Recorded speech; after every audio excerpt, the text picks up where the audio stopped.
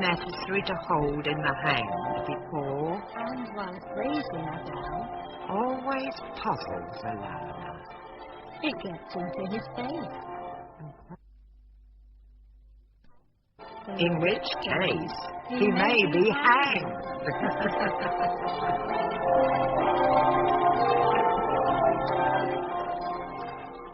The Nine Tailors by Dorothy L. Sayers. Dramatised for radio by Micheline Wandor, with Gary Bond as Lord Peter Wimsey, Terry Malloy as Superintendent Blundell, and Geoffrey Dench as Father Venables. The Nine Tailors.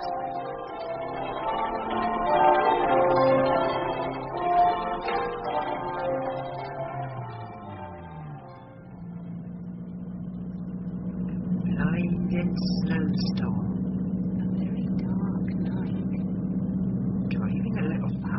Coming up to the Humpback Bridge. Very narrow. He is driving too fast. Look out, Lord Peter! Look! Carelessness. That's Toilet Bunter. Are you all right, my lord? I think so, yes. Where on earth do you think we are? No idea, my lord. Oh, thank God for that. Where there is a church, there is civilization. Well, there's nothing for it. We'll have to walk. What about the suitcases, my lord? Well, we can send somebody for them later. Oh. There's nothing like breaking down in Fen country in the middle of winter. Now, where did that bell come from? It's a signpost, my lord. Look. Fen Church, St. Paul. Well done, Butler. Onwards. The road marches ahead. Into an eternity of winter. I think there's a building ahead, my lord. Where? Just there, to our right. Can you come and see Tom, Mr. Benedict? Oh, thank goodness. I say, Can I help you, sir? I'm afraid our car has broken down. Anything wrong, Mrs. Devon? These gentlemen have had an accident with their car. Where has your car broken down? It's about a mile across the road by a bridge. The Frog's Bridge. I expect the most dangerous cliffs. I'll need ropes to get it back on the road. I'll give you a lift into the village. Oh, I wouldn't want to put you to any trouble. No trouble at all. I have to get back to my tea anyway.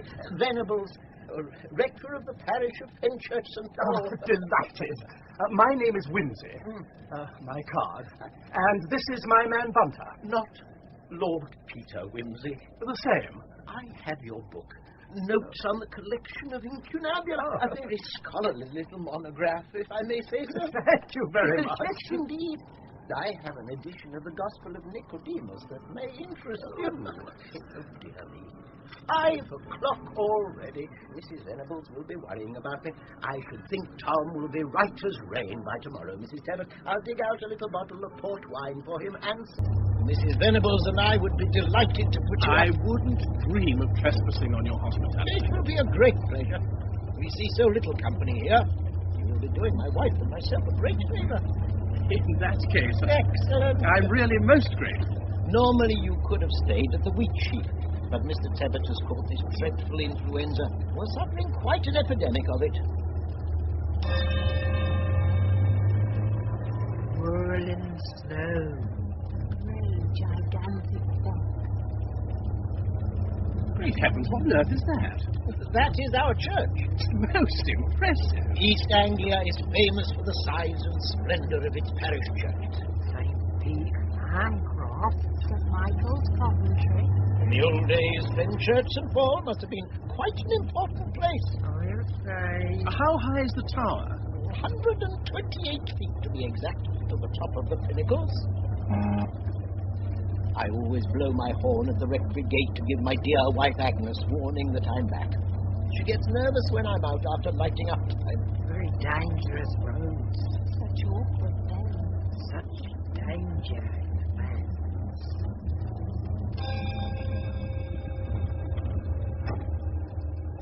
Here we are, then. I'll send the gardener over for your luggage. Mind your heads.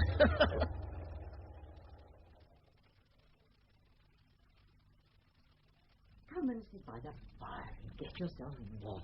Thank you. A cosy sitting room. Little tables crowded with ornaments. A roaring fire. A chased velvet overmantel. Silver tea vessel. Winking upon a polished tray. Your manservant will be quite comfortable in the kitchen with Emily. I do hope, Theodore, you've not caught a cold. No, my dear. I've been well wrapped up. Do I spot muffins? Indeed you do, Lord Peter. I feel like Ulysses come to port after much storm and peril. Help yourself to butter, Lord Peter. I'm afraid Lady Thorpe's worse, Theodore. Oh, dear. And I'm afraid, dear, that William Thoday has also come down with the influenza. Oh, no. It appears he felt unwell this morning, but insisted, most unwisely, on driving me to Walbeach to draw some money out of the bank. He has a fever and cannot get to the church tonight to ring. Oh, dear me. We possess one of the finest rings in the country, Lord Peter. Yes, I do believe I've heard of the Fenchurch bells. Do you have a good set of ringers? Very good indeed. Excellent fellows. We had arranged to ring in the new year with no less than 15,840 Kent treble bob majors. Bless my heart. Well, there's a good many hours' work there. 9 hours by my reckoning. Why, that's equal to the record in 1800 1886. We hope to equal the record at the very least. You're not yourself, by any chance, a ringer? Well, I used it one time to pull quite a pretty rope. Treble bob? Treble bob, certainly, but it's quite some time ago. I wonder, Lord Peter, would you consider... Theodore, is it fair to ask Lord Peter after a motor accident and at the end of a tiring day to stay up ringing bells from midnight to 9 o'clock? Well, the only thing that worries me is whether I shall be able to get through the peel without making stupid mistakes. We are having a practice this evening, but as my wife says, really, I'm afraid I am being very thoughtless. 9 hours is too long. Not a bit of it. 9 hours or nothing, I insist.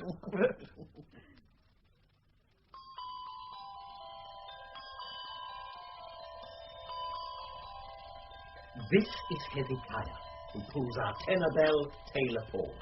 A remarkably fine bell. I am. Ezra Wilderspin, our blacksmith, and Jack Godfrey. His bell is Batty Thomas. That's me. Mr. Donington, the landlord of the Red Cow, our church warden. Joe Hinkins, my gardener. Harry Go-to-Bed, our sexton, and what better name could a sexton have? And Walter Pratt, our youngest recruit. Lord Peter, you will take William Thoday's bell. Her name is Sabaoth. Bells, like ships and kittens, have a way of being female. Whatever names they're given. A spellbound circle of 8 dining room chairs. 8 upraised right hands. The beauty of mathematical permutation. Cascading thirds. Consecutive fifths. Rope and wheel. The rhythm of solemn intoxication. An intricate ritual faultlessly performed. 8 absorbed faces. 8 tense bodies. 7, 5, 6. 5, 6, 5, 7, 6. as serious and important as an afternoon with the Australians at Lord's.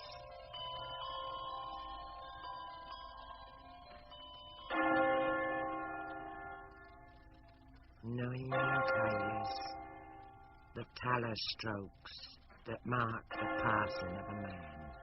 The year is dead. Toll him out with 12 strokes more, 1 for every passing month. They have neither speech nor language, But their voices are heard among them. their sound is gone forth into all lands.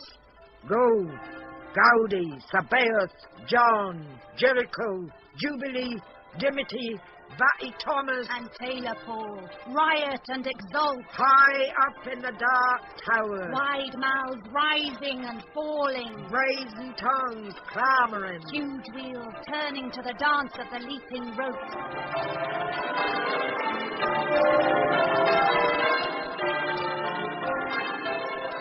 Out over the white flat waste of fen, over the spear straight, steel dark dikes, and the wind-bent, groaning poplar trees.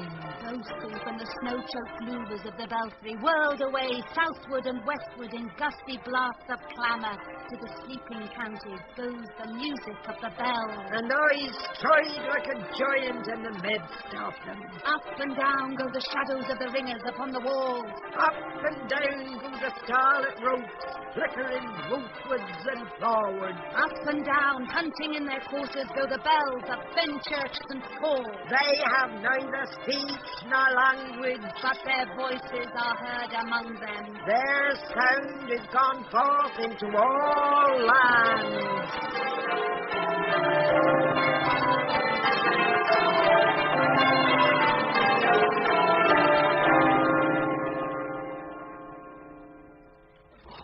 Magnificent, lads, magnificent. As firm and true as any ringing I've heard. Lord Peter, you did wonderfully. Not too fatigued, I hope. Perfectly all right, just a little hungry. Yes, Agnes, my dear.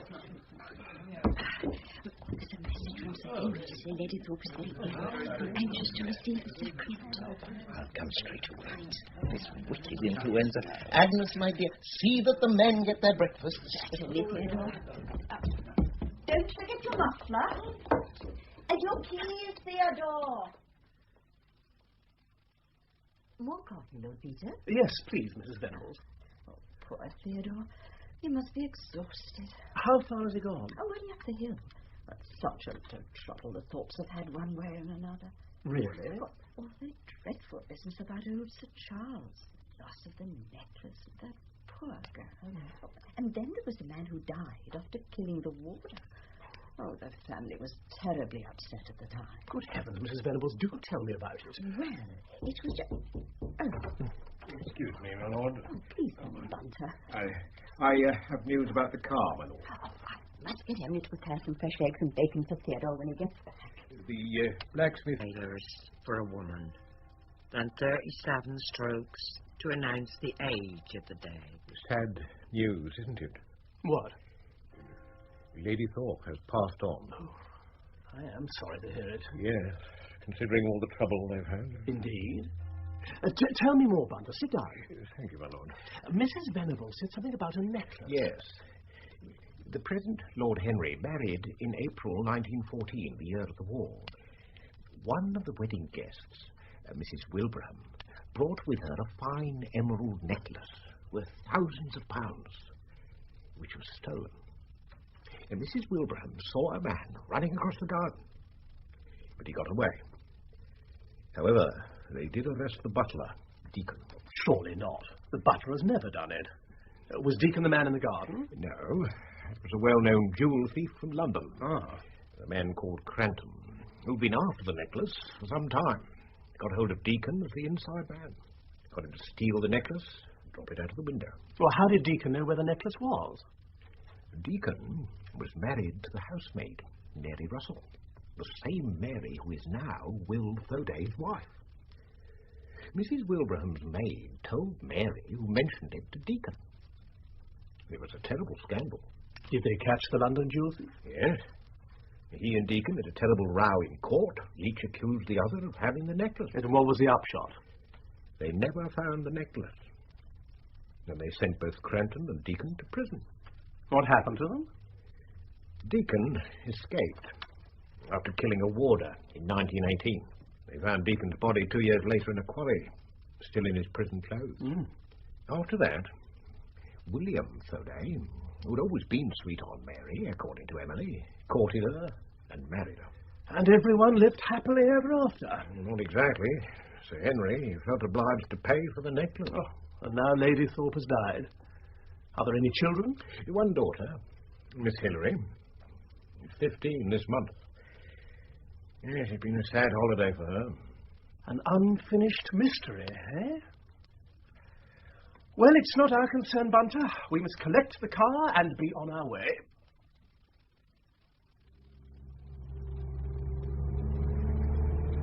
She sounds as healthy as a bell, as the rector might say. The snow still lies white on the banks, but with a softness in the air. Next time we must have a proper look at the church, Bunter. ancient wood and varnish, Dry rot, hassocks and hymn books. paraffin lamps and flowers.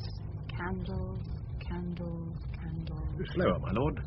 There's a man by the side of the road.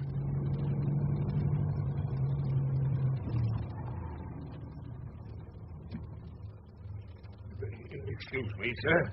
Am I going right for Fenchurch St. Paul? Quite. Oh, yes, sir. Labourer. No, sir. Motor mechanic. I see. Well, good luck to you. Good afternoon, sir.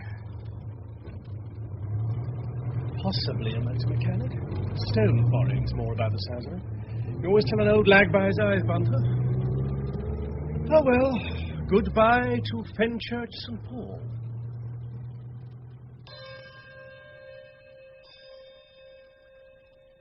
Spring's late this year, Bertie Thomas. And Easter too, Taylor Paul.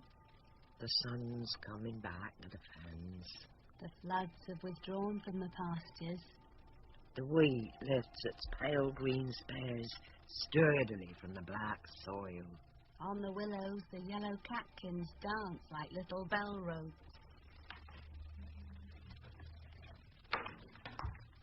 Hello, Mrs. Venables. I brought some lilies. How very kind of you, Hilary. Oh, what a delicious scent. Shall I put them near the daffodils? Yes, please. Right, then. There we are. I think I should put a few more daffs over there, Mrs. Venables. Yeah? Yes. Ah, yes. That's much better. Well, I think that'll do for now. Looks marvellous. All yellow and white. It does, doesn't it? By the way, how's your father today, Hilary? It's not really any better, Mrs. Venables, I'm afraid. Poor old Dad. Oh, my dear, I am sorry. He's never recovered from your poor mother's death. Jack, how are you today? Very well. I'll come to grease the bells. Is that all right? Yes, of course. May I come up to the belfry and watch you, Mr. Godfrey? Well, you... Oh, be careful, Hilary, dear. I never think those great high ladders are really safe. I shan't slip. I'm very good at gym. Unless you think I'd be in your way, Mr. Godfrey. Not at all, Miss Hilary. I'll be right pleased for you to come. I've never seen Taylor Paul as close as this before. She's a big bell, isn't she? Pretty fair. Thank you kindly, sir, she said. We ran her and Zeppelin raids to get the alarm in the war. There. That'll do, Taylor Paul. Miss Hilary, I ain't taking you over to Bertie Thomas. She and I have no quarrel with each other, but she have her fancies. What do you mean, Mr. Godfrey? Well, they say that when Cromwell sent his men to break up the images in the church, a soldier was sent up into the belfry, maybe to damage the bells. And some of the other soldiers, not knowing he was here, began to haul on the ropes. Just as this soldier was leaning over to look at the bells, Bertie Thomas come swinging down and killed him dead. Carelessness, carelessness.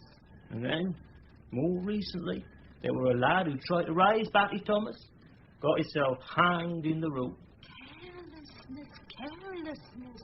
So you see, Miss Hilary, Bertie Thomas had killed 2 men, and I wouldn't never want to take no risks. All right. I'll wait here, then.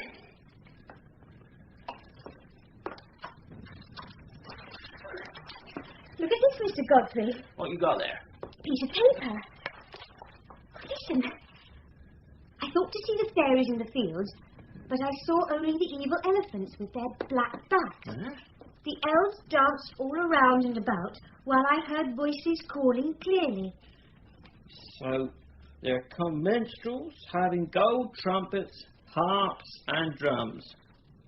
Gold trumpets, harps and drums. Drums and trumpets.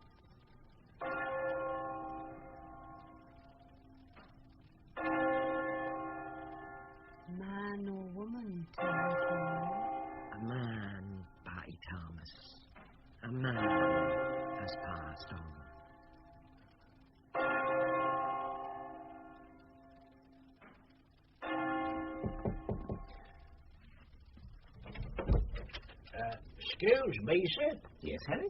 I've been digging the grave for Sir Henry. And when I come to open up the family grave, I found a corpse lying inside of it. Well, of course there's a corpse. Lady Thorpe is buried there. You buried her yourself? Yes, sir, but this isn't Lady Thorpe. That's a man. A man? Do you know him? Well, that's my belief, sir. His own mother wouldn't know him. Oh, dear. We'd better send for Constable Priest and for Dr. Baines, of course. Excuse me, sir, but didn't we ought to inform the coroner as well? Yes, of course. I suppose we'll have to have an inquest. Oh, what a business. Oh, dear. Oh, dear. Oh, dear. Here we are, Constable. Here's the body. Well, it's come to the right place, isn't it? Yeah. You haven't moved it, have you? No, not at all. Quite right, sir. Harry Gotobed here told me about it. You've been trying to bury him, Harry? No, sir. You see, what's happened... Now, we'll take this matter in the correct and proper order. Just a moment, while I get out my notebook. Now then, date. Call received, 5:15 p.m. Proceeded to the churchyard, arriving 5:30 p.m. Now, who found this here body? Me, I did. Name? Eh? Oh, go you on, Jack. You know me well enough. I've got to do it the proper way. Name? Oh, all right. Harry, go to bed. Occupation? Sexton. Right away, Harry. You can go ahead now. Well, Jack, I was opening this here grave, which is Lady Thorpe's grave, what died last New Year's Day, to be ready for her husband's body. My shovel hit a boot. Boot? A man's boot. I used my hands to uncover the rest of them. Didn't want to damage nothing. Harry came and told me about it. Ah, Dr. Baines. Good afternoon, Rector. I came straight away. Good Lord. You can see the problem, Doctor. Indeed. His face is terribly mutilated. Now, when did you bury Lady Thorpe? January the 4th. And was this body in the grave when you filled it up? Oh, never you be a fool, Jack Priest.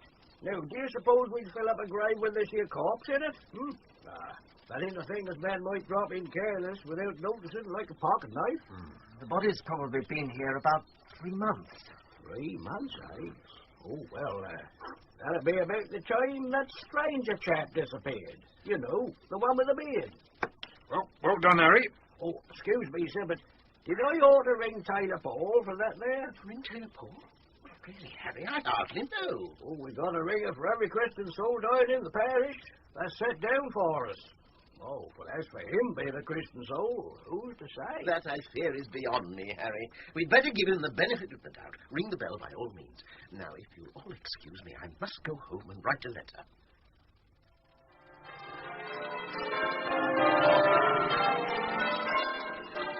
Hunting is the first part of change, really.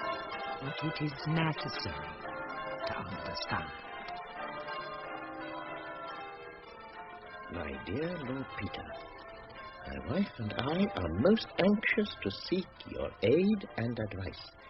And Superintendent Blundell of Lemholt most obligingly says that he will give you every facility for investigation should you care to look into the matter personally. I need not say how heartily welcome you would be at the rectory. Well, Bunter? Well, my lord? Precisely, Bunter. If we leave early on Saturday morning... We shall arrive in time for the inquest at 2 p.m. Indeed, my lord.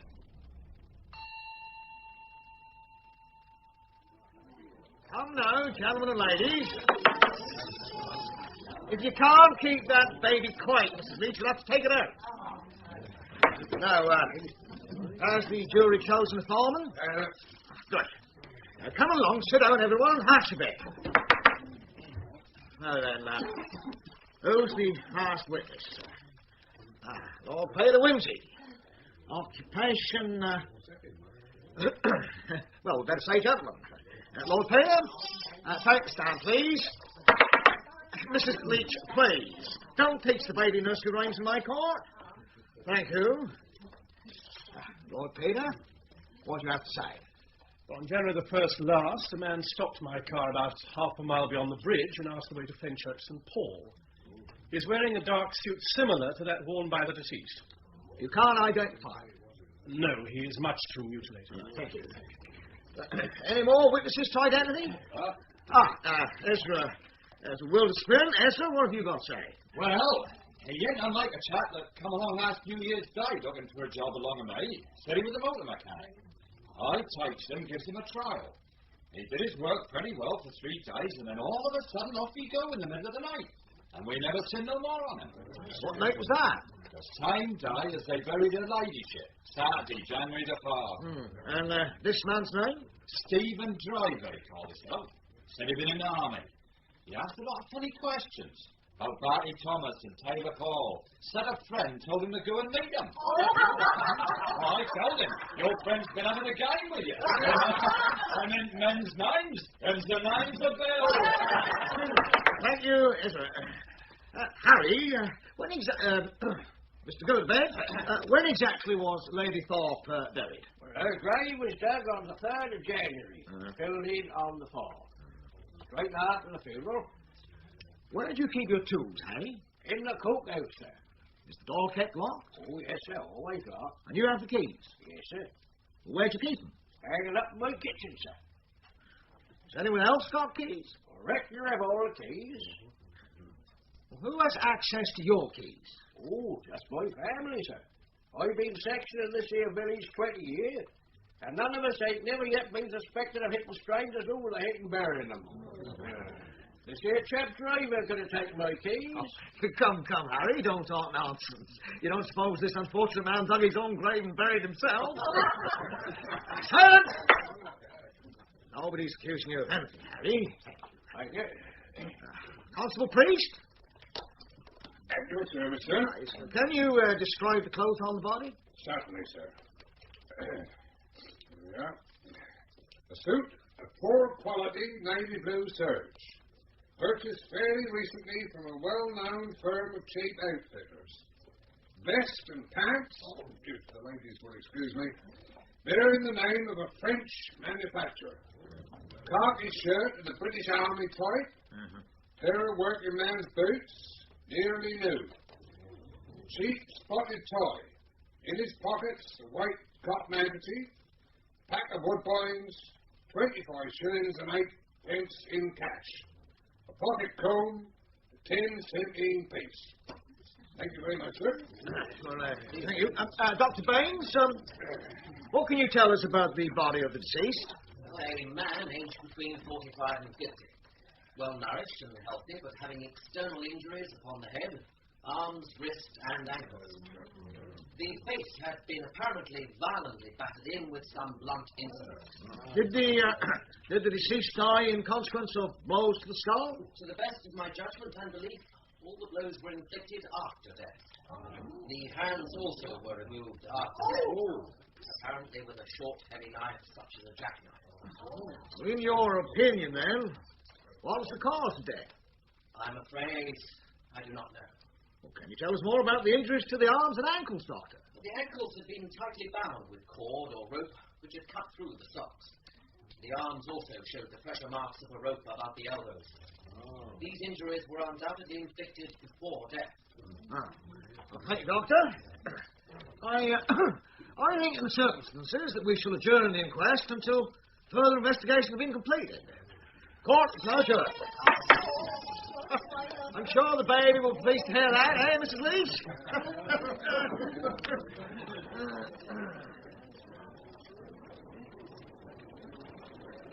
Help yourself. How's Mary? Oh, fine, sir, thank you. She was for coming on this inquest, but I said as how it weren't no place for a woman. Yes. The doctor's evidence was very disagreeable. Well, I'll be off there, sir. Good day, Rector. Good day, Will. He used to farm his own land. Now he works for Sir Henry. Although heaven knows what's going to happen to the place now with only the poor child left there. Good day, Director. Superintendent Blundell, I'd like to introduce you to Lord Peter Whimsy. Ah, pleased to meet you, my lord. Delighted to meet you, Superintendent. Well, do you think this chap Driver was really a motor mechanic? Not really, no. struck you that way, did he? His eyes, his voice, his attitude, no, it's all wrong. You ever heard of the Wilbraham Emerald, my lord? Oh, yes. Well, there may be a connection. Nobby Crampton's out again. Last heard of 6 months ago in London. Well, I wouldn't be at all surprised if we hear of those emeralds again before long. Jolly good. I'm all for a treasure hunt. Now, what if this driver was really Crampton, come back to get the jewels? There must be somebody in this village that knows something. I see, yes, that makes sense. Well, I must say I'm glad the rector suggested you coming down here. Well, rather. I'm a terrific success at pottering around asking sloppy questions. Oh, jolly good, sir. Well, do pop in and see me. My office in Lemolt's always open to you. Thank you, Superintendent. Thank you very much indeed. I'd better get back to the rectory for tea, Lord Peter. Coming? I'll follow you shortly. I want to think over one or two things. Why was this driver so interested in Batty Thomas and Taylor Paul? I must look at the inscriptions on the bells.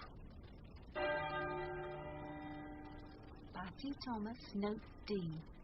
Oldest bell in the ring.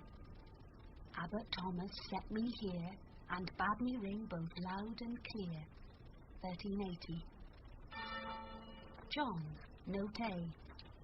John Cole made me, John Presbyter paid me, John Evangelist aid me. Jericho, note G. From Jericho to John O'Groat, there is no bell can better my note. 1559. Note C. Tyler Paul. A very noble bell of superb truth and tone. 9 Tylers make a man. In Christ his death at end. In Adam yet began. 1614. Gaudi, note C. Gaudi, Gaudi, Domini in Laudi. Sabaoth, note B. Recast by John Taylor of Loughborough, 1887. Timothy, note E. In Piam Memoriam Ricardi Thorpe, Armi Jerry, nunc dimitis Domine servum tuum in pace. Jubilee, note F natural. Recast in the year of the Queen's Jubilee by John Taylor and Company. Why Batty Thomas and Taylor Paul? I can't understand anything they say. Some code. There must be a secret code.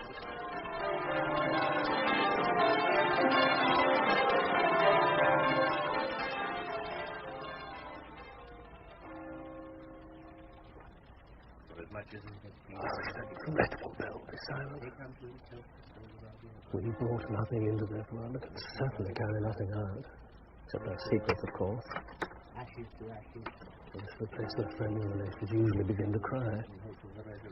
Oh dear, what's that is going to think? Oh, he's got hold of himself again. Our dear brother departed. We're all dear when we're dead. Where did the rope come from?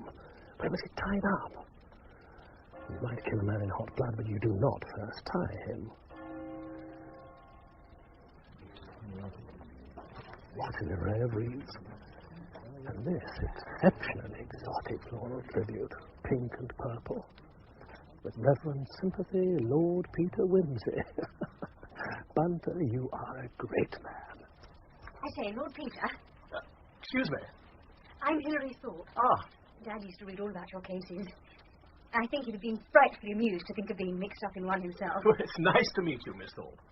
I'm glad Daddy didn't know about Mother's grave. It's all a terrible mystery, isn't it? He must have been used to mysteries. You mean the necklace? Father always believed Deacon was the worst of the two. Well, that's most interesting. Hilary, my dear. Just a minute, Uncle. Uncle's a civil servant. Then I expect he disapproves of me. Yes, he does. He thinks your hobby unsuited to your position in life. He's quite decent, really, but he's not a bit like Dad. You and Dad would have got on splendidly. Do you want to look at where Mother and Dad are buried? Well, yes, actually. Come on, then. I've been wondering how the body got there. Uncle doesn't think I should wonder anything of the sort, but it really makes things easier.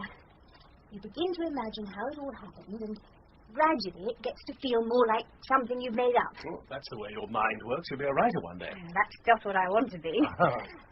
Here we are. The grave is just by the old well. It's still used? Well, there used to be a pump there at one time.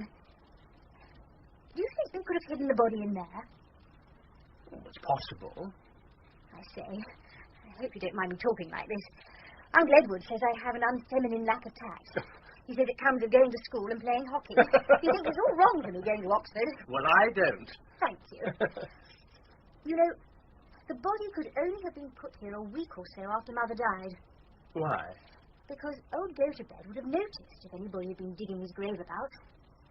It must have happened while the wreaths were still on the grave. After a week, when they looked dead and beastly, I told Gotobed to tuck them away. Oh, dear. Perhaps we should stop talking. No, I don't mind. Mrs. Gates, our housekeeper, might have noticed something. She's a perfect ghoul. She ought to live in a Victorian novel where people wear crepe and weep into the teacups. Hilary, my dear, we really must go. Oh, Uncle Edward, this is Lord Peter Whimsy. He says I have a creative imagination and ought to be a writer. How do you do? I believe I know your brother, the Duke of Denver. Very good of you to take an interest in my niece's ambitions. All these young women mean to do great things, don't they? I tell her authorship is a good stick but a bad crutch. Come along now, Hilary. I shall see you again, Lord Peter. I hope so. Goodbye, Miss Thorpe. What was Cranston like? Oh, one of those smooth-spoken, gentlemanly crooks. Paid quite a spot of money writing a book about crime and criminals. A graduate in the University of the World. That's very well put.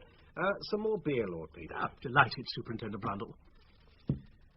Where did Deacon and Cranton first meet? Oh, somewhere in London, I believe. Every thief in London knew Mrs. Wilbraham would be at Sir Henry's wedding with her emerald necklace. And her maid, Elsie, got very pally with Mary Deacon, as she was then, the housemaid at the Red House. Elsie told Mary that Mrs. Wilbraham kept her jewellery underneath, well, what you might call one of the bedroom utensils. Of course, Mary had to share the joke with her husband. Exactly. Now, Cranton claimed the whole thing was Deacon's idea, and that he'd already given Deacon 50 quid on account of the loot. And what was Deacon's story? Well, Deacon denied he'd ever got the 50 quid and said that Cranton went off with the emeralds. The rest you know. Necklace was never found. Deacon was given 8 years because it was his first offence. Cranton, who was an old lag, served his time in Dartmoor. Now Cranton is out. Where do you think he went? Goodness knows. But if he's the corpse, I should say France at a guess.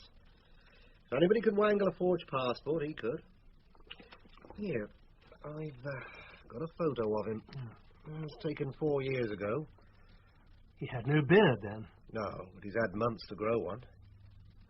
Now, suppose Cranton found the emeralds. Somebody lammed him on the head and took them off him. Well, Dr. Bain says he wasn't lammed on the head. Anyway, why kill him when you'd already got him tied up? To stop him squealing. Anyone who wanted those emeralds would have to put Cranton out of the way. Yes, but how did this person know that Cranton knew where the necklace was? That's a good point. And why should Cranton have left the stuff behind him all those years ago? Didn't want to be caught with it on him. Parked it somewhere, meaning to come back and fetch it later. You know, the longer I look at this photograph, the more positive I feel that this man driver was Cranton. This idea of Miss Thorpe's about the wreaths. One of us should go and talk to the housekeeper, Mrs. Gates. You'd better do, Gates. I'll meet you in the churchyard later. I've had an idea. Dargin is taking a retrograde movement. Or moving a place backwards, out of the ordinary hunting course. Good morning, Mrs. Gates. A highly refined lady. With a grey glacé gown. And a grey glacé eye. I require a little information about the late Lady Thorpe's grave. I thought a lady with your powers of observation would be able to assist me. In what way? Well, it appears probable that the outrage may have been committed within a very short period after Lady Thorpe's funeral. I gather that you visited the grave frequently? And why not? Even in these days, some respect may be paid to the dead, I trust. Very proper indeed, ma'am. Now, did you notice at any time whether the wreaths had been disturbed? Or the earth shifted about, or anything of that kind? No, apart from the vulgar behaviour of Mrs. Coppins, who sent such an ostentatious wreath. Pink hothouse lilies in January. My wreath was placed upon the coffin with the family wreaths. Miss Thorpe insisted. I see. The next day I found Mrs. Coppin's wreath not at the side where it should have been, but on the grave, as if she was someone of importance. Why a small farmer's wife should give herself such airs, I do not know. The cheek of it. As if I'd have touched that woman's mean little wreath with a hay fork. Why shouldn't we give Lady Thorpe as good a wreath as we could get? She was a real lady. Superintendent Blundell, over here. Oh, well, what on earth are you doing? Fishing with a ladder in a churchyard? You thinking of catching a whale? Mr. Jack Godfrey tells me that a complete new set of bell ropes were put in last December, and the old ones were kept in a coat chest. Well, in it I found neatly coiled and stowed ropes for Taylor Paul, Batty Thomas, Timothy, Jubilee, John, Jericho, Sabaoth, but where was little Gowdy? Where and oh where is she? No rope for Gowdy. The mystery of the missing bell rope. So what now? You'll see. Help me with the well cover. All right. Just a minute. We'll sacrifice half a brick to the water gods. It's not so very deep. If I put this ladder over the mouth of the well, I shall be able to get a straight pull. The air is cold and dank. Far below, a circle of light reflects the pale sky. Hooks and line working downwards. It's more water than I thought. A bite, Super! A bite! Hooray! And up she rises. Oh, sorry, I forgot. This is consecrated ground. Now, what have we here? A hat. Soft felt, rather the worse for wear. Mass production. London maker. Down again. Now, what's this? A rope? Little Gowdy's rope. Take her up tenderly. Lift her with care. Catch hold, Blundell. This must be one of the bits that was used to do the tying. Look, the knots are still in.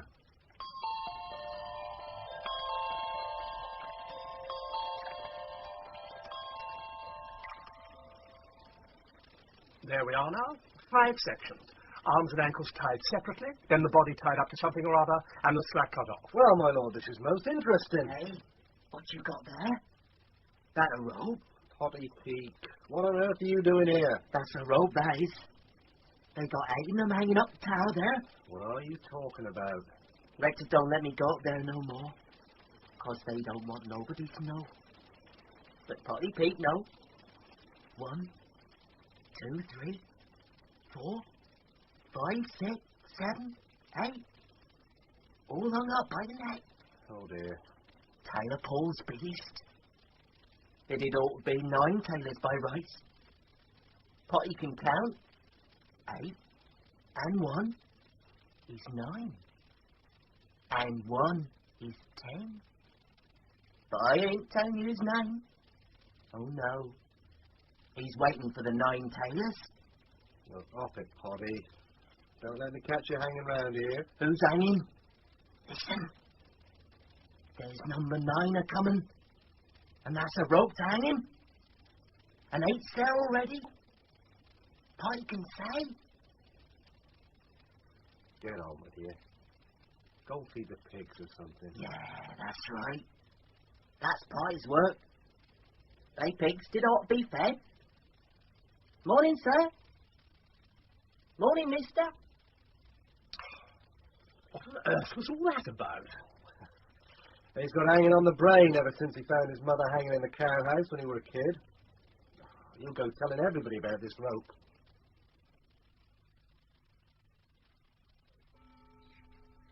I don't think I can help you, Superintendent. The night after they lay poor Lady Thorpe to rest, Will was just as bad as he could be. I didn't think we should ever pull it through. No. That's all over, Mary. Well, I know what pneumonia is. Makes you delirious. He kept trying to get out of bed and go to church. I told him all the ringing was finished with. Terrible job I had with him. Will's brother Jim was staying on him. Had a postcard last week from him in Hong Kong. Do you expect him back? I don't know. If trade's decent, he won't be back for a long time. He's doing very well, I think. It don't do to count on nothing these days. So, you didn't see anything else going on at the church that night, Mrs. Fodey? She told you she don't know a thing about this here dead chap. Leave us alone.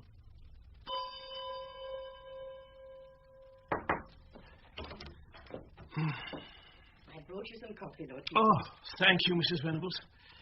You know, I can't make head or tail of these clothes. Why should Cranton have French vest and pants so much worn and so carefully repaired? I'm afraid I'm not a Sherlock Holmes, but I should think the man had a very good working wife. Yes, but that doesn't explain why he should get his things in France, especially as his shirt and trousers were British. Perhaps he got his English clothes as a disguise. Nobody would see his underneath, so he didn't bother to change them. Well, that would mean he'd come from France. Perhaps he was a Frenchman. They often wear beards, don't they? Yes, but the man I met wasn't a Frenchman. You don't know this with the man you met for certain. Oh, I'm sure you'll wear your brain out with all these problems. Now, the butcher has some nice calf's liver today. Theodore is very fond of liver and bacon, though I always say it's rather rich. It sounds delicious, Mrs. Venables. All set, Bunter? Yes, my lord. It's quite breezy, isn't it? There is a fresh breeze, my lord. I have ventured to bring the tweed cap. Oh, thank you, Bunter. Where are we going, my lord? We're going to try a long shot, Bunter, to Walbeach. Mile after mile. Here a windmill, there a solitary farmhouse. Wheat, potatoes, beet, mustard, and wheat again. Potatoes, lucerne, wheat, mustard, and grassland. Here's a flat as possible. Finally, Walbeach, once a great port, stranded now far inland with the salting of the marshes. Go to the post office, Bunter, and ask if there is any letter waiting here for a Mr. Stephen Driver. Get along, get off. Shoo, you lot, shoo. I suppose God could have made a sillier animal than a sheep, but it is certain he never did. Would they get along with you? Out of the way.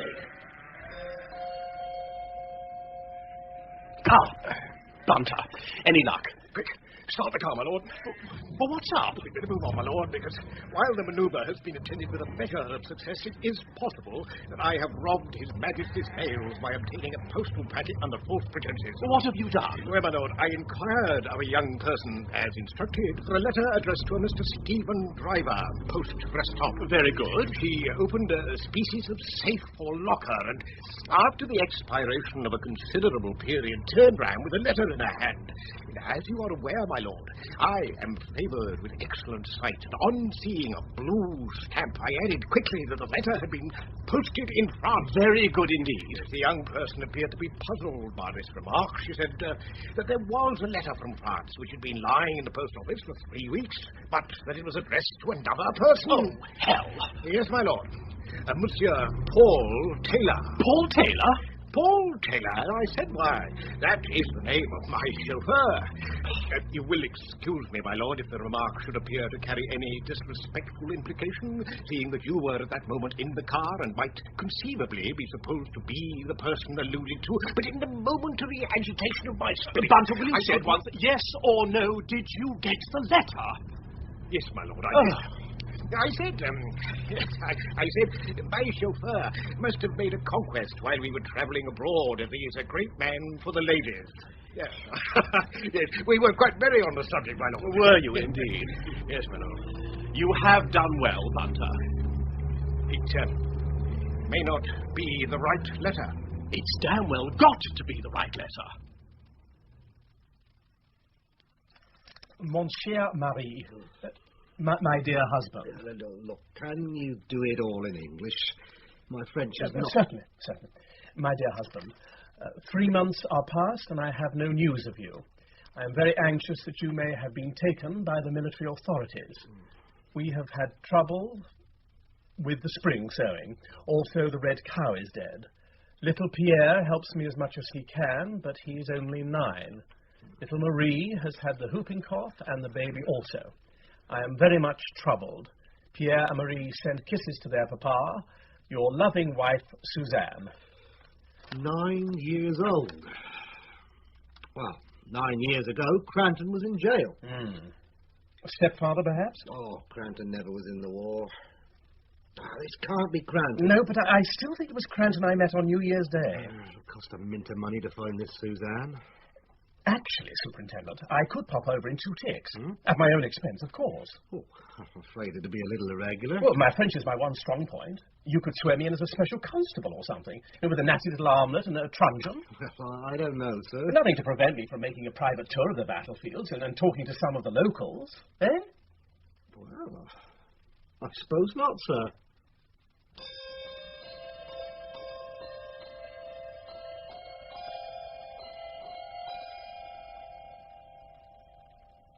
Broken fences, Dilapidated outhouses, fields in bad need of a wind.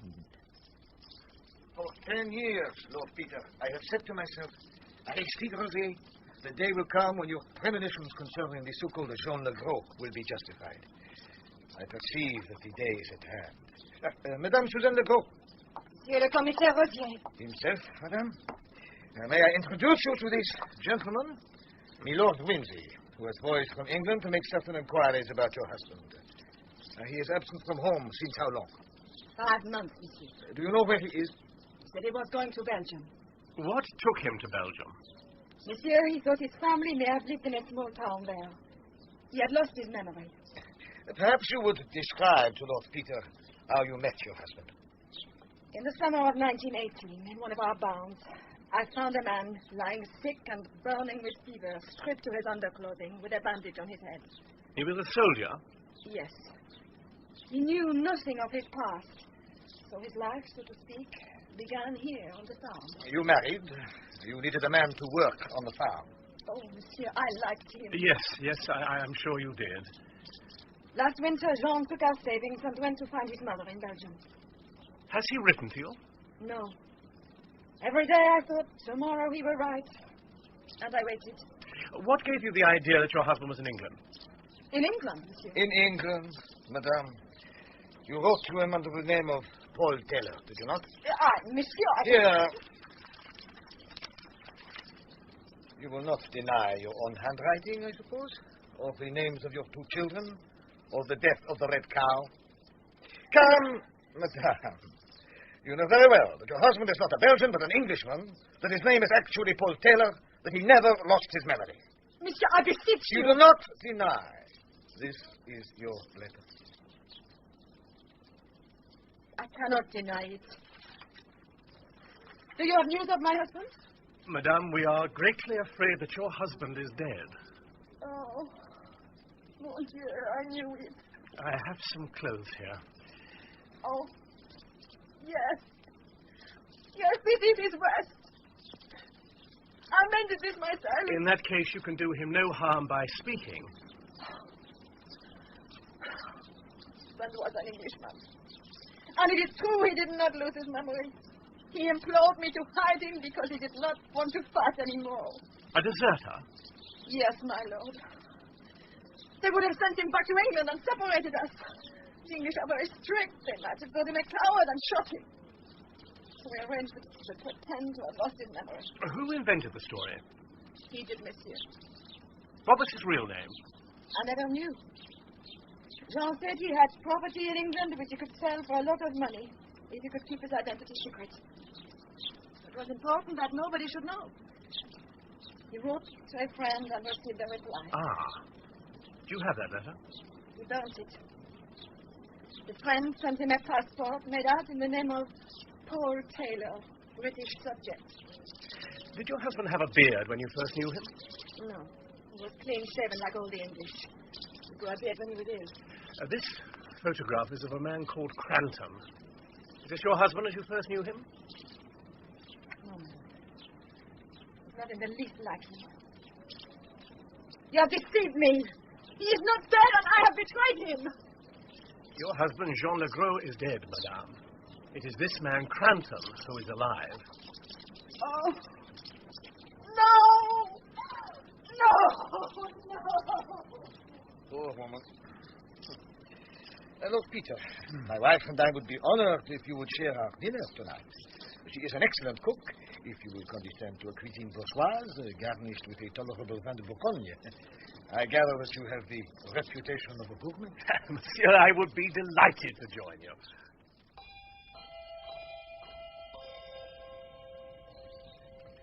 The body in Lady Thorpe's grave must be that of Jean Legros.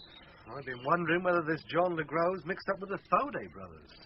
Well, you think Will is in a conspiracy with Legros to get the emeralds. He gets flu and can't do the job himself, so he arranges with brother Jim to do it. Jim meets Legros, kills him, buries him, and vamooses with the emeralds to Hong Kong. Well, that would explain why the stones haven't been put for sale on the European market. It doesn't explain how Legros got into this. What about the money Will took out of the bank? £200 that was. Well, after Legros was killed, the money was returned to the bank. Was it? Right. Faudet said he wanted to buy a bit of land for his farm, but after his illness, he gave up the idea, so he put the money back into the bank. Well, I checked his bank account. It's all true.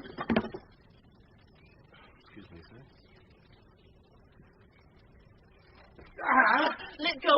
Let go! What are you doing, my lad? Listening to private conversations again? If you knew what Potty know... Well, what do you know? I seen him. Number 9.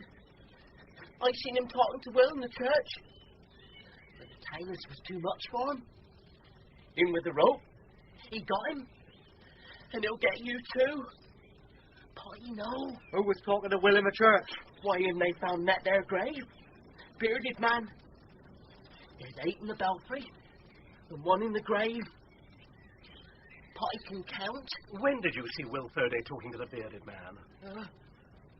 Monday night. There were cold pork and beans for dinner. Parson, he preached about thankfulness.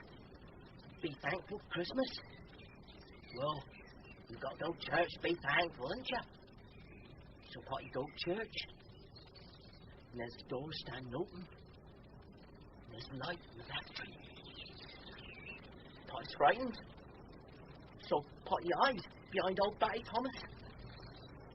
And then Will Faraday come in. And Potty hear him talking in the vestry. The rope, Potty. What about the rope? Come on, Potty.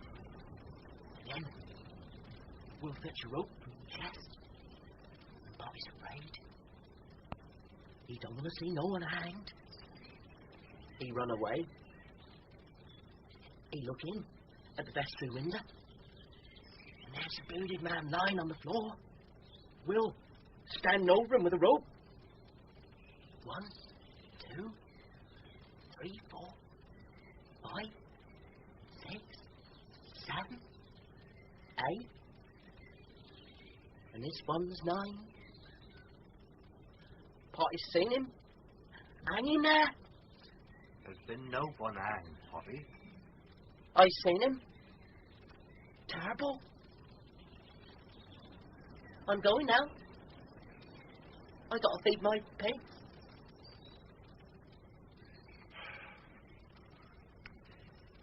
Cranton got here on December the 30th.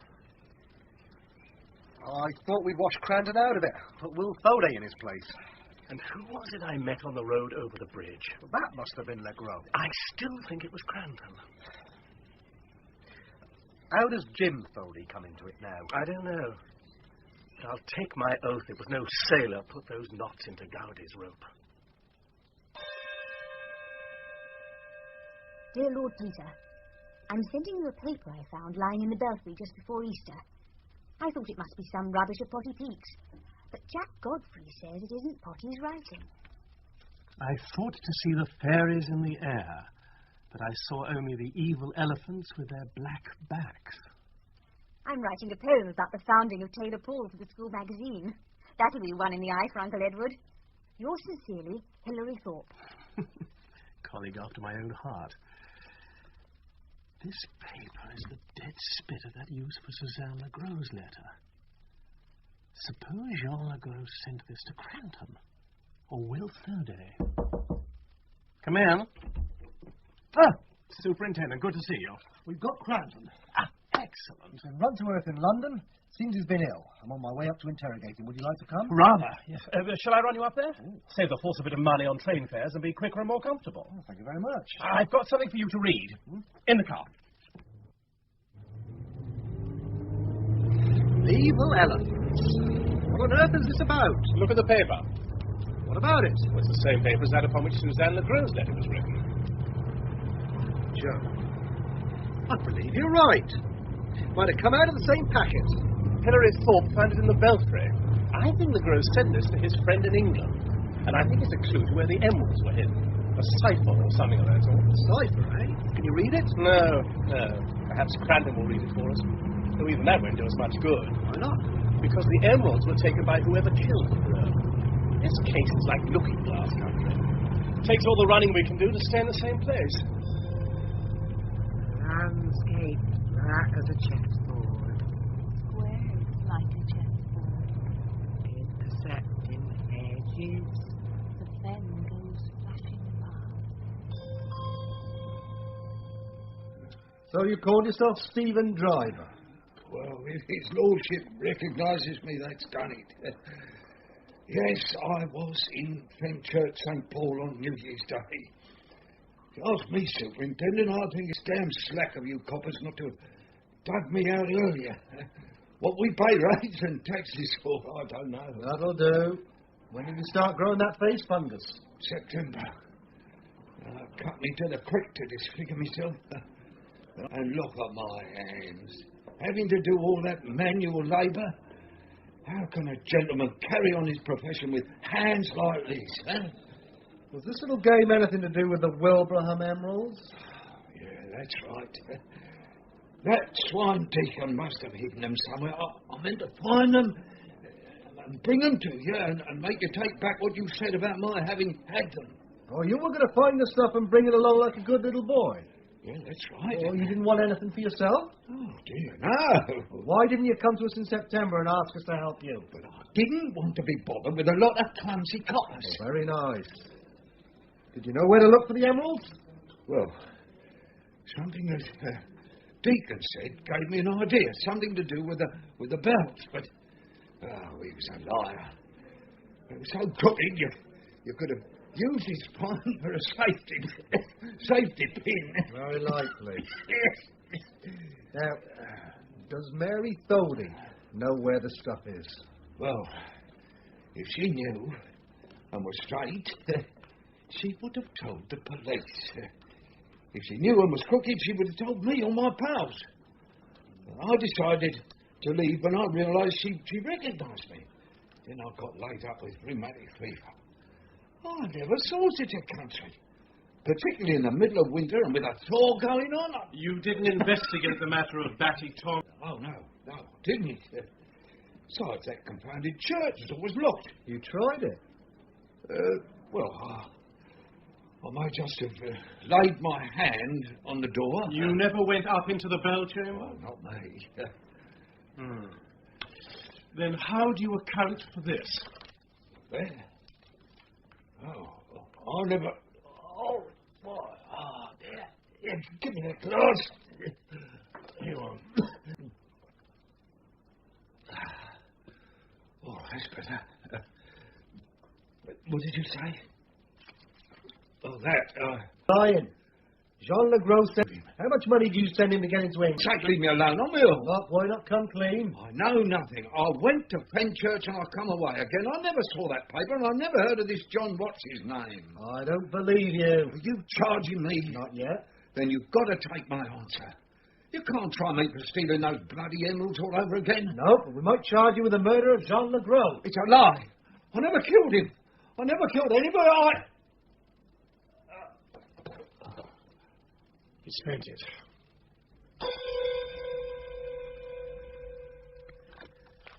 Now then, I thought to see fairies in the air. The cipher. Try taking every second. Third. Fourth letter. Oh, damn. Give each letter a number. And add the results up. There's enough mathematical problems here to satisfy a senior wrangler. Try the bell inscriptions. The bell inscriptions? No luck, I'm afraid. go and have a look at the bells. Yes, the bells. I'm going round in circles. I'm going to the church to think. Here you are, Lord Peter. The keys to the bell tower. By the way, Agnes has reminded me that my keys were missing on New Year's night. Indeed. When were they found? A week later, in the vestry. Except, of course, for the key of the church porch, and that was in the lock where I left it after choir practice. Do you keep the door unlocked during choir practice? Well, yes. I suppose the murderer might have slipped in then. It still doesn't tell us who took the keys. If they were taken on New Year's Eve, it couldn't have been Crantham, because he didn't arrive until New Year's Day. Will Thody came to see me on December the 30th. He might have taken the keys then.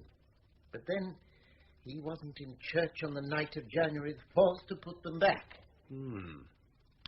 Perhaps Will took the keys, and his mysterious brother James returned them.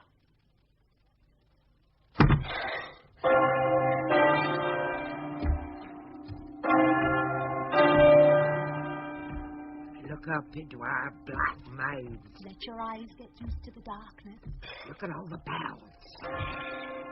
Carter. Surveillance. Round you. John. Jericho. Jubilee. Dimity. Matty Thomas. Taylor Paul. Taylor Paul! Oh, come now, this won't do. Getting as bad as Potty Peak talking to the bells. What's this? That bit of the dusty floor is not so dusty. This bit of the floor's been scrubbed, or at least brushed.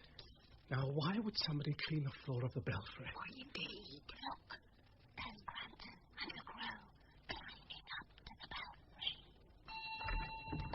Those jewels and green shining. Watch out.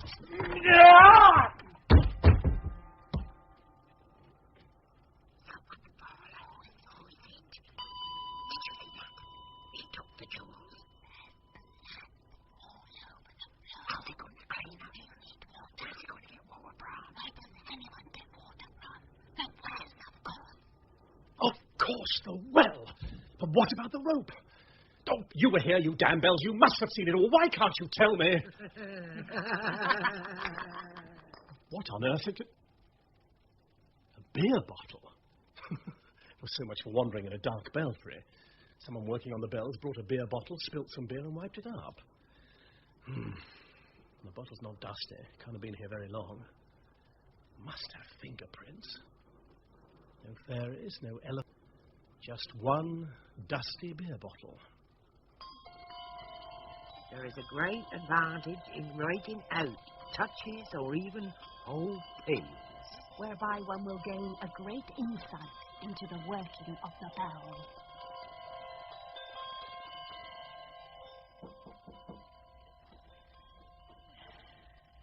I brought you some hot toddy and a foot muff, Lord Peter. These nights of early summer are so chilly. That is very kind, thank you. What are you working on? Oh, this wretched cipher. The letters form a multiple of 8, and I've written it all out in 8 columns, hoping that might give me a clue. I thought you were writing a peal. It does look a little like a set of changes. I suppose you could use a set of changes as a code. How do you mean? Well, you could decide that one bell, say bell number 5, would carry the significant letters so that whenever number 5 came, you would put one letter of your message. Then you could fill up the other places with any sort of nonsense letters. Whoever received the message and had the key would simply divide the letters in columns, run a pencil along the course of number 5 and read the message. Oh, very ingenious. I suppose you could write an entire... About relevance? It would take a bell ringer to write it. You have no reason to suppose that Jean Legros was a ringer. Even if the person to whom it was sent was not a ringer, he might have connected it with the bells and thought that the key was to be found in the belfry. Oh, of course. When Cranton came to Fenchurch St. Paul, he asked for Paul Taylor because Deacon had told him that Taylor Paul or Batty Thomas knew where the emeralds were. Well, I have to assume that the bell is either Batty Thomas or Taylor Paul. If the Methodist Grandsire triples, it can't be Taylor Paul, for the tenor will be rung behind the whole way. We should find the message running down the last column.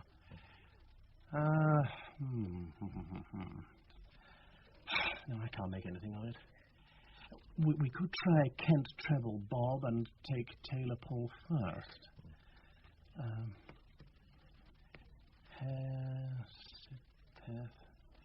Hesiteth. He sitteth. Perhaps he is the necklace. Let me see. He sitteth between... It's part of a verse from a psalm. Look, he sitteth between the cherubims. The isles may be glad thereof. Another psalm. Oh, that's marvellous, Father Venables. You ought to take up deciphering codes as a profession. It was pure accident. Actually, it has given me an idea for a sermon about evil being overruled for good. I'll have a bottle of Bass, if you please, Mrs. Tibbet. What the Bass, that is. And in very nice condition. Oh, yes. Condition is 9/10 of the bottle. Do you sell many quart bottles? A fair number. Well, so I had a few while Jim was at home. Doesn't it so, I suppose? Always nice chap, Jim. Make you laugh for the air with his tales of foreign parts. Brought back a parrot for Mary. You should have heard what it said to the rector the other day. I hope you'll forgive me if I take your mind back to a rather... Yes? It's about, the body in the Thorpes' grave. I told Mr. Blundell I don't know nothing about it. Do you remember a man who called himself Stephen Driver? I said at the inquest that the body might have been him. But it wasn't. Oh, was it? No, he's still alive and kicking. Had you ever seen Driver before he came here? I don't think so, my lord. He didn't remind you of anybody? No. Well, that's odd, because he says he left Fenchurch because he thought you had recognized him. That's a strange thing to say. Suppose he hadn't been wearing a beard. Would he remind you of anyone? Couldn't say. How about this photograph? Do you recognize this man? Oh, yes, my lord. That was Cranton that took the necklace and was sent to prison, the same time as my first husband was. Oh, dear. Oh, that's given me quite a turn. Is that Driver? That's Driver. And you had no idea? Why, none at all, my lord. That was his fault my husband was put away for so long. I searched our place for those emeralds. Didn't you believe the deacon didn't have them? I didn't rightly know what to believe. But now, I'm quite sure that he was telling the truth. Cranton must have come back here to get the jewels. But then, who would the dead man be? We may have been an accomplice of Cranton's who helped him to find the emeralds and was killed for his pains. Did Deacon make any special friends at Maidstone? I don't know, my lord. I wonder whether you had a message from him through a released prisoner or something like that. No, my lord. Do you recognize this writing? That writing? Why, of course. Oh, damn your eyes, bird, you made me jump. Is that the bird your brother-in-law gave you? Yes, my lord, that's him. He's a wonderful talker, but I'm afraid he do swear. I've no use for a parrot that doesn't.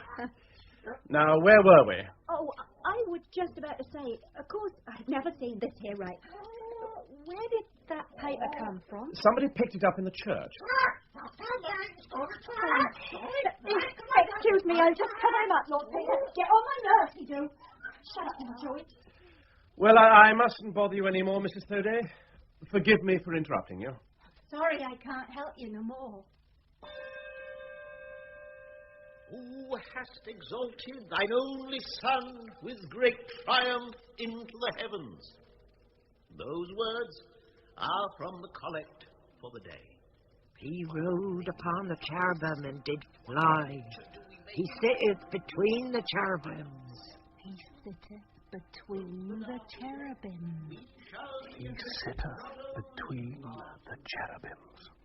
Soul and body to that But of course. What a fool you've been.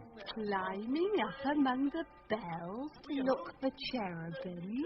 And here they are, just above your head, gazing down at you, Her blank golden eyes blind with excessive light. The nave and the aisle are thick with cherubim, as autumn leaves in Valombrosa. The isles may be glad thereof, as the rivers in the south. Between the cherubims in the south aisle. But which pair of cherubim? The emeralds will probably be gone. But even if I could find the empty hiding place, that will prove that the cryptogram is connected with the necklace. Then if the handwriting on the cryptogram can be traced to Maidstone Jail and to Jean Legros, we'll know that Legros was a fellow contact of Deacon's. And with luck, we can link him up with Cranton. And if Cranton can escape from the murder charge, he will be a very lucky man. That was a very inspiring sermon of yours this morning, Padre. It inspired me to guess the riddle of the cryptogram. How on earth did it do that? He sitteth between the cherubim. The hiding place must be between two pairs of cherubim. How remarkable. We must investigate at once. Not at once, Theodore. There's apple crumble for dessert. No, my dear, I didn't mean this minute. How did the emeralds get up in the roof? Well, Deacon must have suspected something and concealed the loot there. So Deacon did double-cross Cranton. One cannot help feeling sympathy for him. But who constructed the cryptogram? Well, it must have been Deacon, because of the bell ringing. Ah, yes. And then he gave it to this other man, Legros. But why? Well, probably as an inducement to Legros, who must have been a fellow convict to help him escape from Maidstone. And Legros waited all these years before making use of it. Well, Legros had very good reasons for staying out of England. He must have passed the cryptogram on to Cranton because he couldn't decipher it himself, and because he wanted Cranton's help to get back from France. I see. Then they found the emeralds, and Cranton killed Legros. Dear, oh dear. All this violence for the sake of a few stones. You mean to say that while poor Hilary Thorpe and her father needed all that money so badly, the emeralds were hidden in the church within a few feet of them? I'm afraid so.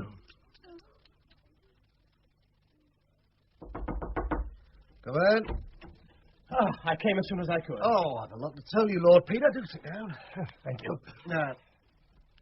I have a specimen of Deacon's writing, and it's the same as the cipher. There we are, then. Deacon invented his cryptogram before he actually hid the emeralds. Couldn't have taken it into prison. Must have given it to someone. Mary? Well, I showed the paper to Mary Thody, and I was sure she recognized the writing. I don't think you should have shown that paper to her. She and Will have skipped. Skipped? First train to London this morning. Good God. Got off with the emeralds, no doubt. Well, I didn't expect that. No, I didn't either. I'd have kept a sharper eye on them. By the way, we know now who that Legros fellow really was. You're a perfect newsreel today, Superintendent. Your friend, Monsieur Rosier, had that woman's house searched. And what do you think they found? Legros' identification disc. Real name? Arthur Cobley. Came from a little place near Dartford, half a mile from the wood where Deacon's body was found. Oh, dear. Yet another person to make sense of. Oh, this Cobley was a labourer, in trouble with the police for petty thieving, joined up in the first year of the war, last seen in 1918. Now, Cobley left home to rejoin his unit and was never seen again. Officially, he was missing, believed killed. Until, that is, we found him in the churchyard. Makes no sense, Superintendent. I mean, if this man joined up in the first year of the war, how could he have been in league with Deacon, who went to Maidstone in 1914? There was no time. Did he have a relative in jail or something? Deacon broke away from a working party, didn't he? Still wearing his prison dress. That must mean the escape wasn't planned beforehand. Well, they'd have found him quick enough if he hadn't fallen into that ditch. I can see it now, plain as a pikestaff. Cobley's on the way to take the train to Dartford to join up with the troops going back to France.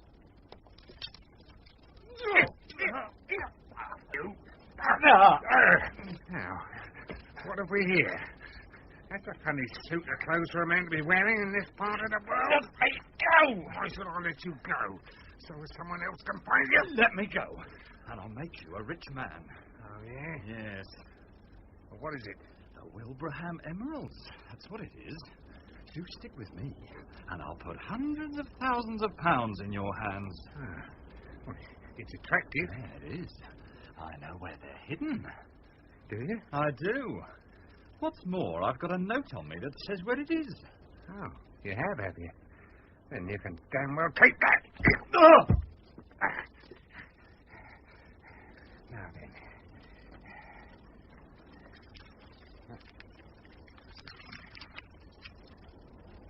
Elephants.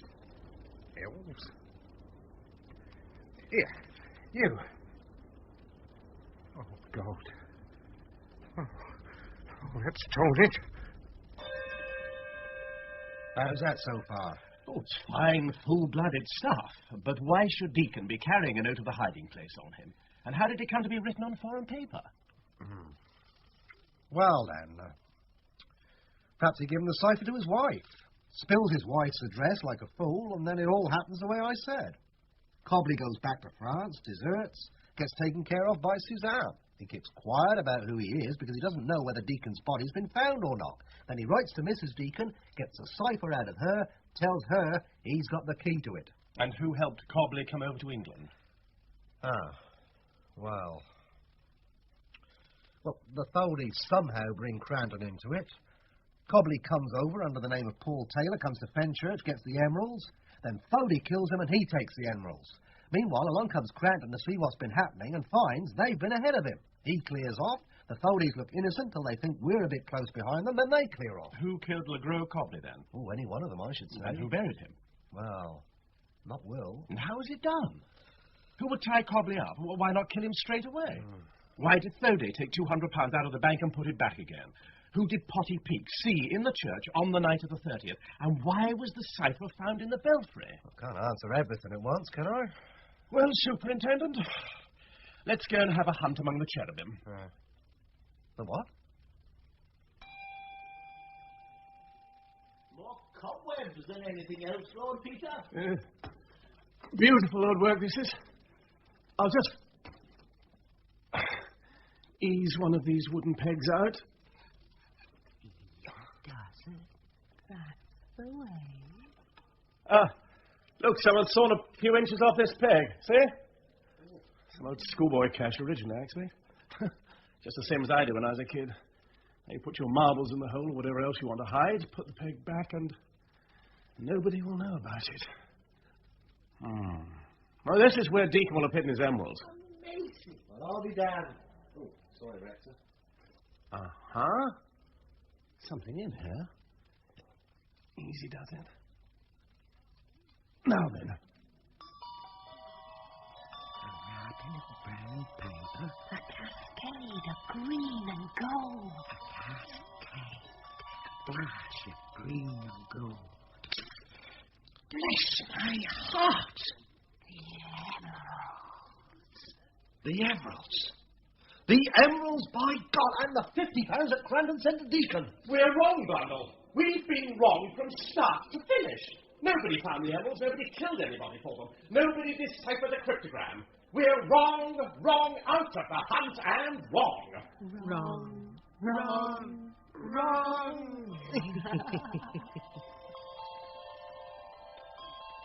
The work of each bell is divided in 3 parts.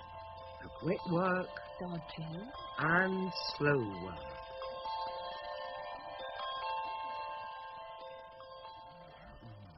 Superintendent, I have slept on it and I have solved the entire problem with one trivial exception. Come along then, Lord Peter, spill it. Well, the bit I haven't solved is the murder. But that's a trifle.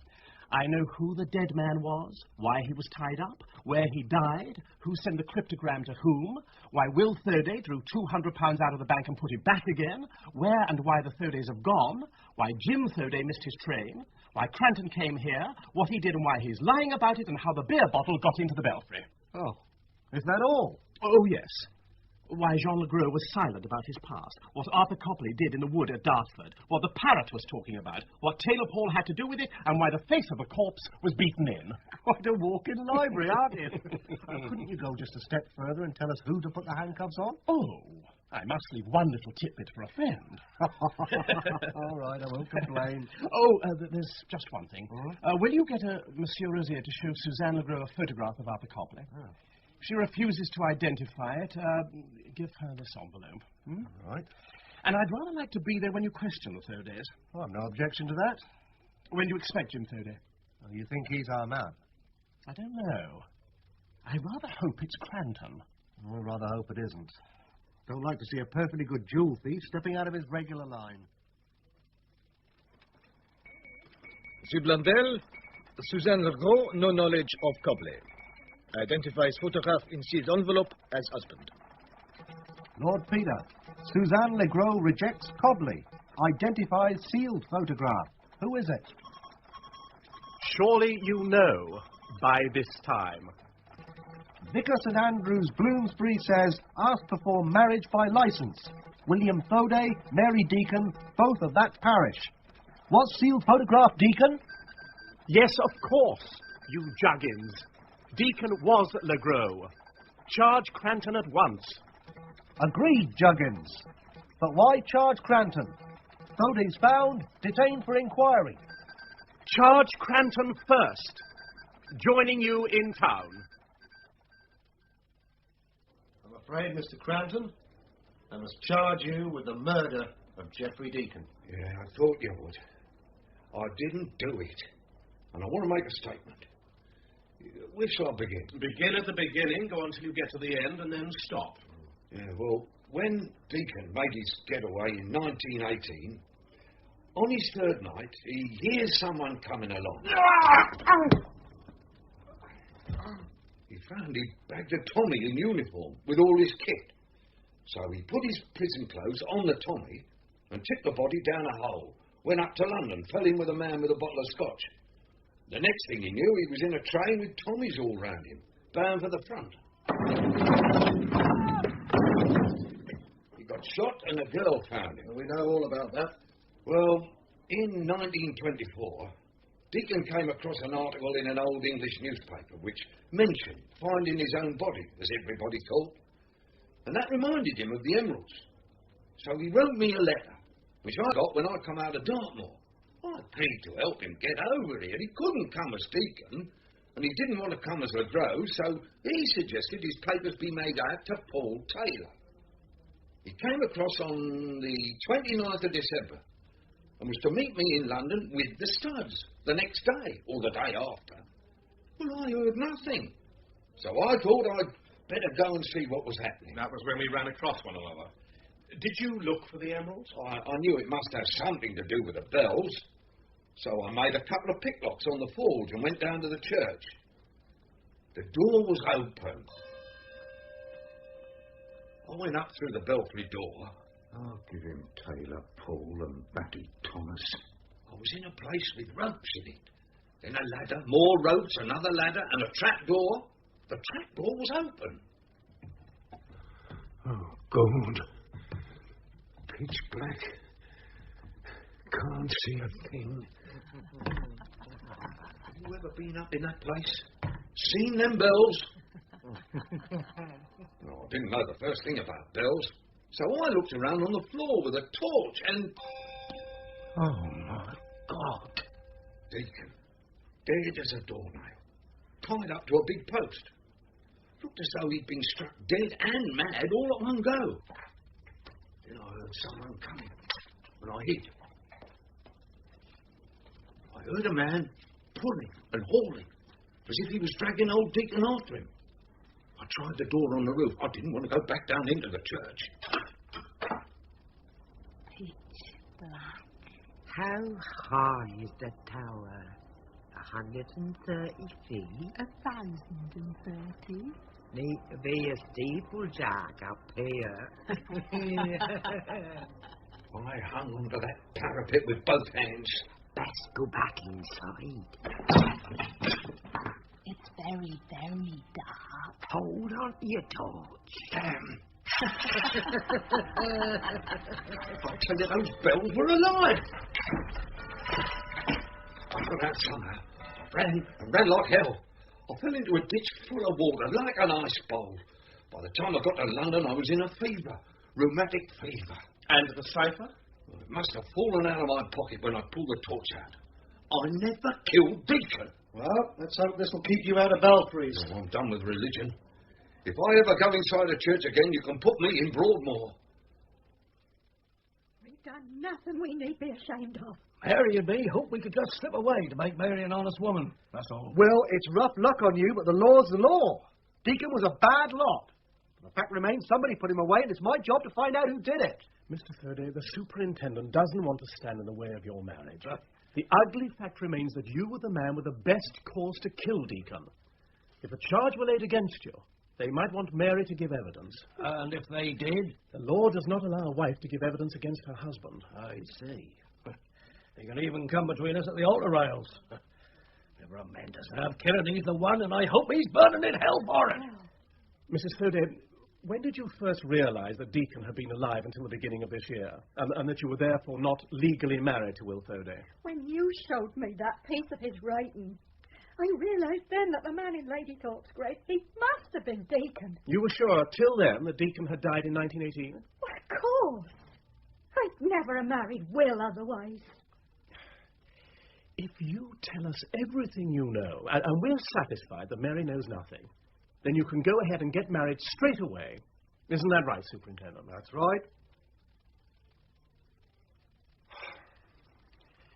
Well, perhaps it was Mrs. Thurday all along. Perhaps she was the one. Stop that! That weren't Mary, my lord.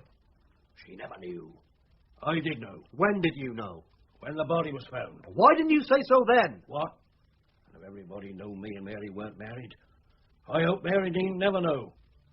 I decided to say nothing about it and take the sin, if it were a sin, on my shoulders. When you showed Mary the papers, she asked me if the dead man were Deacon, and I told her it were. How did you know who the dead man was? He was terribly disfigured, you know. I heard something about it from Rector's Emily. She happened to hear something his lordship said to Mr. Bunter. You thought he'd come after the emeralds, didn't you? Oh, was that what he was after? Oh, we always thought Crampton had got them. You didn't know they'd been hidden in the church? In the church? We found them there on Monday, tucked away in the roof. Oh, thank God for that. Now they won't be able to say I had a hand in it. Dirty villain. He did double-cross Crampton after all. I'm afraid there's not much to be said in favour of the late Mr. Deacon, Mrs. Thurday. You're not the only one to suffer. He married another woman over in France, and she's left with 3 small children. Of course. Now, Will Thorday, you can either be charged with murder and tell the truth to the judge and jury, or you can come clean now. I've nothing more to say. Well, that's a pity. I believe you met Deacon in the church of the night of December the 30th.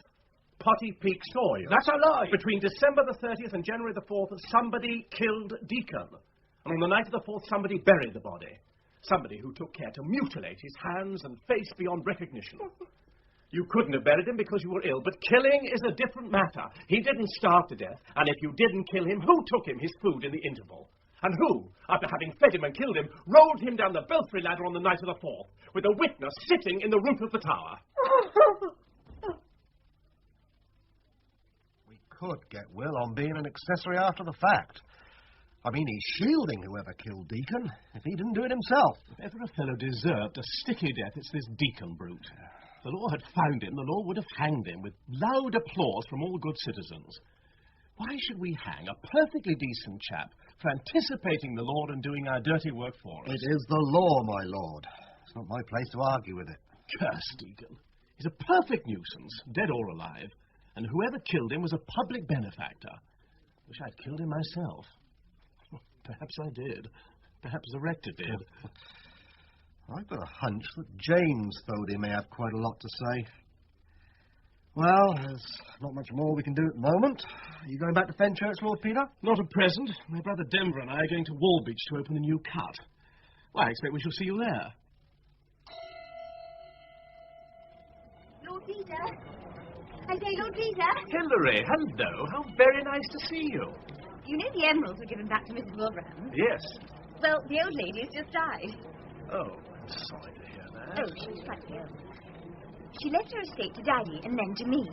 And she said that the emerald should be given to Lord Peter Wimsey, who seems to be a sensible man and have acted without interested motives. She made you my trustee.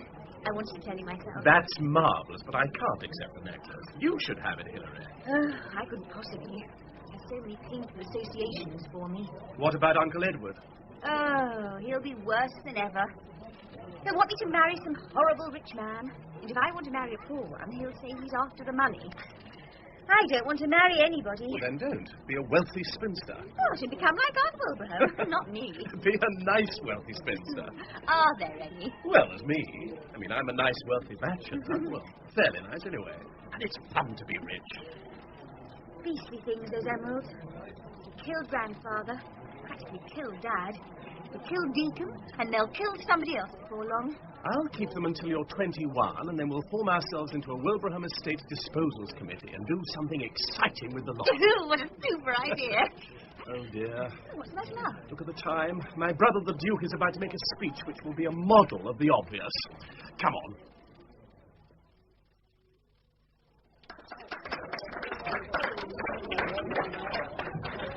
Salt water, moving upward with the incoming tide, nodding and chafing along its new-made bed.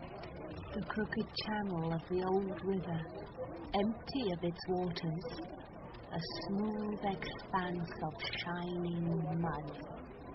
Good speaker, your brother. Ah, Superintendent. Glad you enjoyed it. What extra depth have they given the river? Oh, only a few feet. But she'll do the rest herself.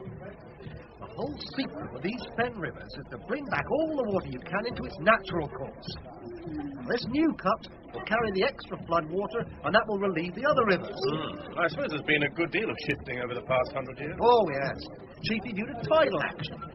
And these mud banks are always shifting about. I hope the dam will stand up to the extra strain.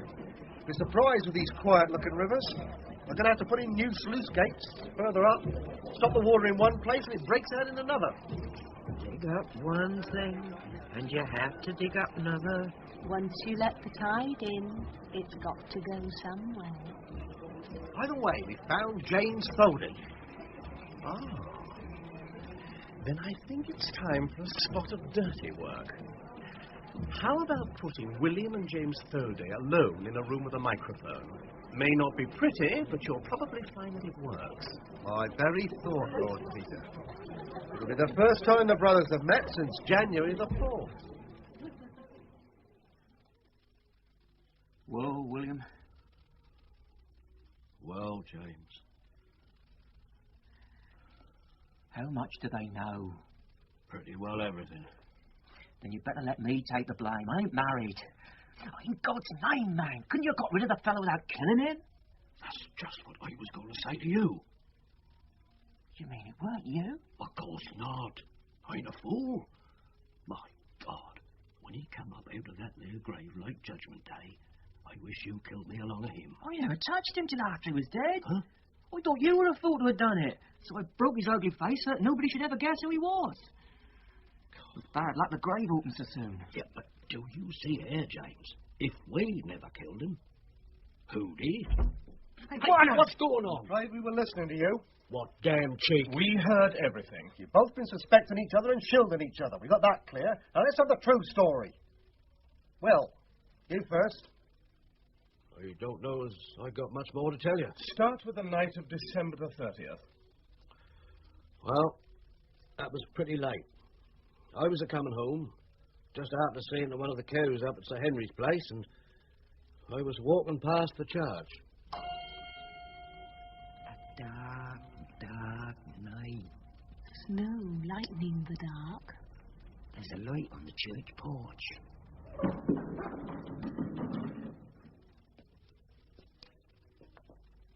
Somebody moving about. Hold there! What? No, don't. I got your gun, and I know how to use it. Now, what are you after? Somewhere to sleep, that's all. Put your hands up. Let's see what you got on you. Think again, Will Foley. Turn round. My God. That's Jeff Deacon. Yes. And you're the man that married my wife. I've half a mind to give you up to the police. You can't, though, can you? The whole village will know you're living in sin. I'll give you money to get out the country and leave us alone. How much? £200. I locked him in the cupboard where they keep the surpluses. Then I told the rector some story or other and nicked the keys when he was looking the other way. Went back to the church, made Deacon walk up the belfry stairs in front of me, like taking a pig to market. And you tied him up to a beam in the bell chamber? Yes, sir, I did. Good and proper. Though it were a bit of a job with the ropes so thick. I'll bring you something to eat in the morning and see her out in the country before the day's out. You bastard, you! Shut up! You're lucky I ain't killed you. Next morning, I took some bread and cheese and beer up to Deacon. He were cold, so I left him my old coat and I tied him up with the elbows and ankles so that he could eat, but not untie himself. Then I got the car and went to Wall Beach to get the money. Then I got ill. Don't let her know, Jim. Get him away. Get who away? In the belfry. Jim. My coat. Give me my coat. I must have keys, money. Yeah, all right, Will. I'll see to it. Wait. Just lie down now. Don't you worry. So I had a look in his coat, and sure enough, there were the rector's keys and a whole wad of money. What day was this? I reckon that were about January the 2nd. I went up to the belfry. Deacon must have been pretty fed up. Fed up? He was dead. And cold. Starved to death? Not he. There was a big bit of cheese beside him, half a loaf of bread and 2 bottles of beer, one empty and one full. Oh, whatever it was, he'd seen it coming. He struggled like a tiger against the ropes. They'd cut through his jacket and his socks and his face. My God, sir, I never seen nothing like it. His eyes staring open like he'd looked down into hell. Ah, now we're coming to it. I knew, Deacon. He had a big scar on one hand where he'd fallen down carrying a tray and a glass jug. As soon as I saw his hand, well, God forgive me, Will, I thought you'd done him in, and as God's my witness, I couldn't blame you. I only wished it had happened in a fair fight. Then I remembered that Lady Thorpe's funeral was fixed for the Saturday. We know what you did on the Saturday. How do you know? There was a witness on the top of that bell chamber. Lucky for you, my lad, Crantham was a highly respectable and gentlemanly burglar with a heart of a rabbit and a wholesome fear of bloodshed. Oh, I never thought I'd get it done. Anyway, I took the body, opened the grave, and I remembered that somebody might recognise it, so I give the body some good hard blows across the face. That were the bad bits, sir. And the hand, I got out my jackknife. Yes, don't tell us any more. Well, I tidied it all up, put the ropes down the old well, and I went to clean the belfry, because there'd been some beer spilt on the floor. I made everything as clean as I could and took away the beer bottles. You left one? Oh, well, I didn't see that. And I just put the £200 back in the bank. Well, personally, I'm inclined to believe you both. Oh, thank you, sir. And what about Mrs. Thoday? The truth mind. Oh, when I told her, she said we was getting married again because we was living in sin. We fixed to get it done in London, only you found us out fast. Is there any reason why they shouldn't go and get married, Superintendent? No, not if they're telling the truth. Oh, thank you very much, sir. All these people dodging in and out of that old belfry, one after t'other. There's still something here we don't understand. We still don't know how Deacon died.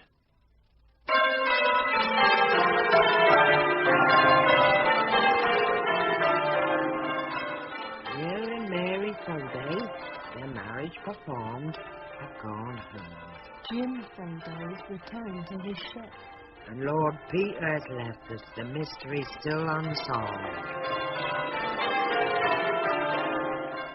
The River Wales, swollen by the heavy rains of a wet summer, grinds out its channel inch by inch and foot by foot. 9 feet deeper than before. The air is dark and chill. I think Lord Peter should come back and visit us again, don't you, Batty Thomas? Yes, I do, Taylor Paul.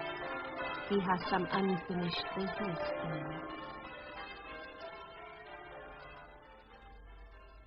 Dear Lord Peter, I have persuaded Uncle Edward to come and spend Christmas at the Red House instead of in London. Lord Peter Wimsey usually spends Christmas with his brother's family at Denver. Lord Peter Wimsey would love to have a decent excuse for not spending it with his brother's family at Denver. Why don't you come down and join us? They seem to keep a special brand of disgusting weather in these parts. Last year it was snowing, and now it's pelting cats and dogs. Yes, my lord. Ah, must be coming up to the Leam River. By Jove, some water coming through there. Dark, menacing, swollen flood water racing through the sluice gate. Eddying, turning, carrying brown reeds and broken willow stems. Angry little waves. Rustling the strong flow of the river. Hello? Tide's coming in. Oh, dear. Well, the sluice gates will hold. No need to make your will yet, Butler. I'm glad to hear it, my lord. My lord! Lord Peter! It's Will Stodey. Go and warn Beaverton Paul that the sluice gates are going! We done what we can with sandbags and beams, but we can't do no more! She's held this tide, but she'll go the next! Well, do you need any more men? A regiment of men couldn't do nothing now, my lord! There ought to be a foot of dry land here within 6 hours from now! We must ring the alarm on Gowdy and Taylor Paul and bring everyone into the church. School children in these pews, the ones near the stoves for the sick and the old. Good Lord, Padre, anybody would think you've done this all your life. I never trusted those sluice gates.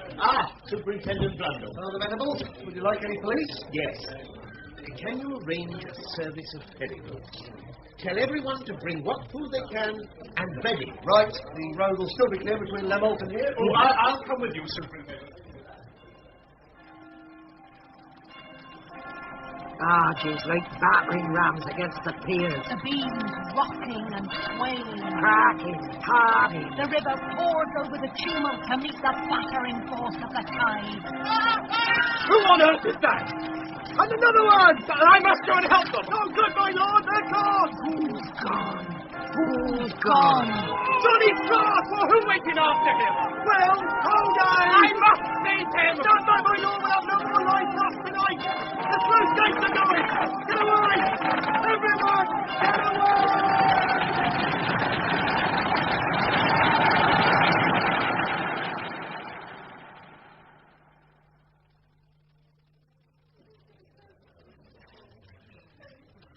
I'm afraid I have some bad news, everyone. An accident to John Cross and William Thody. God rest them, poor brave fellows. Will went to rescue Johnny. They were both carried away by the flood.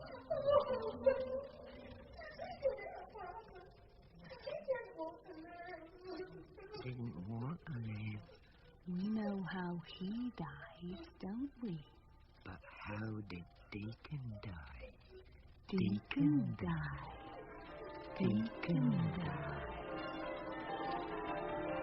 Die? I can't hear myself think. I must get out, get some air. Don't we, Lord Peter? Somewhere high. We've got something to show you. The belfry, that's it. Past the ringers, sweating with their efforts. Up through the clock chamber. Up and up and on. Here we are. Here, in the bell chamber. Tower is drenched and drunken with noise. Our breathing fury falls about your ears. Like the blows from 1,000 beaten hammers. Rocking and reeling with the reeling of the bell. With our reeling. Lord Peter is staggering. Lord Peter is stunned. He's shaking. Try to shut out our sound, would you? Put your hands over your ears, would you? You feel giddy. You feel sick. You sway. You're ready to fall. Is this losing? No! I'm screaming. I can't hear myself. The eardrums crack. Senses swim away. Screaming devils. Devils. I can't move. Falling backwards. I must get out. I must get out of this. Even wheels are here. But sweet Peter Paul, mouth what? Mouth now. Turn around! Torture, Lord Peter! Torture! My God, I'm dizzy. What's that? Running out of your nose and ears.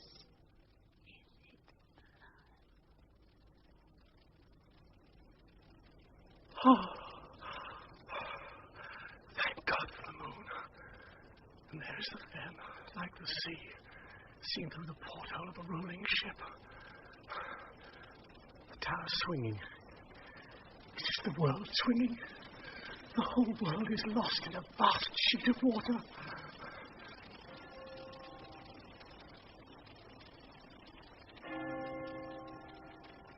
Now I know how Deacon died.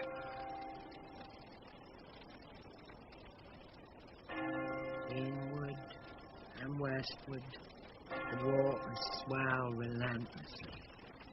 Somewhere, the broken body of Will Foley, drifting in the wreckage of farm and field. The fen has reclaimed its own. 14 days and 14 nights, floods will stand in the land.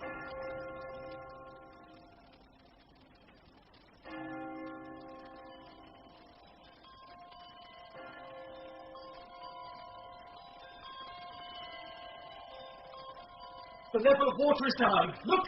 I have a handful of laurels. It's the nearest substitute I can find for an olive branch. You are our dove, Lord Peter.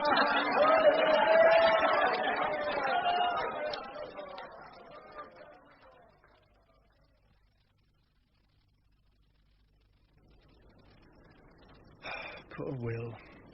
He died finally, and his sins died with him. We needn't look for a murderer now, Padre. What do you mean, my lord? Because the murderers of Geoffrey Deacon are hanging already. Murderers? More than one? Who were they? Gaudy, Sabaoth, John, Jericho, Jubilee, Dimity, Batty Thomas, and Taylor Paul. The night they rang the alarm for the flood, I was in the bell chamber. I know that if I'd stayed 10 minutes longer, I should have been dead too. I don't know exactly what of. Stroke, apoplexy, call it what you like. The sound of a trumpet laid flat the walls of Jericho, and the note of a fiddle will shatter a vessel of glass. Deacon was shut up there, roped and tied for 9 interminable hours, between the old year and the new. Then you were right, my lord, when you said that the rector or you might have murdered him. I was right. We did. The noise must have been dreadful that night. Geoffrey Deacon was a bad man, but when I think of the helpless horror of his lonely and intolerable death agony, well... We meant no evil. Carelessness, carelessness. The bells are said to be jealous of the presence of evil. Perhaps God speaks through those mouths of inarticulate metal. Well, I don't understand about these bells, but I'll take your word for it, my lord. Matter of vibration, I suppose. I suppose so. Excuse me, my lord. Mrs. Venables says coffee will be served in the rectory in 10 minutes. Just what we need. A good, strong cup of coffee. Jolly good idea. Come along, Bunter.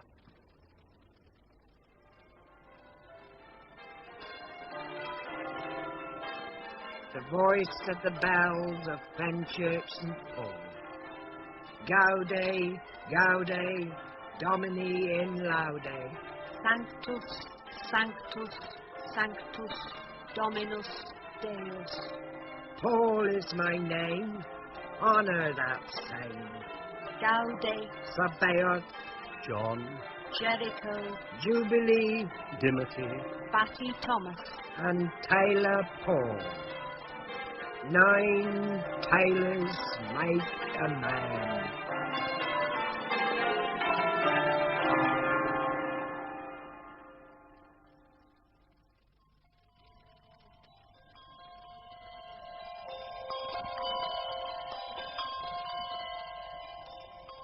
In The 9 Tailors by Dorothy L. Sayers, Lord Peter Wimsey was Gary Bond, Superintendent Blundell, Terry Malloy, and Father Venables, Geoffrey Dench. Taylor Paul was Mary Wimbush, Batty Thomas, Hedley Nicklow, Will Thoday and Harry Gotobed, Peter Tuddenham, and Mary Thoday, Elizabeth Proud. Mrs. Venables was Joyce Gibbs, Jack Godfrey and James Thoday, Andrew Branch, Hilary Thorpe, Moira Leslie, and Bunter, William Edel. Cranton was Edwin Richfield, Dr. Baines and Potty Peak, David Lerner, the coroner, Edward Thorpe and Monsieur Rosier, Gordon Reed, and Suzanne Legros and Mrs. Coppins, Patricia Gallimore. Deacon and Ezra Wilderspin were Graham Padden, P.C. Priest and Arthur Cobley, Manning Wilson, and Mrs. Gates and Mrs. Tebbert, Shirley Stelfox. The Nine Tailors was dramatised by Micheline Wandor. Technical presentation was by Mark Decker, assisted by Ned Abel and Mark Botfield. And the director in Birmingham was Vanessa Whit.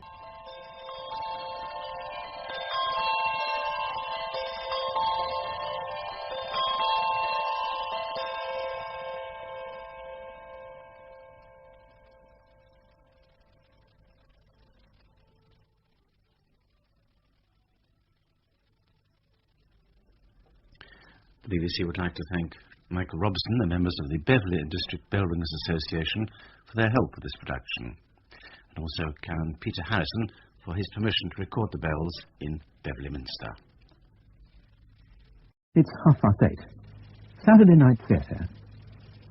The Riverside Villas Murder by Kingsley Amis, dramatised for radio by Frederick Badlam, with Ian Sharrock as Peter Furneaux, Stephen Thorne as Captain Furneaux, and Peter Jeffrey as Colonel Manson, a summer evening in 1936. The Riverside Villas Murder. Hello there, Peter. Good evening, Mr. Langdon. He's nice, Mr. Langdon. Golly funny.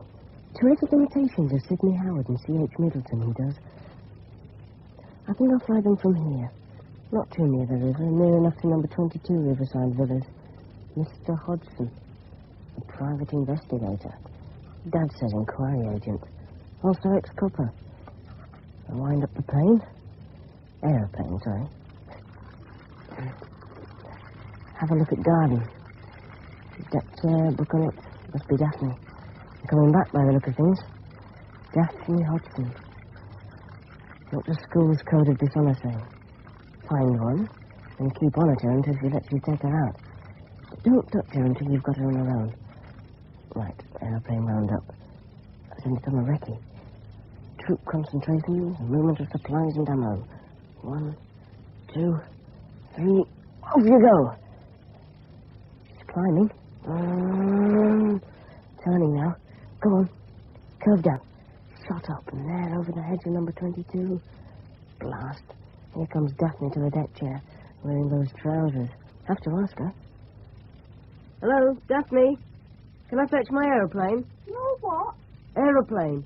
It's over there in the flowers. Oh, that model plane. Yes. Can I fetch it? Why not? Thanks. It's a Moraine Sonia. Oh.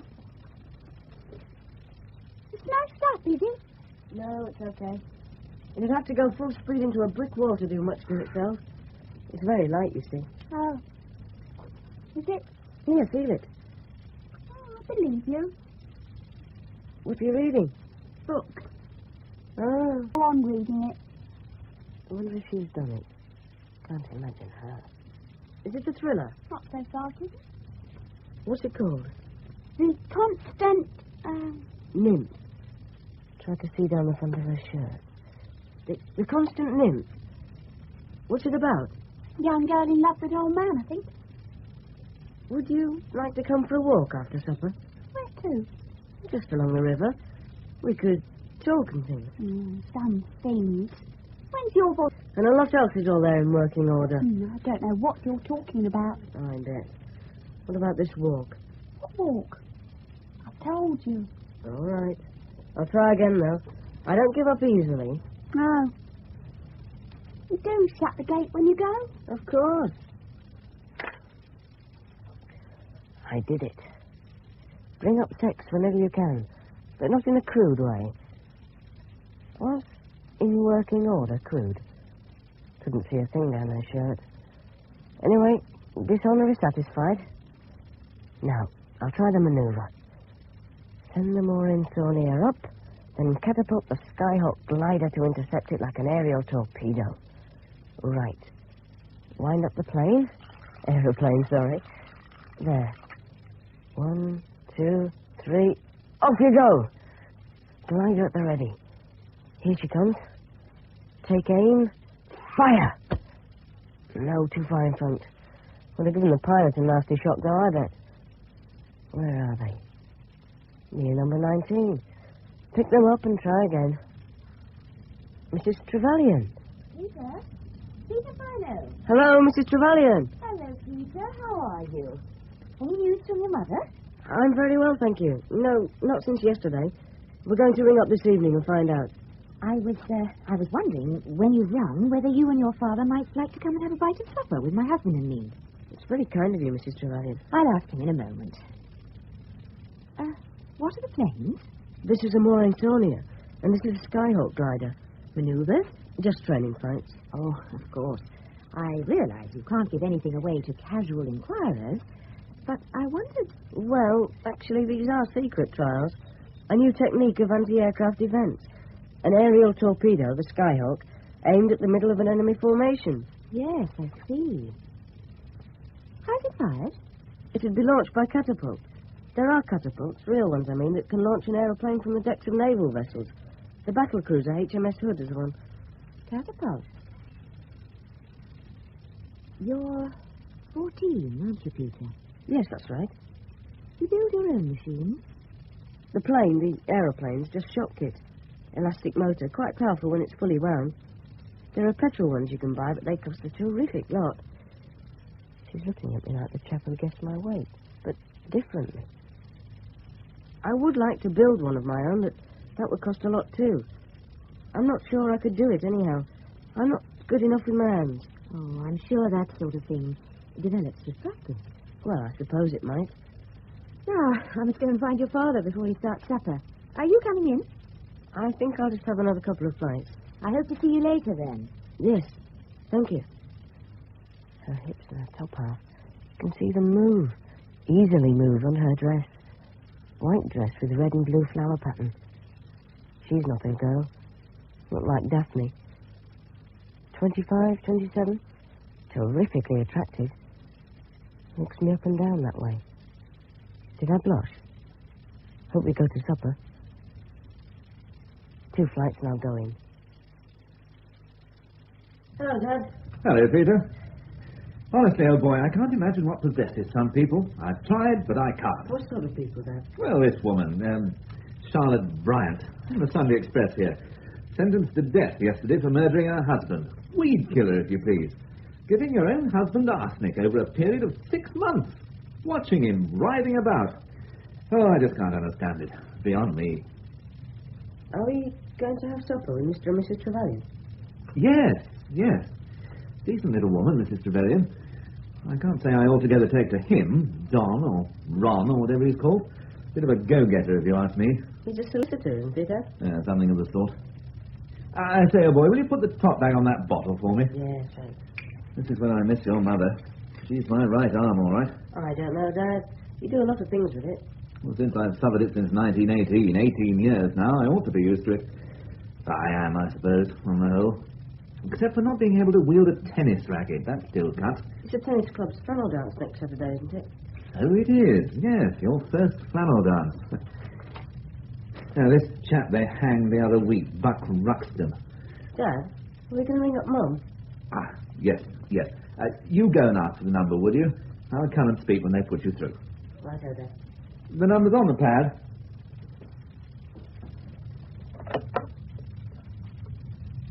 Hello? I want Mitcham 2679, please. Selston 0647. I know better. Thank you. Oh, my God. Dad? Oh, hello. This is Peter. Yes. Can I speak to Mum, please? Dad? Mum's coming.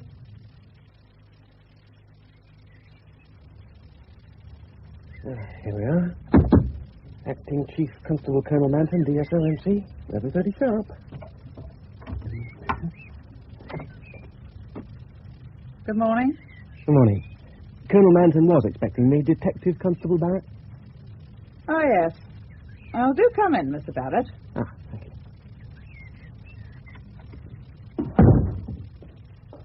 He said for you to wait in the library. Oh, thank you. Here. It won't be a moment.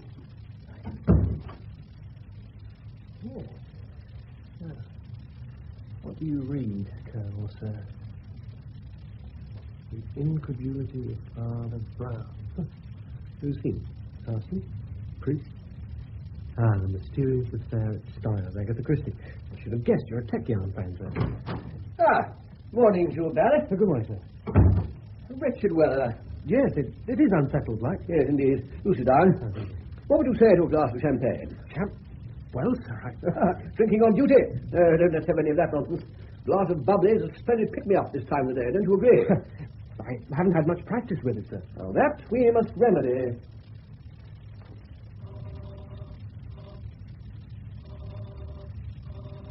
There we are. Charlie. Charlie, sir? I do beg your pardon. Charlie is service language for the letter C, which is dash dot in the Morse code, and in this case stands for champagne. Mrs. Ellington, who let you in, and I have worked out quite a useful system. It saves time for both of us, and it means I only have to see her once on each occasion instead of twice, which is an advantage because I don't like her much.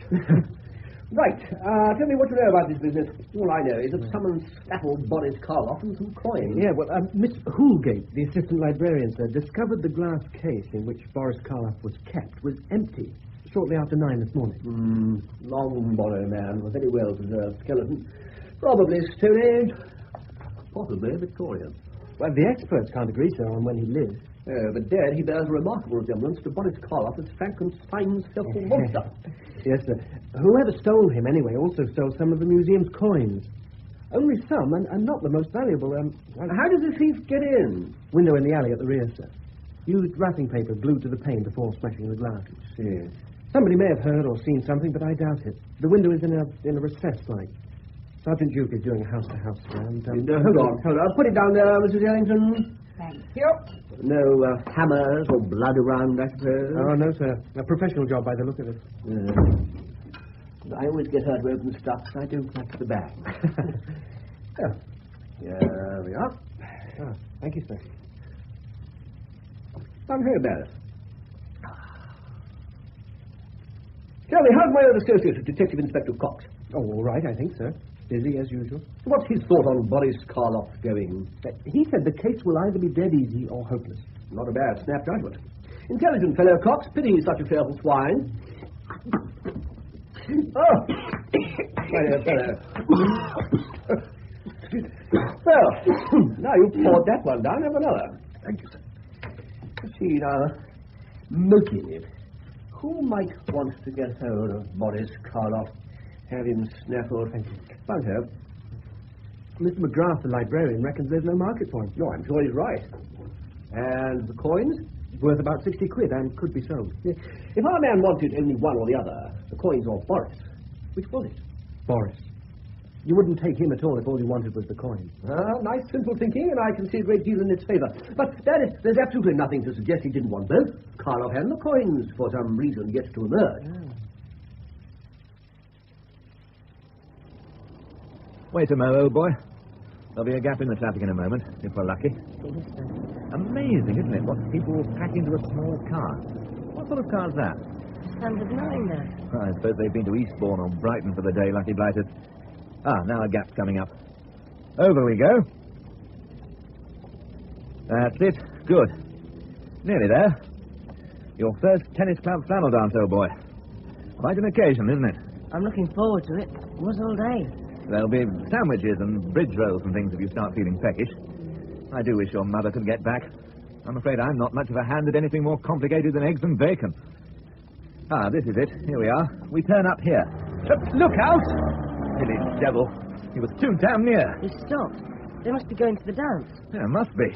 Who is it? I might have known. Ill-bred little squirt.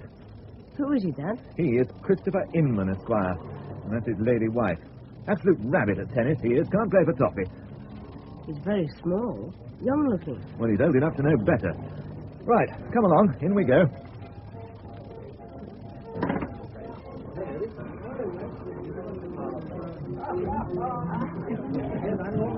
Who's playing?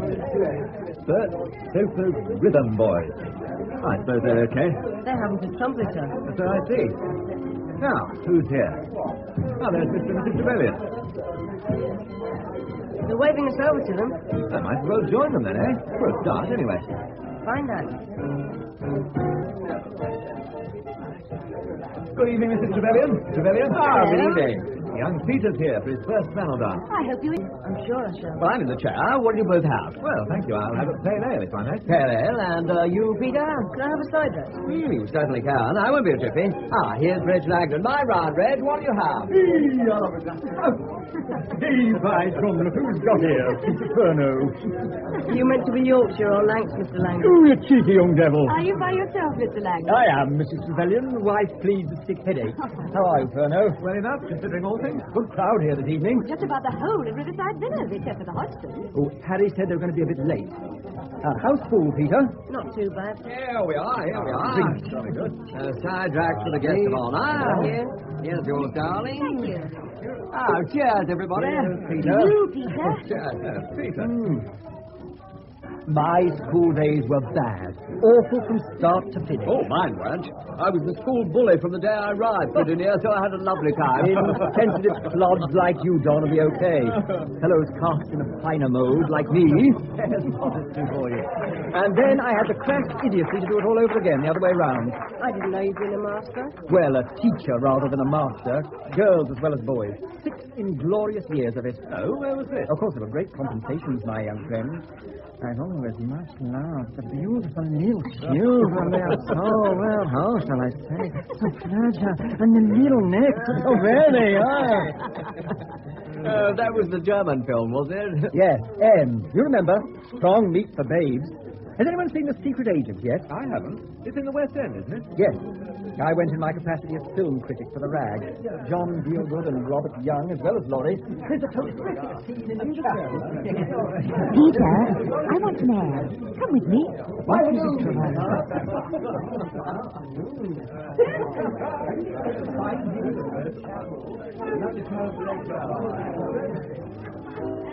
Thank you, Peter. We'll go back in a minute, only I thought you were finding it just a bit boring. No. Well, yes, a bit. Keep close eye on the local girlhood tonight. That is the sort of the idea, of course. But I haven't had much practice yet, and there's the age problem. Oh, there's always an age problem, however old you are, Peter. Have you any particular fancies? I was thinking of Daphne Hodgson, but she's not here yet. Oh, I know. She's a nice-looking girl. I think so, but she's a bit, heavy-going. Oh, what do you mean? Dull? No, not really. More high and mighty, supercilious. Oh, so you get the impression she doesn't like you much. That's it exactly. Not dislike, just doesn't much like. How many times have you met and talked to her? About a dozen. Average length of conversation? I don't know.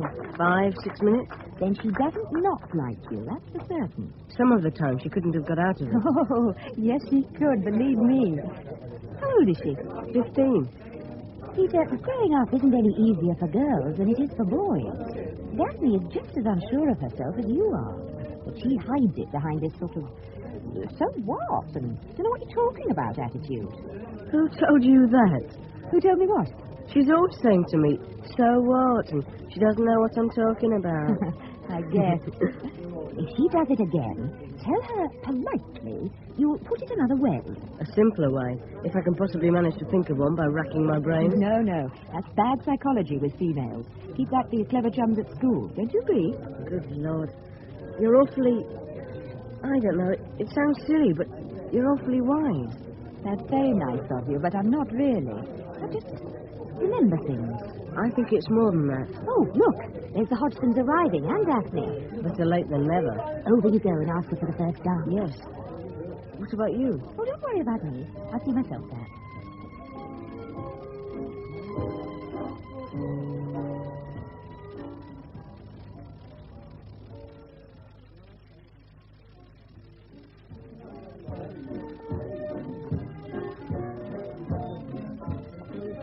Jolly hot in here, isn't it? Is it? Well, I think it is. Oh, sorry. You just have to follow my lead, Daphne. There's nothing to it if you've got a natural sense of rhythm. I don't know what you're talking about. Let me put it another way. You must find the beat. What beat? the matter with you, you soppy Jane? Nothing. Nothing at all. Oh.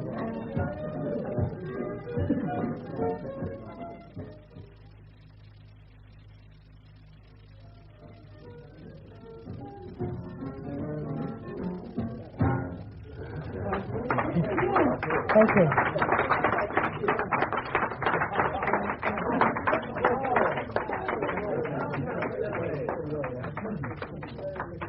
How'd it go, son? All right, I think, Mr. Hodgson. Yeah, well, I know. No need to tell me. I'm going to sit down. Well, nobody's stopping you. Oh. Stay and have a glass of ginger pop, Peter. It's very nice of you, Mr. Hodgson, but I better be getting back. Oh, where's your old man, then? Oh, I see. Over there with the Trevelyan. I say, Mr. Hodgson, What is it, son? you know a lot of people. Who's that gentleman in the dark suit to your right on the edge of the floor? Oh, him. Oh, he's a gent, all right. That's his nibs, Colonel Manton. I imagine why he's here tonight. Why do you ask? I thought he was watching us dancing. Yeah, you don't want to have nothing to do with him. Not you. Why not, Mr. Hodgson? Oh, I can't explain now, only he's a funny sort of coat. Well, I better be going. Thank you for the dance, Daphne. Oh. All right. Bye, son. Colonel Manton. Homo, is he? Not like most. But he watches me all evening. Who's that at our table? Inman. Yes. Inman, who's a little squirt. What's he up to? Cut along, old chap. Best thing all round. Hello, Peter. I'm back, Dad. I shall cut along, old chap, in approximately 30 seconds. I have one thought to leave you with, Captain Turner.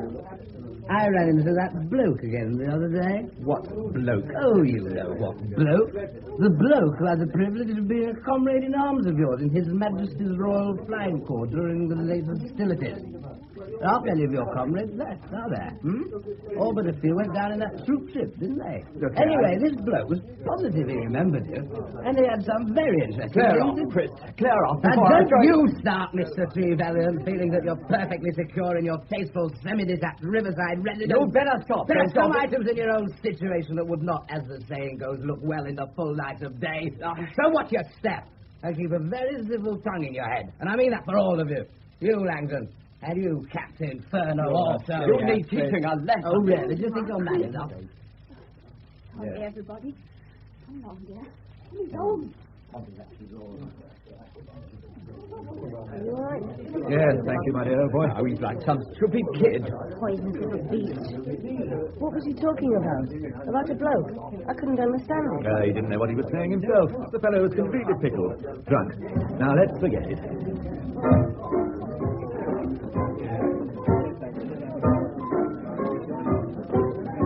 Peter, may I have the pleasure of this dance, sir?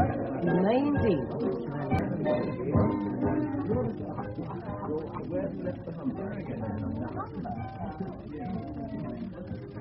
Go back to her dress. Her thumbs against my throat. Close. Will it count with her? Is it like a nurse? No, nothing like a nurse. Watching. This is little Angeline, isn't it? That's right. Not playing it very well, are they? No. Which are the good bands, Peter? Well, all the ones you hear on the wireless are pretty good. Carol Gibbons and the Savoy Hotel Orpheans, Maurice Winnick, Charlie Coons from Cassani's Club, George Scott Wood and his Six Stringers. That's a lot of names to remember. You soon learn if you're really interested. That's true. You're a natural dancer, Peter. That was a funny business with Mr. Inman, wasn't it? He's a poisonous little swine, that's all. I can't understand why he should have gone out of his way to be so unpleasant like that. Causing trouble for the fun of it. There are people who like doing it, and he's one. My father told me Mr. Trevelyan had been made a partner in his firm. You must be very pleased. Oh, we are, of course. Of course, it'll be a wrench in a way. A wrench? We'll be moving to North London as soon as we found a house. I see. North London. Oh, please, Peter. I'm not going to vanish off the face of the earth. You must come and see us there. Yes. Feels as if you are.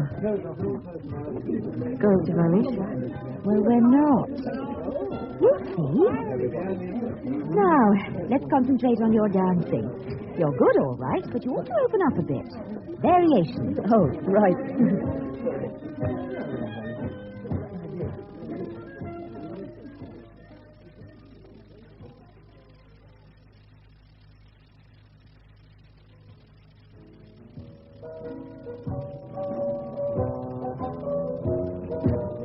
This is a pretty tune.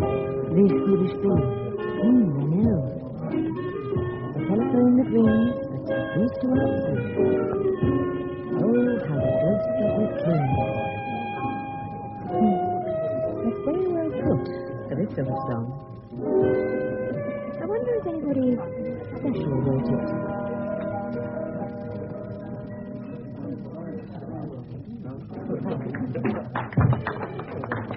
Should I leave now?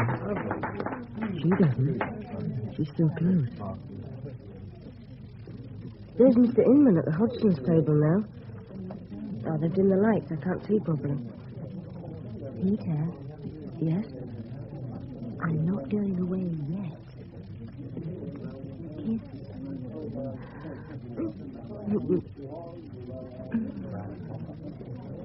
Not yet.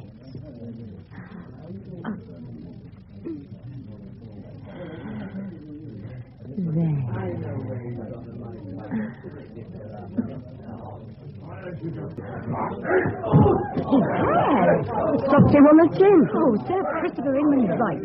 Everybody's crowding round. Can't see a thing. There's Colonel Manton. He looks as if he means business. Oh, that man. He never took his eyes off us. We'd better go back. There's the father looking anxious. Right.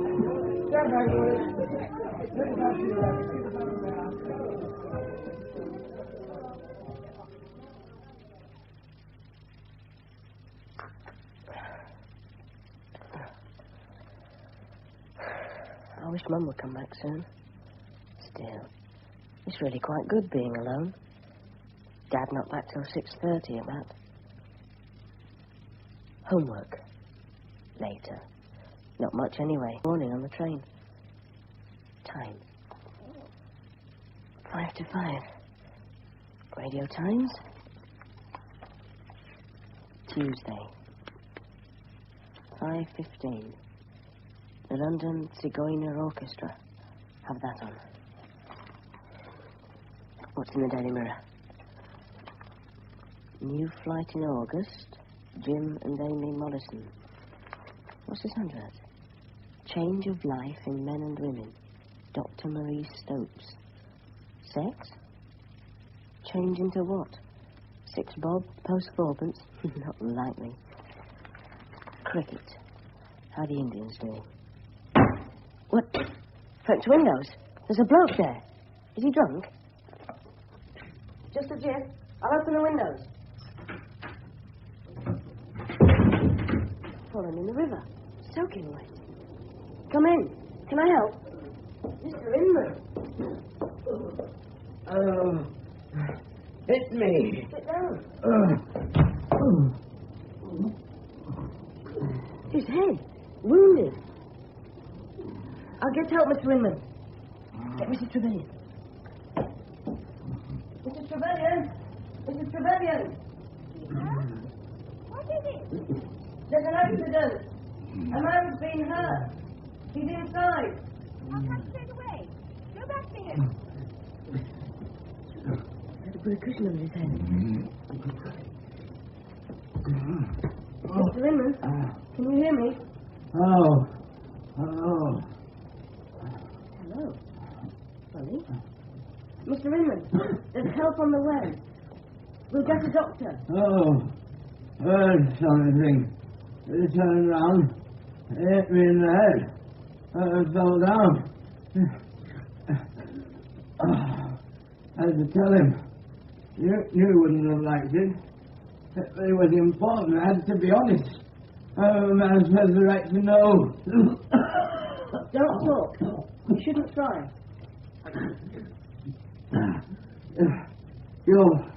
the Furno boy, aren't you? Yes, Peter Furno. You tell you... God, it's Chris Inman. How did it happen, Chris? Oh! Peter, go to the telephone and tell them it's an emergency call and they're to send an ambulance as soon as possible. Don't try to talk, Chris. Oh, Italy. Oh, I had to tell. Important. Time. Oh. Yes, that's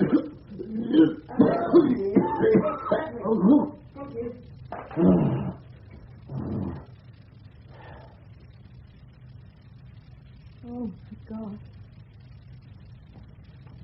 Is that dead, is it? Fetch me that mirror.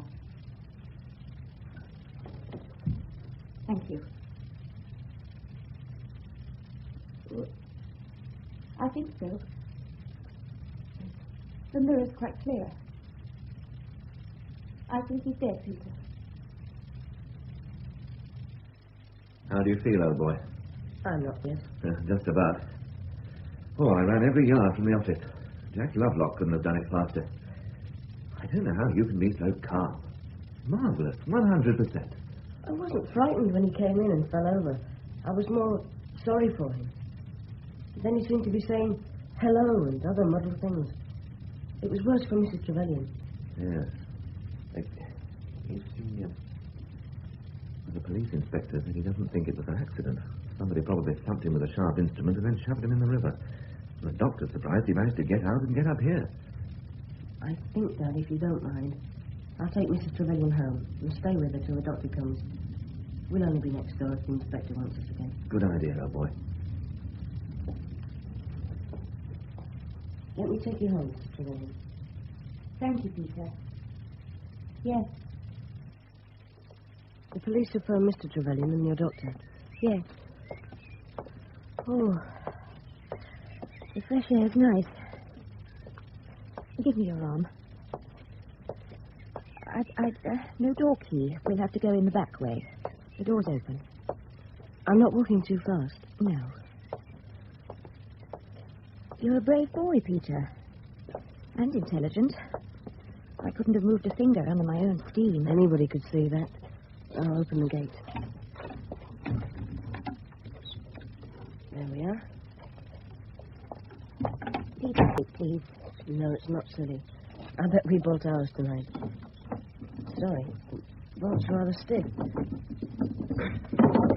Done it. Now, let me take you into the house. Don't grow up too fast, Peter. When I was your age, I couldn't wait to get out into the world, because I thought it was going to be so marvelous. Well, it isn't. Things like this, they're happening all the time. And it isn't fair. It isn't fair at all. Don't cry. Please, Mrs. Trevelyan. You've had an awful shock. I know. Awful. Oh, that's my husband's car. I'll be all right now. And thank you, Peter. Thank you. So, you're Peter Furno. Yes, sir. My name is Manton, and this is Detective Inspector Cox and Detective Constable Barrett, whom we met yesterday. Hello, young Master Furno. Yes, Furno, that's a French name, isn't it? It was originally, but my father says our ancestors came to England in the 15th century. No doubt they did. Now, Peter, I read the statement you made to Mr. Barrett yesterday, and I've asked you to come to my house because there's one or two things I want to ask you. But first, let me tell you, we can stop this little talk anytime you choose, understand? Yes, sir. Good. Now, those things you said Inman said, are they verbatim? I think so, sir. I was listening very carefully. Well, you say Inman kept saying hello. Are you certain of that? No, sir. It was as near as I could get. He wasn't talking clearly. He was very blurred. Yes, Barrett. Funny thing for a seriously injured man to say, wasn't it? Yes, but he was very confused. I don't think he could see very well, and he only just knew me. So he could have said hello out of puzzlement or surprise. Yeah. What do you think, Cox? Well, it's possible, isn't it? Anything's possible. Indeed, yes. Peter, did you make any particular sense out of the other things he said? No, sir. Right. Now, as to the dance on Saturday, I was there. Well, I think you saw me. Yes, I did, sir. I think I saw some sort of altercation involving Inman and your father and Mr. Trevelyan. Yes, Mr. Trevelyan was very angry. He'd have hit Mr. Inman if Mrs. Inman hadn't arrived, I'm sure. Yes. Could you make anything of what Inman said to your father? Yes, sir, to a certain extent. You see, my father's squadron was recalled from Mesopotamia in the last year of the war, but it never got back. The troopship was sunk. There were, I think it was 7 left altogether, including my father. They were the ones in hospital who weren't fit to travel. My father had smashed himself up a couple of days before when his engine failed as he was coming into land. His right arm's not much use even now. What type of aeroplane was it? A Sopwith F1 Camel, sir. My father can tell you all about it. Yes, sir, it can. Let's get back to Trevelyan for a moment. You said he was very angry. Well, there's lots of sorts of angry. Which sort was he? Not wild, sir. Dangerous looking, but well under control. Thank you. Have you got that, Barrett? All of it? Yeah, I have, sir. I think Master Furneaux is to be congratulated. Yes, he is. Don't you think so, Cox? Yes, you've been most helpful, youngster. Thank you, sir. Now, Peter, perhaps you wait in the little room outside while we have a few words with your father. A hell of a long few words. He's been there 20 minutes. What was it Inman's friend remembered? Who killed Inman? Why? I do wish Mum was here. Dad looks so lost. Please wait in here. Thank you. You been in there? Yes. My father's in there at present. My turn next. Well, what'd you make of his nibs, Colonel Manton, eh? I thought he was rather nice. A bit sort of funny, though. Oh, he's a scream. Not half he isn't. Marvellous, isn't it? I take a swing at him and in public means I've probably done him in. I wouldn't think so. Oh, thanks, Peter, but you're not them. Is your mother back yet? No, she can't leave. My aunt hasn't had the baby yet. It's late or something. Are you here, are you, Hudson? Yep. Does his nibs want me in now? In a moment, Mr. Hudson. You were a long time with Colonel Manton, Dad? The blighter's raving mad. Question after damn silly question. What sort of questions? Now, what sort of a man Christopher Inman was? Had he got any enemies? I said he must have had at least one, which didn't go down at all well, let it be said. Had I noticed any suspicious characters hanging about the place? Could Furneaux have managed it in the time? There and back, Colonel. That we must establish, Barrett. It wouldn't have been easy for him with that arm. No, Cox, not easy.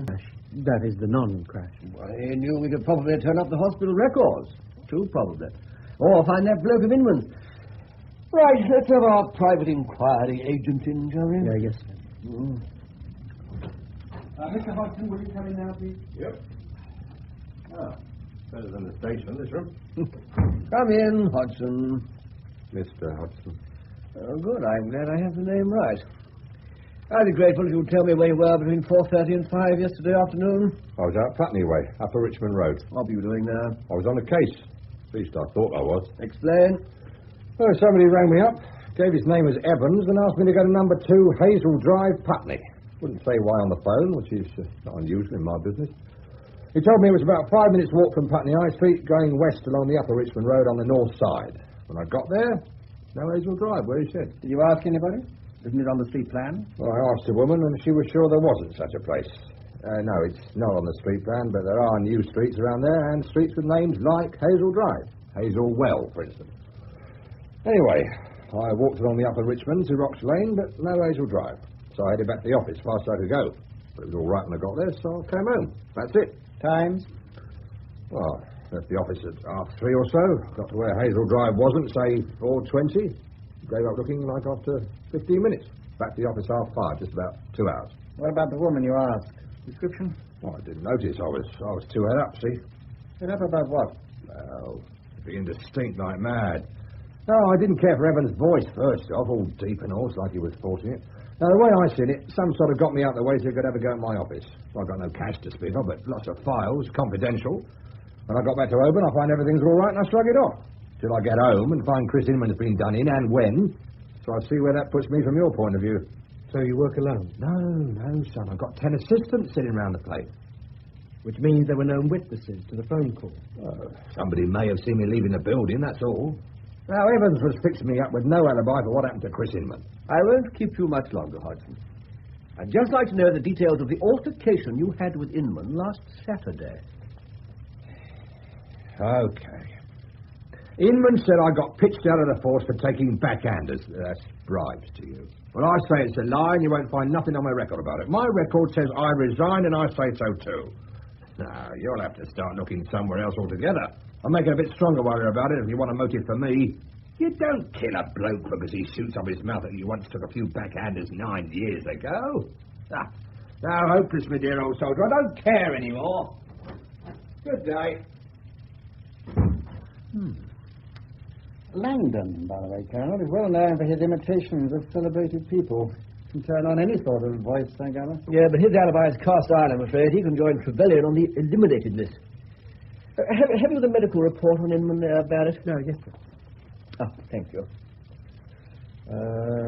Rapid cerebral compression, struck with tremendous violence, like the work of a tall, right-handed man. Ugh. Nature of the weapon difficult to determine, brain penetrated. In case, considerable physical exertion. Some minutes. He could easily... Yes. And we've just been talking to a man without an alibi who's the only person in sight with a required physical qualification. Hodgson. Yes. Madly dull, isn't it? We've been assuming Inman was struck hand to hand. Couldn't he have had something thrown at him? By a darts player with muscles like Samson. Oh, not necessarily thrown by hand. Projected in some way. A bow and arrow, perhaps. I'll tell you exactly how it was done. Mrs. Trevelyan wanted to kill Inman because he knew she'd been a West End whore and was telling people so. But she didn't want to stab him or poison him because that would have been dull. So she read up a lot of detective stories to find a madly undull way. As a result, she stole a crossbow out of a museum and hid behind a bush with it near the river. And when Inman came along, she called out, "Keep still for a bit, Chris, while I aim my crossbow at you, please." Museum.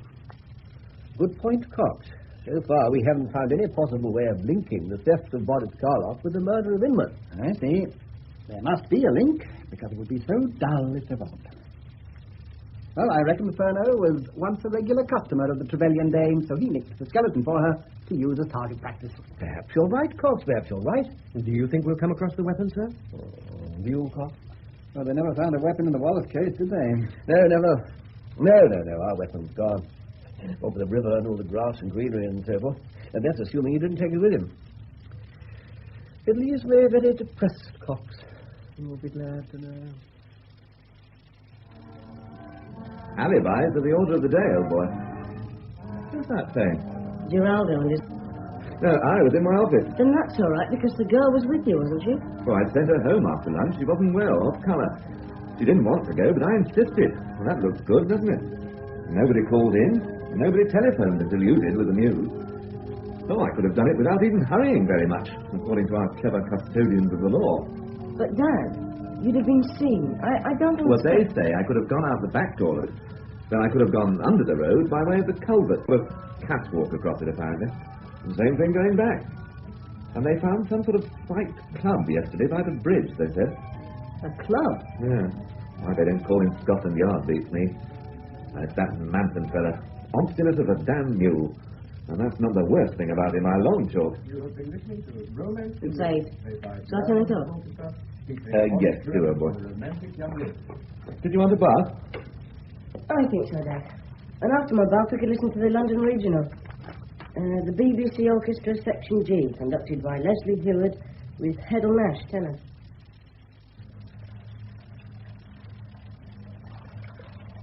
What was it England was all about at the dance? Was it something shameful? Skeleton in the cupboard. And would Dad kill him to stop his tongue?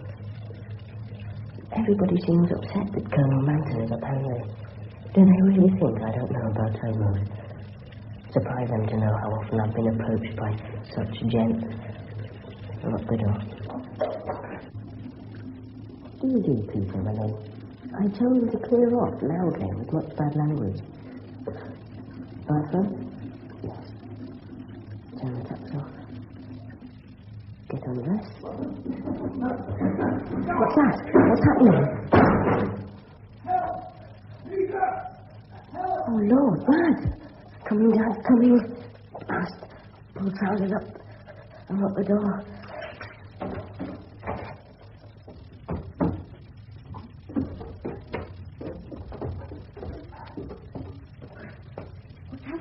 hurt? No, I'm all right. I'm all right. Just get this thing off me, will you?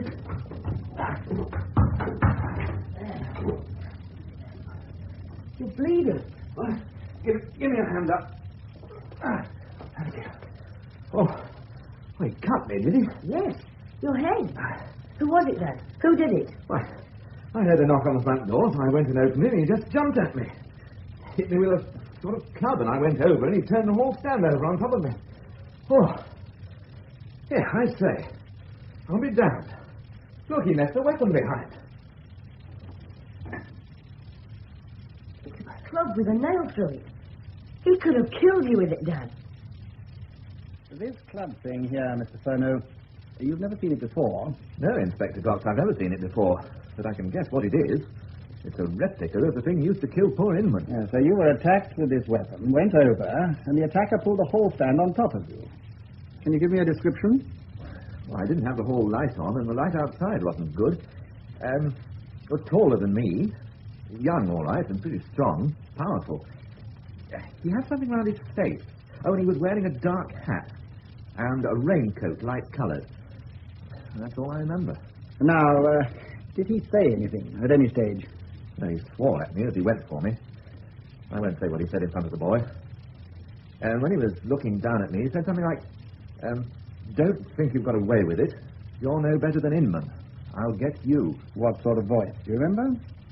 As if he had a cold. Peculiar. I know. Like an actor's when he wants to make sure everybody can hear when he's talking quietly in the play. And there was complete, absolute hatred in his voice. Yes, come in. Ah, Sergeant Duke, any luck? Not a thing, sir. The civilians on that side heard a bump, but thought nothing of it. The other side were out. Nothing along the rest of the row. What about the Langdons at number 11? Heard nothing, saw nothing, sir. All right, thank you, Duke. I'll be outside, sir. All right. So, our tall, powerful young man vanished into thin air.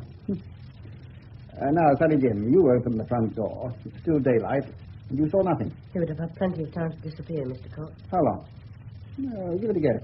Oh, from when I came running down the stairs to when I opened the door, after I helped Dad, picked up the weapon, at least 30... To get out of sight in 30 seconds. And you think somebody in the riverside houses would have heard or seen a big bloke in a long mat belting down the pavement, wouldn't you? It was just bad luck they didn't, Mr. Cox. Like the whole attack, my lad. Bad luck. Anyway, I'll give you police protection, Mr. Furneaux, just to be on the safe side. Hello, Peter. How nice of you to come. Hello, Mrs. Trevelyan. How nice of you to ask me. Do come in. What an awful day. Saturday, and it does nothing but rain. What an awful summer we're having. Give me your coat. Thank you. It's not very wet. Well, you didn't have far to come. Oh, I'm so glad your mother's back, for your father's sake, as much as yours. Yes, I'm glad too. I'm afraid the house... Are you absolutely starving for your tea? Good Lord, no, I'm not at all hungry. Good. Because I thought before we settle down, I could show you what we've been doing in the decoration line. Upstairs first. I feel rather pleased with our efforts. I'll take a jiff. Is Mr. Trevelyan working? No. He's away until sometime tomorrow. Women always insist on showing visitors around, as you probably noticed. Here we are. What do you think of this bedroom, for instance? Close the door. Yes, it looks very nice. It's not really very nice. But you are. I thought it would be silly to waste time. Yes? Well, no. No, you're not to do anything. I'll do everything. And you're to let me do everything.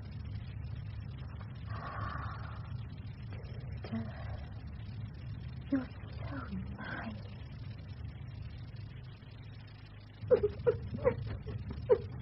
Please, don't cry.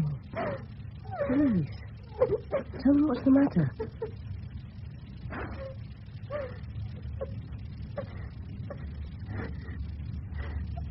I feel when I'm sad. I've taken a decent young boy and I've corrupted him, seduced him, just thinking of my own pleasure. You mustn't. I'd have seduced you if I'd known how. I'm no plaster saint, and you haven't corrupted me. It's the opposite you've done, and you're not evil and bad. You're sweet and beautiful. Thank you, Peter. Oh, Peter. Mm. Mm. Oh.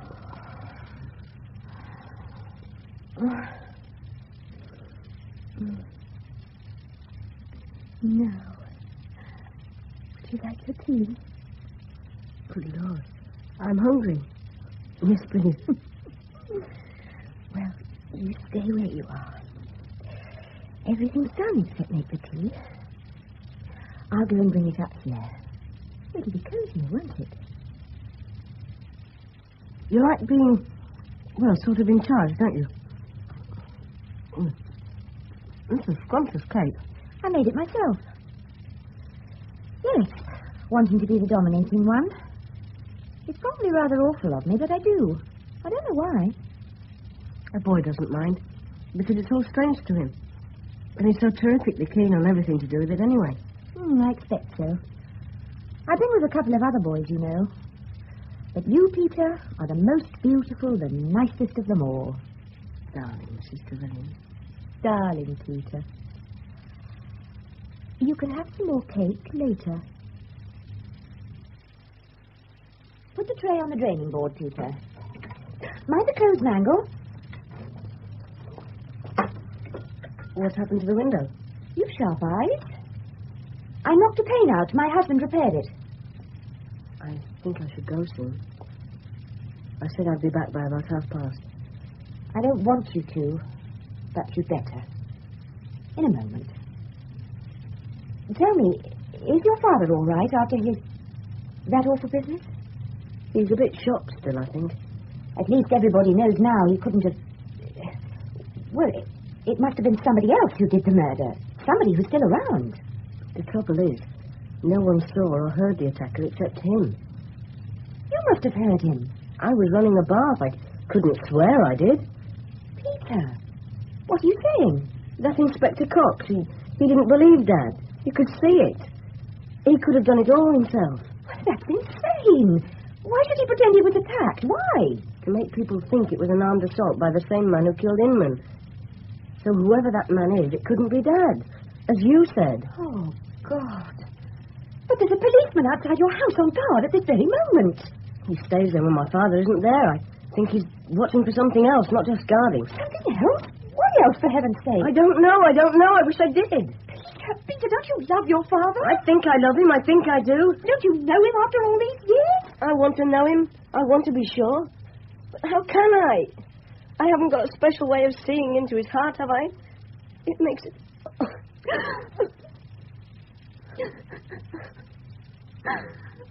Don't go. It wouldn't make any difference another few minutes, would it? You'd only be a bit late. Only a bit late. Shall we risk it? Yes. Yes. Good afternoon, Peter. Good afternoon, Colonel Manton. Come and sit down. I really apologize for bringing you round here on a Sunday. My mother was very impressed by the car and the chauffeur, sir. Was she? Because I intend to give you a whopping tea, and anyway, it's still raining cats and dogs. Like yesterday, sir. Raining hard. Yes, boring for you at your age, I'm sure. No, sir. I wasn't bored. I found things to do. Did you now? Well, tea. But before tea, I want to ask you some questions about the Thursday evening attack on your father. Sir, to what degree do you suspect my father of being mixed up in all this? Because I'm not going to help incriminate him. Let me assure you unequivocally that for more than one reason we're quite certain your father had no hand in the death of the late Inman. Does that satisfy you? Thank you, sir. Yes. Good. Right, back to the attack on Thursday then. How easy would it be to upset that whole stand? Not very easy. It's got a sort of gutter at the bottom for umbrellas to drip into. Made of metal. It gives the stand a low centre of gravity. Yes, but for instance, you could upset it? Yes, sir. But it might take me a few seconds. Did you smell anything? Smell? No, sir, I didn't notice any smell. Now, I want to ask you some more general questions about married couples. In the nature of the things, you can't yourself be married uninformed observer who is also shrewd. Now, let's take the Hodgsons first. Would you say they get on well together? I should say they get on pretty well. I think she thinks he's vulgar and he thinks she's stuck up, but I reckon they're pretty fond of each other. Thank you.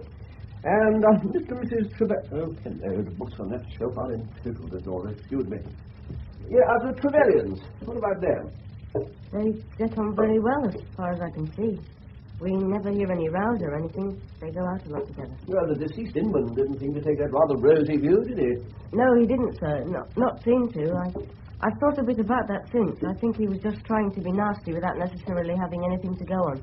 Because they seemed happy. It was wipe that grin off your face. That's more like it. Right, let's have the tea in, shall we? Yeah, well, it's possible. There's that Saturday's dance. One after the other. Like a ritual, you see? Yes, sir. And Inman was like a man that evening, going round saying goodbye before setting off for a long journey. Well, it was that in a way. I mean, goodbye, and I'll give you something to remember me by. What about the Langdons? They seem to get on very well, sir. In a different way from the Trevelyan's, though. Different? How, Peter? They're more like, well, Mrs. Langdon sort of mothers him. And I get the impression he rather likes it. Ah. Now, that does set the mind to work. Tea. Do you happen to know if Mrs. Langdon has money of her own? I've never heard that, sir. It strikes me as pretty incredible. Does it? Why? Well, anyone with any money to speak of wouldn't be living in Riverside Villas. Now, we can't have that kind of talk from you, young man. You're thinking like a cynic. You have to earn the right to do that. It's quite easy to earn, but it does take time. In fact, time is all it takes. Now, just you fall to, dear boy. Good Lord, sir, it's a terrific amount of it. If there's anything you wish for, which you do not see, kindly ask for it.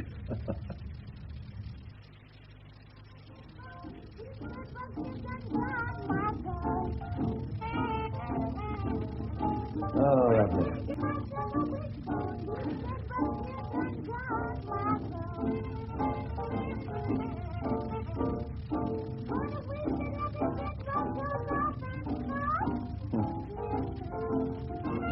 You like it? I'm not sure. Not very, sir. Well, don't let the form put you off. It's a simple 12-bar blues.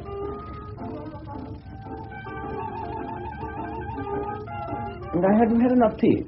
Yes, thank you, sir. I'm really full up. You know, Peter, that noise is about a quarter of my life. It makes me do absurd things. For instance, the reason why I wasn't here on Thursday evening was that I was in London at the Holborn restaurant listening to Bram Martin's band. Now. There's a Louis Armstrong I'd like to play you. Oh, somewhere I have it. General Manton, would you mind if I asked you some questions? In principle, certainly not. Well, the first one is sheer curiosity on my part. But have you found any link between the stealing of Boris Karloff and the murder? There must be one, but we haven't found it yet. Do you know who the murderer is, sir? Oh, yes. Yes. That was obvious the moment I knew the bare facts. Really, sir? But you haven't any proof? Ah, yes, it's a question of proof, as it inevitably is when there are no material witnesses. What had my father done so Mr. Inman could threaten him? No answer, Peter, I'm afraid. Your father must tell you in his own good time. Do you think he was really attacked on Thursday? Or did he do it himself to divert suspicion of the murder? You thought that one out of you. Well, let me put it to you like this. We no longer take an interest in the matter. Sir, 1 minute will be over. Oh, in a few days, with luck, and possibly with your further assistance. Oh, and as a matter of interest, everything I've said to you this afternoon has had a purpose, and everything I've told you is true. Louis Armstrong. Quite true for what it's worth. Anyway, bear it in mind, eh? Yes, sir. I'm glad about my father, sir. I mean, I'm sure he had nothing to do with it. I was sure. But I'm glad you are. Good. Now, let's enjoy the music, shall we?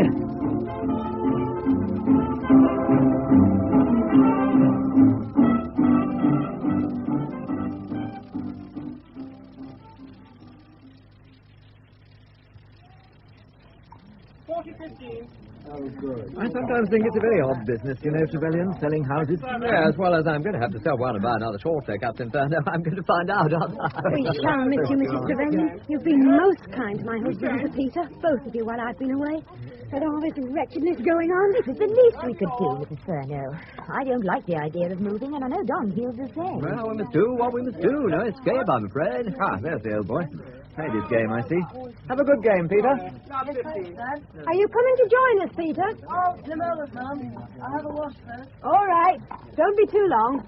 Oh, good one, good one. Stop, dear. Mrs. Trevelyan. Haven't seen her since... Can I sit there? You first, do. I bet I blush. To say I'm hot from playing. Now the Langdons have arrived. How do you do? I could go and have a wash. I'll start to look a bit balmy, just glued to... What's this? Inspector Cox and a policeman in uniform. And that Mr. Barrett coming up the path. They look as if they're going to arrest someone. Hello, what have we got here? Walter David Carter of Christopher Inman. I caution you that anything you say may be taken down. Colonel Malcolm said it wasn't him. But you are not obliged to say anything at the moment. Oh,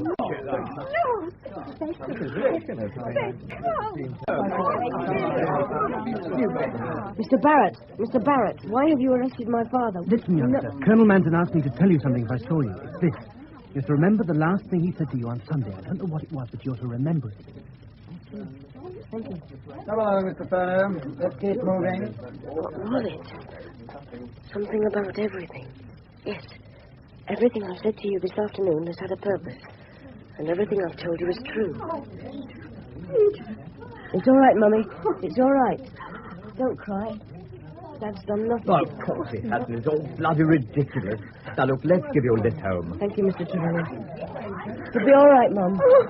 Oh, dear. Oh, dear. Come on, we'll get you. Here we are, Barrett, the Furnell residence, 19 Riverside Villas. March up to the doorman, ring the bell. Me, sir? Yes, sir. Don't you lead men into battle, sir? Oh, I saw you coming. What do you want? Is your mother at home, son? Don't call me son. It's Saturday morning. She's shopping. May we come in, Peter? I suppose so. Yes, come in.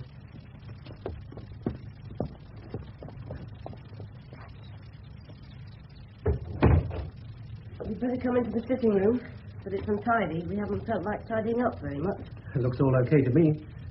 How's my father? Your father's being looked after, don't worry. How can we not worry?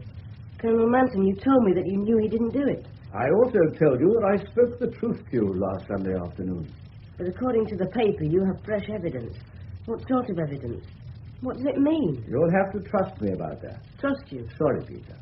You'll have to trust me about everything. I see. All right. What do you want, sir? Well, I said I might need your help again. I now do. Against my father? It's to establish a fact, and it won't tell against your father. Establish a fact? What fact? Now, consider this, Peter. We think it possible that, after being dealt the fatal blow, Inman fell, or was pushed, into the river near the bridge, floated downstream, semi-conscious, until he was by the back garden gate of this house. But to prove it could have happened that way, we must try to repeat Inman's journey with an actual person.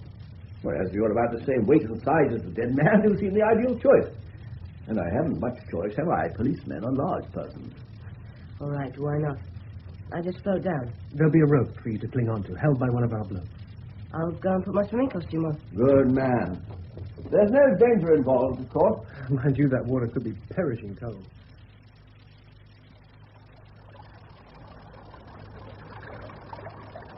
It's not as bad as I thought. I've been in for 3 or 4 minutes. What knocking great clouds. It's going to be a storm sometime today by the look of it. The world looks different, sort of. Lying on one's back, floating. Remote. It could be anywhere. Only a few more yards, Peter. Yes, sir. Did this happen to Inman? I think the current is taking me exactly to the bank near number 19. He's setting up right on the spot, sir. Yes, so he is. An important possibility is confirmed this possibility. Very good, Peter. You come out now. Thank you, sir. I say, What the devil is that? It's a sort of an arrow stuck in the back. Not an arrow. A plane. What have you found? This, sir. It was caught in the bank. Let me have it. Thank you. Hi. You're shivering. Here's your towel. Run up to your house, old chap. Get the hot bath. I'll be in touch later. Go on, quickly. I know. It's a fuselage without... Yes, I know. Now, cut along, and thank you. Yes, I'll go and have a hot bath.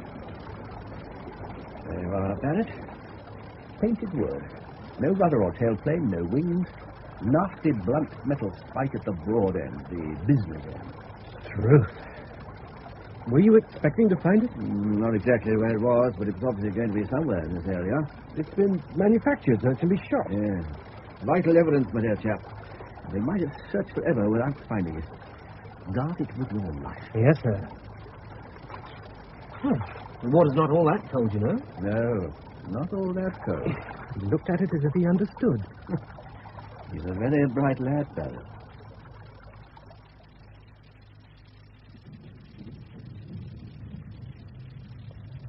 Oh, that thunder. Once it breaks, perhaps I'll lose this bloody headache. God, I feel awful. Perhaps I got my death of cold in the river this morning. Perhaps I'm going to die. There's death everywhere. God. Peter? The door. Yes, Mum. Come on. We'll answer it together. Yes, of course. Thank goodness you're here, Peter. Hello. It's you, Mr. Hodgson. Good afternoon, Mrs. Furneaux. Peter Boy. Will you come in, Mr. Hodgson? No need to. The wife and I were thinking. We thought it must be a bit depressing for you here all on your own on a Saturday, so we thought you might get a step across to number 22 a bit later on. Like around 7, have a bite of food. Oh. Dad will be out and the youngest in bed, so there'll just be the 4 of us. Oh, that was lovely. That's the first meal I've enjoyed since... for days. Good. Well, sit yourselves down. I'll have a hand of cards in a minute. You comfortable there, Peter? Yes, thanks. I would like to thank you both, Mrs. Hodgson, Mr. Hodgson, for having us round. Under circumstances, it's most kind of you, and a lot more than most people are prepared to do. Please, think nothing of it, Mrs. Furneaux. It's the least we can do, isn't it, Harry? Yep, the least. Well, now, you're looking rather pale, Peter. It's the thunder. It always gives me a headache. Oh, well, it is a bit stuffy in here. Shall I open the window? Not wide, but enough for some air, Mrs. Furneaux? Oh, please do. Yes, I'd like some air, too. Right. Poor Peter. I hope you didn't catch cold this morning. That was a lark this morning, wasn't it? I won't draw the curtains for the moment. Oh, that muck up there is about to get to us any moment. What a blooming summer. Look at it. It's almost dark already. Well, that better, Peter? Yes, thank you. You've seen your husband, Mrs. Furneaux? I saw him yesterday. Ah. All right, is he the captain? As they say, he's as well as can be expected. Is he saying anything? No. He's extremely reticent. Yes, I'm sure he is. And the solicitor isn't saying anything either. That's the way they fixed it. Fixed what, Mr. Hodgson? Tell you what I think, son. It's all a put-up job. He's collaborating with him, the captain is. I know, I can feel it. They've got some scheme going. The captain's not guilty, not in a million years. Oh, it's all some trick that his nibs is thought up. I only know he's not guilty. He couldn't be. We know that, too. And I'd swear on the book that the voice I heard over the phone that time wasn't your father's, not the captain's, not ever. Oh, here it comes. Oh, it's pouring. Oh, dear. Daphne's out without a coat or hat or umbrella. I think you should close the window, dear. Yeah, well, I told her it was going to come down, cats and dogs. Anyway, this will clear your head, Peter boy. What was that? Just went right through the window. It's a golf ball. Ducky kids, I'll get my torch. I'm going to take a stick to him, might have put someone I up. Mum. What is happening, Peter? Stop it, Doc. I'm going out. Stay here, Mum. Stay with him, Mrs. Hodgson. I know who it is. I'm going to see.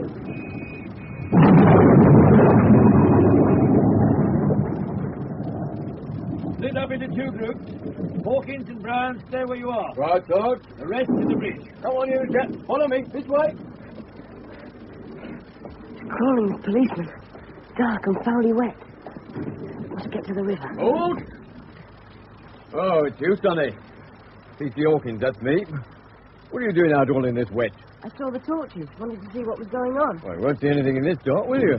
Better get in the dry, you're soaking. Oh, not as wet as me, mind. I've been in the river. Come up suddenly at me, he did. Give me a fine old butt in the tummy. Oh, bit of luck, I got my torch on the bank. You there? Who's that? Hodgson here from number 22. I see golf balls right through my sitting window. Oh, that's a joke, isn't it? Taking a swing of golf balls in all these? Get to the riverside. Then follow it along to the culvert. Here we are. Now, down to the culvert. No need to run. There's no hurry if I'm right. And if I'm wrong, it doesn't matter. I don't want to see another scary film or read another scary book for the rest of my life. Good. The police are not here anyway. This is it? Yes. Careful. Careful. Here's the catwalk. Try not to shake. Now, down into the culvert.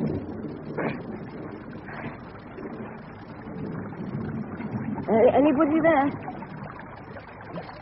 Got a knife. Stop it. Hold on. Don't. It's me. It's Peter.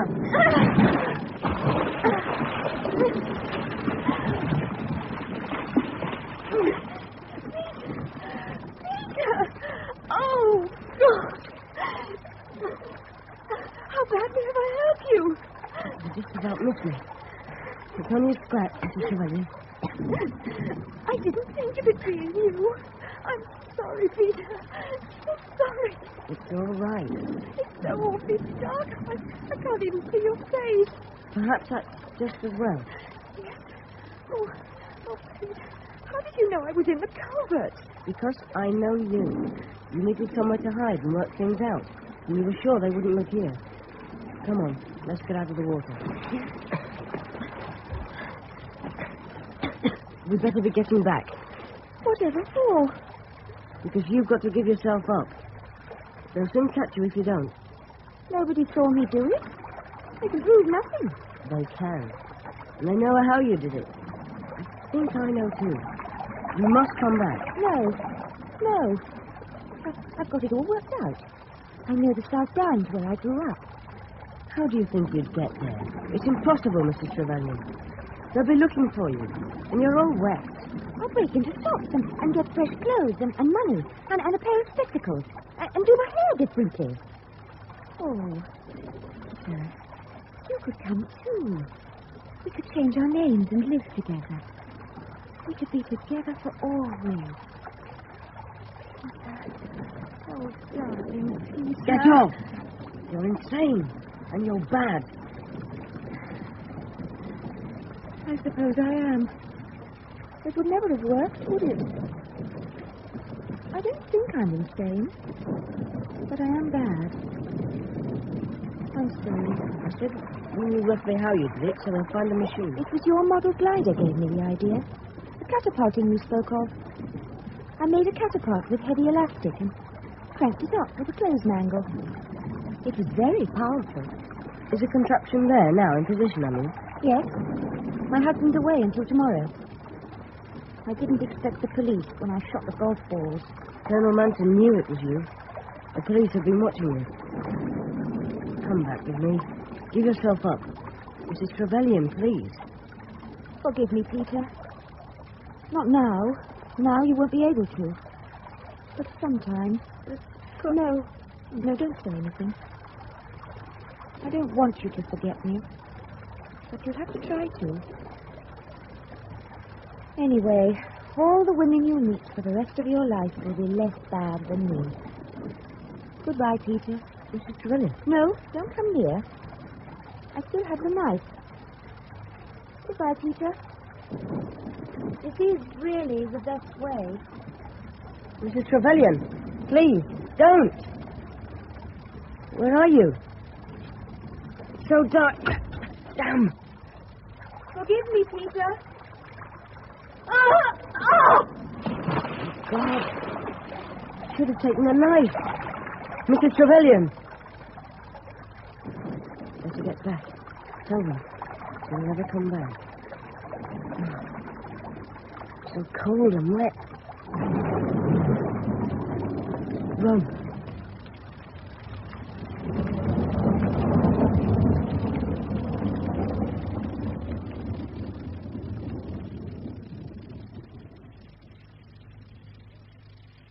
Well, now, Peter, I've a number of apologies to offer you and some information to impart. Do sit yourself down. Thank you, Commander. Yes.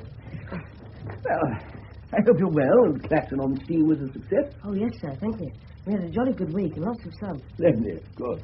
Well, the apologies first, then. Chiefly for what I did to your father and through him to your mother and yourself. You didn't tell my father the arrest was a fake, did you, sir? No, I couldn't rely on his powers as an actor. I see that, sir. I think he understands. I've been invited to write an account of the whole affair, and I intend to lay some stress on your father's contribution. It's true he had no choice, but I shan't say that. That will help, sir. He doesn't feel much of a hero at present. Ah. Has he told you about his wartime accident and civil arms? The car crash, sir, yes. Yes, and also how Inman met a chum who knew your father was in admin and not a flyer. He's explained it all, sir. I think he felt awful about the deception all the time. You see, sir, just before Inman was killed, he worried me because he'd become terribly worked up about 2 recent murders. Buck Ruxton and a woman. And Charlotte something. Charlotte Bryant? Yes. He felt he was no better than they were, which was silly. But when Inman was killed, it did worry me. His furious interest in the 2 murders of the 2. Oh, yes, completely murder. But not a furious interest. And then he made it worse by lying about the size of the person who attacked him that evening. She was so much smaller than him. He couldn't admit to being knocked over by her. It was all this hero stuff, I suppose. Exactly, the boy. Well, did you tell him about P.C. Hawkins? 14 stone of him, and he was butted into the river. Yes, sir. It helped. Yes, good. Yeah, well, that leads us back to the murder. And our break came when you found the weapon for us. You recognised it at once, didn't you? Not only is the fuselage of a 6-penny glider, it also told me who the murderer was. Because I'd explained about gliders and catapults and aeroplane elastic to her 10 days before the murder. I thought she was listening. Yes, but she was. Why did she want to kill him? Oh, well, she'd been having an affair with him, which was a good idea to begin with, until Inman started to become indiscreet. Well, at the dance that night, for instance.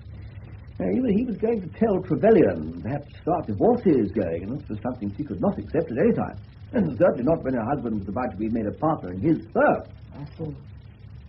Yes, but let's clear up those dying words, shall we? Now, Inman said hello a number of times. What was he trying to say? You have 10 seconds. Arrow. Correct, yes. To him it was an arrow. Well, now I had 2 suspects. Her and your unfortunate father, whose lack of alibi was a huge snag. Though Hodgson, by the way, was never a serious candidate, and she had nothing against him. All that evidence stuff was just to make us misdirect our efforts. But it was quite clever, sir, since Mr. Hodgson struck Inman, and Mr. Langdon was good at funny voices. Yes, she was quite clever, Peter.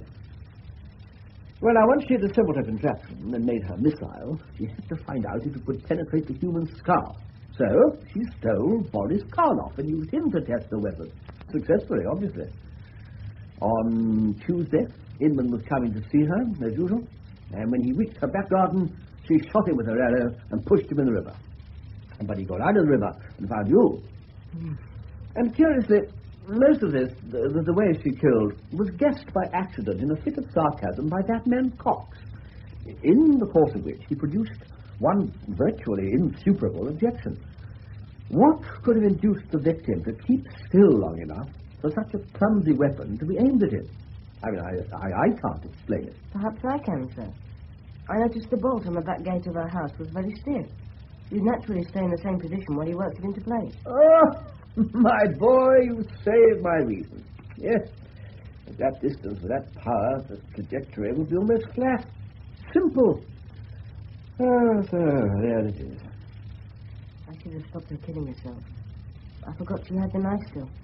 Should have remembered. She was very determined, Peter, in everything she did, as you well know. There'd be no stopping her. Now, finally this. A £5 note. An unofficial reward. Spend it unwisely. Oh, thank you very much, sir. I don't suppose... No, Peter, no. How sound your instincts are. I now know you know what I am, or what I used to be. A small part of life at any time, but the smallest part is too much. For that, understand her, and to predict how she would behave. With a result I expect could be called socially useful. But friendship between us has become impossible, I'm afraid, at present. It's, well, existing, really. Well, never, but not yet. Good luck. You're a sane human being, and you'll survive all this. Lovely evening. Golly, I feel good. And I've £5 to spend. Ah, there's Daphne in her deck chair. Right, my boy, as the Colonel would say. Open the gate forthwith and approach.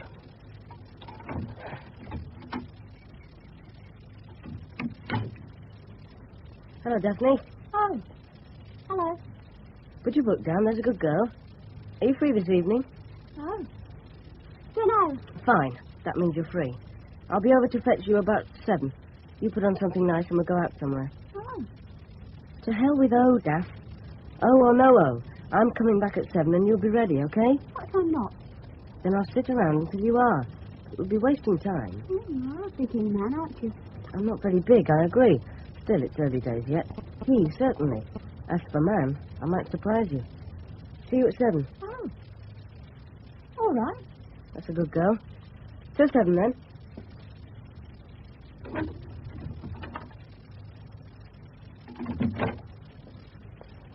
That started things anyway. Better go home and have a wash. How long ago was it? 3 weeks only. It all began 3 weeks ago, here at number 21, when she came to the gate at about this time of the evening. A for sale board there now. Listen. Telephone. That song. A telephone rings, but who's to answer? Oh, how the ghost of you clings. Does her ghost cling? She'll never be back. She's gone for good. She'll never not be there in my memory, though. But not like any other deep memory. She'll stay in my mind, but I'll never be able to see her squarely. What she did with me and what she did to him, and they'll sort of run together all my life. Peter, love, are you coming in? Yes, Mum. I'm coming in. Peter was played by Ian Sharrock, Colonel Manton by Peter Jeffrey, Mrs. Trevelyan by Norma Ronald, and Captain Furneaux by Stephen Thorne. Detective Constable Barrett, Paul Meyer, Mr. Hodgson, Clifford Norgate, Daphne Hodgson, Deborah Page, Mr. Langdon, Malcolm Reed, Inspector Cox, Gerald Green, Mrs. Ellington and Mrs. Hodgson, Anne Jameson, Mr. Trevelyan, Leslie Heritage, Mr. Inman, Steve Hodson, Sergeant Duke, Douglas Blackwell, and Mrs. Furneaux, Joanna Wake. Bert Soper's Rhythm Boys were Bill McGuffey, piano, Tony Gilbert, violin, Henry Mackenzie, clarinet, and Bobby Orr, drums. The play was produced and directed by Harry Catlin. Night Theatre. Under the proprietorship of Mr. Adolphus Ruby. Now, derelict and forlorn, the wounded dolphin lurks in a narrow, ambiguous street running down towards the river.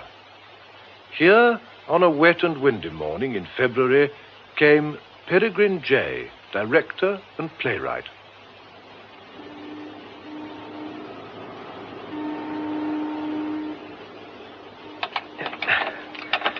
Oh, damn. Damn. Oh, won't budge. Why the hell didn't I ask that blasted agent for an oil can? Got it all on your own, mate, ain't you? Eh? You want a touch of the old 3-in-1. What? Oil, mate. Lubrication. Oh, yes, I know I do.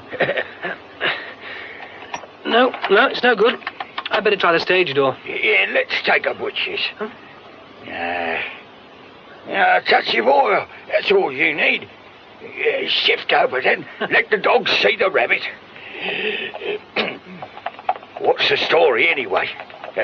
Case in the joint? Well, I just want to have a look. Rather you than me. Well, here we are. Sweet as a nut. It's all yours, mate. Seats in all parts. That's very good of you. I'm most grateful. No trouble. You thinking of buying up the old Dolphin, then? Well, if I was a millionaire, I would, like a shot. Well, it takes all sorts, as they say. Not but what it's a pity to see it left to rot. Must have looked a fair treat in the old days. Yes. It was in its heyday back in the 1880s when Adolphus Ruby took it over. Was that so? Yeah. It ain't been a theatre for a good while now. That I do know. Rag dealer's store it was before the Blitz caught it. Oh, God, what a stink. I should watch out for rats in air if I was you. Yes, I will. Yes, look, I'm very much obliged for your help. You must have a drink on me. Oh, never say no to that one, Mr. Tar. You work somewhere around here? That's right. Down Phipps Passage. Caretaker. Oh. Jobbins is the name. Used to be a lighter man, but it done no good to me too. Well, so long, sir. Best of British luck. Hope you give yourself a treat with all them spooks. Bye. Thanks a lot.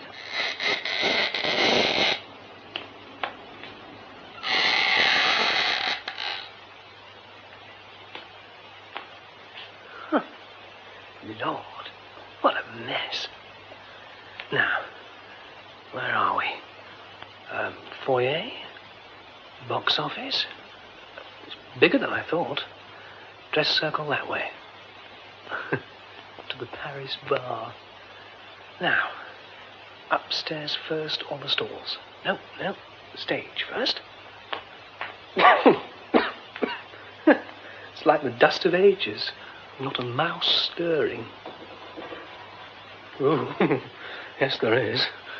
It's rats, though, I should think.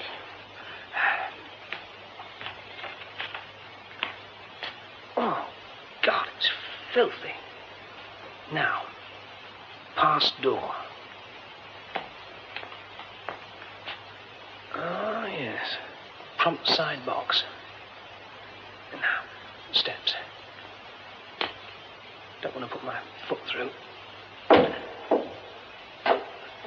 No, they seem all right. Surprisingly undamaged, really.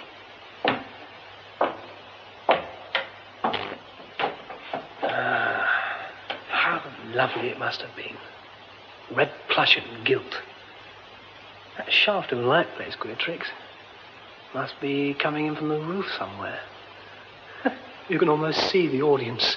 Ringlets and side whiskers and chandeliers. Rustle of programs. Wonderful. God!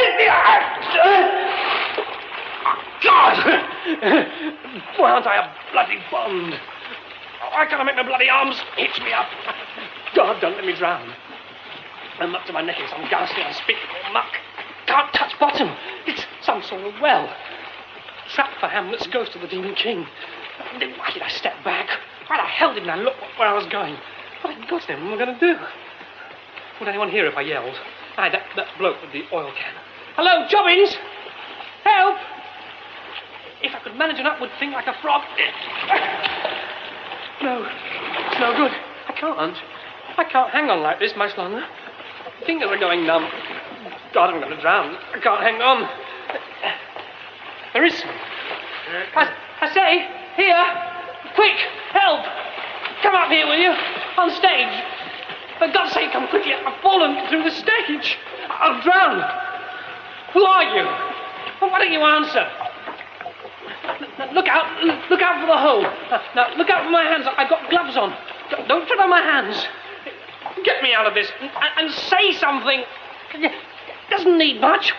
Just give me a heave and I can do it. Very well. No.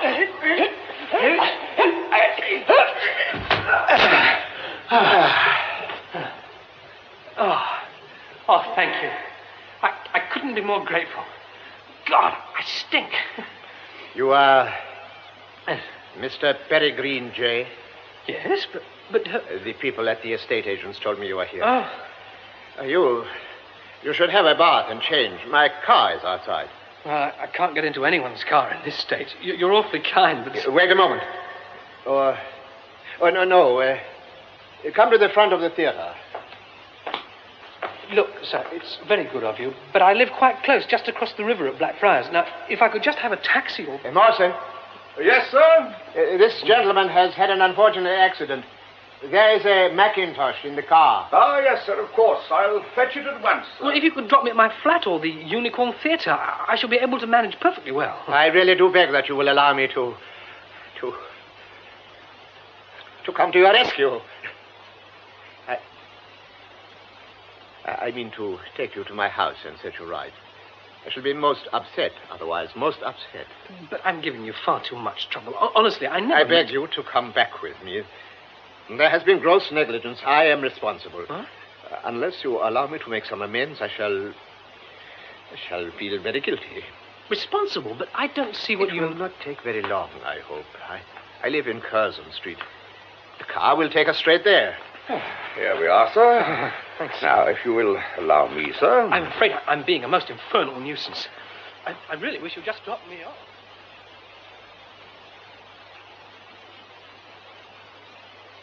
If you are quite ready, sir, Mr. Conduces sends his compliments and hopes you will join him in the library. Oh, yes. Did you say Mr. Conduces? Yes, sir, Mr. Vasily Conduces. If you will step this way, sir. Mr. J, sir. Oh, come in. Yes, come in. You are better, recovered? Yes, indeed. I can't thank you enough, sir. And as for, well, lending me these clothes... I told you, I am responsible. You might have been drowned. But honestly, sir, you saved my life, you know. If you hadn't come along, I'd just have hung on by my fingers till they gave out and then, well, finally and disgustingly drowned, as you say. I should have blamed myself. But why on earth? For a hole in the dolphin stage? It is my property. Oh. How splendid. Why do you say that? I mean, how splendid to own it. It's such a beautiful little playhouse. Indeed? You make a study of theatres, perhaps? Well, not really. I mean, I'm not an expert, but I earn my living in theatres, and I'm enormously attracted by old ones. I see. Will you join me in a drink? I'm sure you will. Your man has already given me a very strong and restoring hot rum and lemon. I'm sure you will have another. A very small one, please. Thank you, sir. Yes, shall we sit down? Oh, thank you. You wonder why I was at the theatre, perhaps. There's some question of demolishing and building on the site. I wanted to refresh my memory. You're going to pull it down? You dislike the proposal? Have you any reason, apart from a general interest in such buildings? Well, it'd be such a loss. Such a really damnable shame to see it destroyed. Now, it's the last one of its kind, you know. And so well designed, such a large stage. You could mount really big productions there. Now, just think what a thing it would be to do a season of Shakespeare's comedies. Imagine Love's Labour's there. Perhaps one could have a barge, and people could take water to go to the play. It's a marvellous plan. There's never been anything like it since Burbage moved the first theatre from Shoreditch to Southwark. Nothing fancy, mind you, nothing twee, and not pastiche either. Just a good theatre doing the job it was meant to do. Stuff that doesn't belong to any bloody method or movement or trend or period or what have you. You are referring to Shakespeare again, if I follow you. Well, of course I am. Oh, dear. Is something the matter? Well, I'm afraid I'm a bit tight, sir. I'm not really tight, but I'm a bit lightheaded. I'm awfully sorry. I think perhaps I'd better take myself off. I'll return all these things you so kindly lent me as soon as possible, of course. What do you do in the theatre? Well, I direct plays, and I've written too. I know nothing of the theatre. You are successful? Well, sir, yes, I think so, moderately. It's a jungle, of course. I'm not at all affluent, but I make out. And now, if you'll forgive me... Before you go, I have something that may be of interest for you. You can spare a moment? Oh, yes, of course. It is in this room. That's beautiful. Oh, you mean the bureau? Yes, it was found for me. I understand nothing of such matters. This is what I wanted to show you. Shall we move to a table? This box. It is some kind of portable writing desk. There's a false bottom.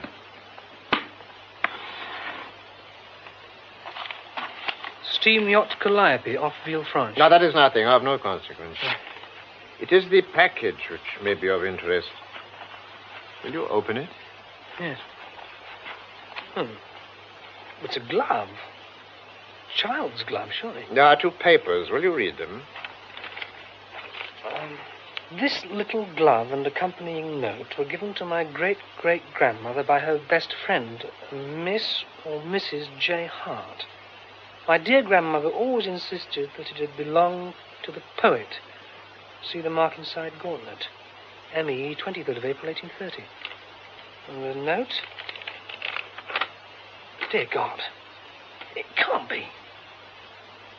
Made by my father for my son on his 11th birthday and never worn but once. Where did it come from? Whose is it? It is mine, naturally. But where'd you find it? At sea. At sea? During a voyage 6 years ago, I bought it. But the box was a family possession. The former owner did not discover the false bottom until shortly before he died. Has it been shown to anyone? An expert? No, I should no doubt get an opinion from some museum. I have not looked it all up. But I understand the age of the boy at the time of his death is consistent with the evidence, and that the grandfather was, in fact, a glover. Oh, yes. And the initials inside the gauntlet do, in fact, correspond with the child's initials? Yes. Hamnet Shakespeare. Quite so. Hamnet Shakespeare.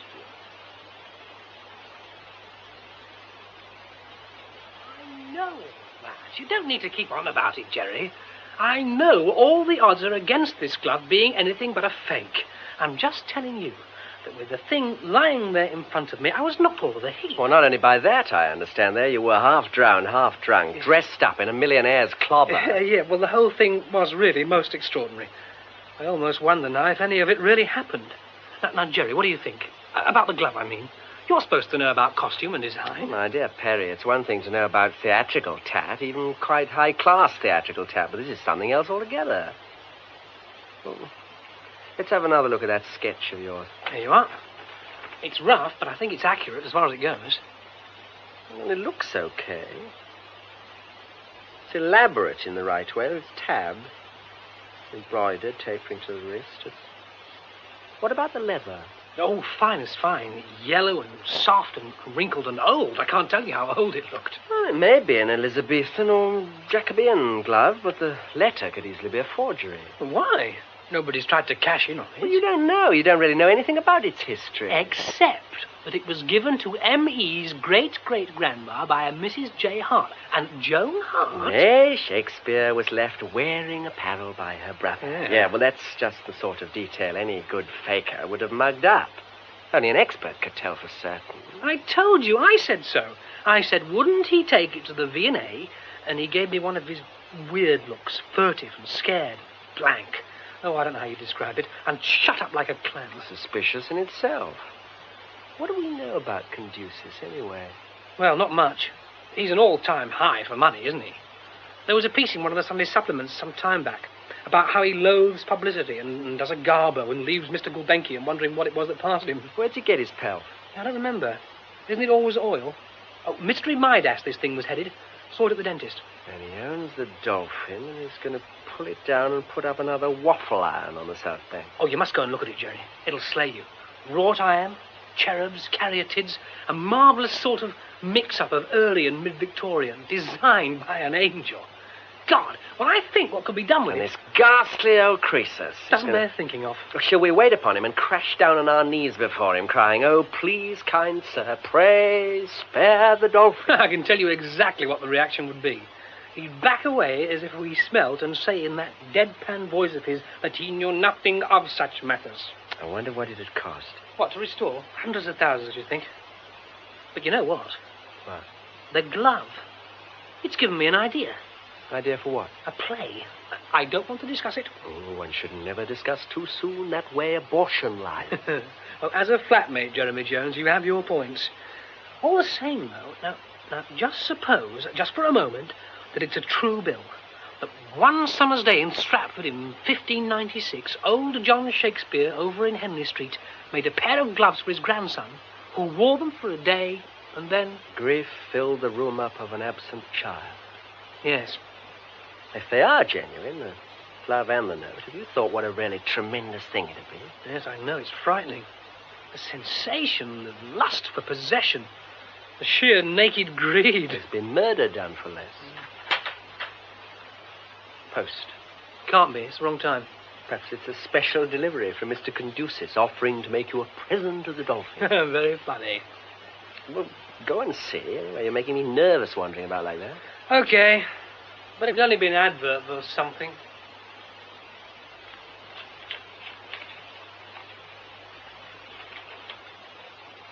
Jerry!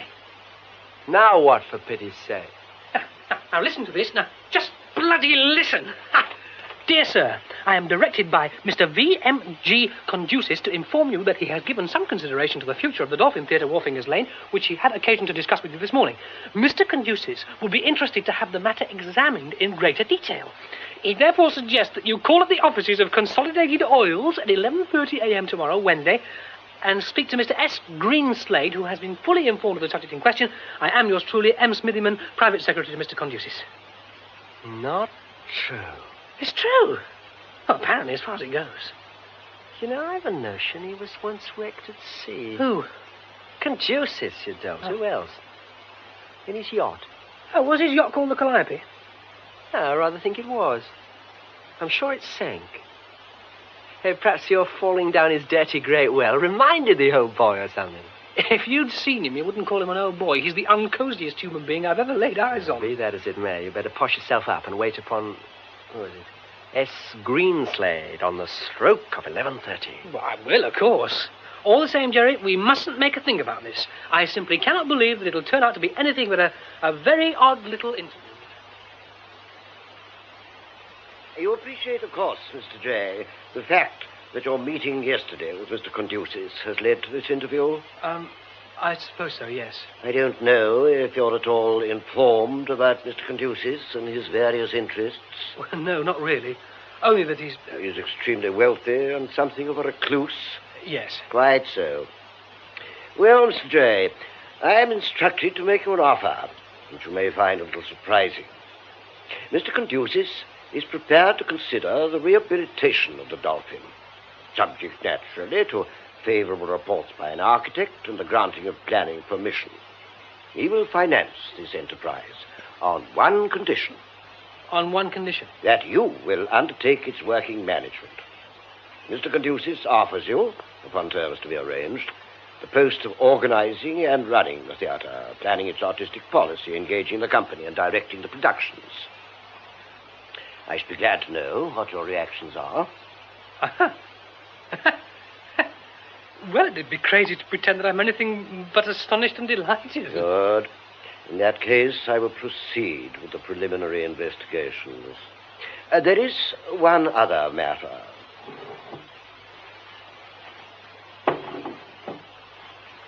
You are, I believe, already familiar with the contents of this package. I said I wished they could be shown to an expert. Quite so. Mr. Conducis has taken your point. Wonders if you would be so kind as to act for him in this respect. Yes, with this proviso. Mr. Conducis does not, at any juncture, wish to be approached directly. And the matter must be treated as strictly confidential. Mr. Greenslade, why is Mr. Conducis doing all this? I mean, why is he giving me the chance of such a really fantastic opportunity? I will be frank with you, Mr. J. I am at a loss to know why Mr. Conducis is taking this action. But he is a man of quick decisions, and you might say something of a law unto himself. I see. And you will undertake this commission? Yes, I will. Good, splendid.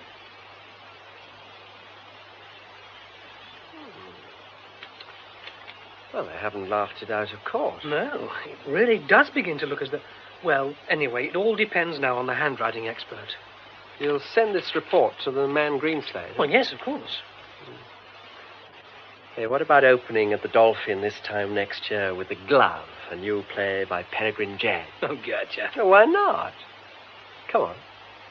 Let's do a shadow casting just for the hell of it. Well, I already have.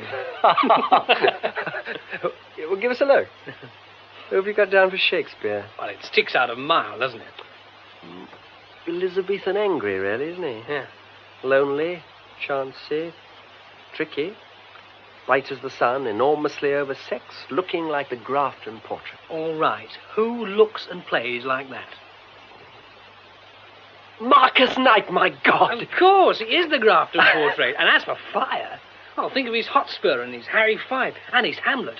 Remember the Peer Gynt? Has he ever been known to get through a production without creating a procession of dirty great rows? Never. He's said to be more than usually explosive just now on account of no knighthood last batch. All the same, he's a brilliant actor, and this is a part he could play. Now, I've settled for rolling the lovely boy and the seduced fair friend and Mr. W.H. all up in one character. Yeah, there have been madder notions before now. Adds up to a damn good part. How'd you see him? Very blonde, very male, and very flip. W. Hartley Grove. Could be. Typecasting. You know, isn't he a bit of a shady character? There are stories... Oh, I don't know about that. He can be a nuisance, though, and a mischief maker. What about your dark lady? Destiny Mead, I see you got here. Well, I rather thought Destiny. She's cement from the eyes up, but she gives a great impression of smouldering depths and really inexhaustible sex.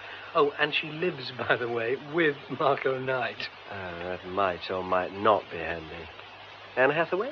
Oh, any sound, unsympathetic actress with good attack. Like Gertie Bracey? Yeah. I'd tell you who'd be good as Joan Hart. Who? Emily Dunn. She did some very nice Celias and Narissas, you know, Stratford. Put it down on your list. I will, thanks. Charlie Random for Dr. Hall. Have you thought of an infant wonder? Not yet. I suppose we'll get some stunted teenager acting its pants off. It'll be called Gary, of course. Oh, Trevor. Oh, God. Trevor Vere, I suppose. Would you give me the designing? Now, don't be an ass. It'd be fun. Let's face it. It would be fun. Don't worry. It won't happen. None of it. The glove, the theatre, the play. It's all a sort of dream. It won't happen. There you are. Fate. You take it, Jerry. I can't. Just in case. Okay. Hello. Yes? Yes, he's here. Yes, would you hang on a second? Mr. Greenslade wishes to speak to you. This is it.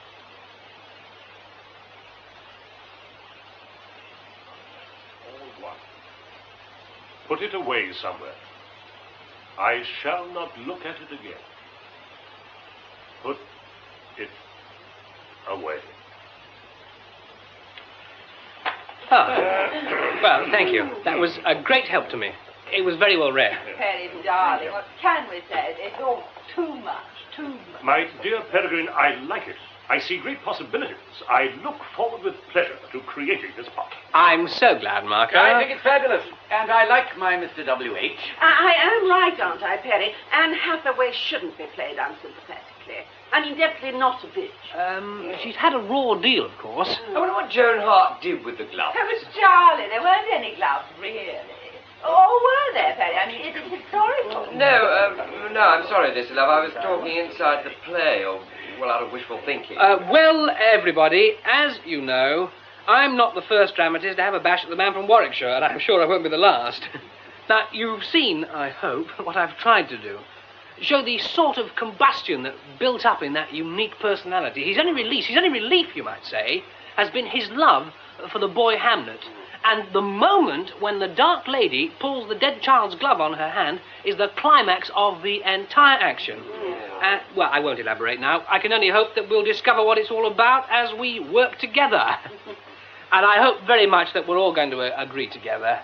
They say dolphins are intelligent, gregarious creatures. Let's be good dolphins and perform well together. Bless you all. Oh, bless you. Now, let's look at Jeremy Jones's sets, and then it'll be almost time for the party, which the management's kindly laid on to drink a health to our venture. This is a great day.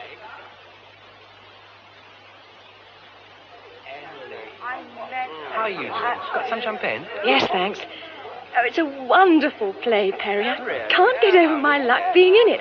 Can't get over the dolphin either. I thought you looked as if you were quite enjoying it. You read Joan Hart exactly right. Now, one wants to feel it's a pity she's Will's sister, because she's the only kind of woman who'd have suited him as a wife. I should think before they were both married, she used to let him in by a side window when he came home to Henley Street after a night on the tiles. Yes, she would. How right you are. Do you like Jeremy's models? Let's go and have a look at them. I'd love to, only I think Marcus Knight's trying to catch your eye. Oh. He looks a bit portentous to me. Oh, Lord, so he does. Thanks for telling me. Ah, Perry, I wondered if I should manage to have a word with you. Oh. We must have a long talk about your wonderful play. And I mean that, dear boy, your wonderful play. Thank you, Marco. Not here, of course, not now, but soon. One other thing, and this in your private ear. I find with some surprise that we are to have W. Hartley Grove in our company. I thought he read Mr. W.H. rather well, didn't you? I could hardly bring myself to listen. Oh, why? My dear man, do you know anything at all about Mr. Harry Grove? Only that he's a reasonably good actor. Now, for your own information, Marco, and I'd be grateful if you'd keep it very strictly between ourselves, I have had no hand in this piece of casting. It was done at the request of the management. They've been amazingly generous in every other way, and even if I wanted to, I couldn't have opposed them. But you mean you had this person thrust upon you?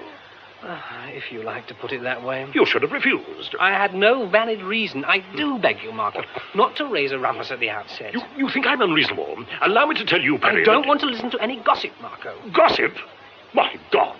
Anyone who accuses me of gossip does me an injury I won't stomach. Let me tell you that I know for a fact that Harry Grove is one of the... Now, what are you two up to, may I ask? Scandal-mongering? Perry, this is an enchanting theatre. I want to see it all. Why don't we have a bacchanal and go in Doric procession through and about the house, tossing down great bumpers of champagne and chanting some madly improper hymn, eh? Led, of course, by our great star. Excuse me, if you please. It is offended. See, it stalks away. It dislikes me, you know, intensely. Well, in that case, don't exasperate it, Harry. Oh, you think better not? It's rather tempting, though, I must say. Still, you're quite right, of course. Apart from anything else, I can't afford to. The great person might give me the sack. Yes, and if he didn't, I might. Do behave nicely, Harry. I must get back into the scrum. Perry, have you seen Harry Grove anywhere? I was talking to him a minute ago. Shall I see if I can find him for you, Gertie? Oh, God, no. I know better than that, I hope. Thank you very much. No doubt he's heavily engaged with our charming leading lady. It doesn't matter two hoots, darling. It was nothing. Fabulous party. Can't wait to begin work. I see great things in 4am, you know. Oh, Lord, don't say we're going to have that sort of trouble. What's the matter, Perry? You look worried. Oh, hello, Emily. No, it's nothing. Just a slight case of director's twitch. That was poor Gertie, wasn't it? She and Harry Grove are breaking up, you know. I'm afraid she's taking it badly. Oh, I didn't know. Oh, my God. And if Harry's making a play for destiny, that would explain... Oh, no, I can't worry about that, no. We must just hope for the best. I'm glad I've seen you again, Emily. I was wondering if you'd care to come back to the studio with Jeremy and me for a spot of supper. I think it's about time we made a move. Yes, I'd like that. Thank you very much. Good. Well, come on, then. Let's find the green slades and say thank you for having us.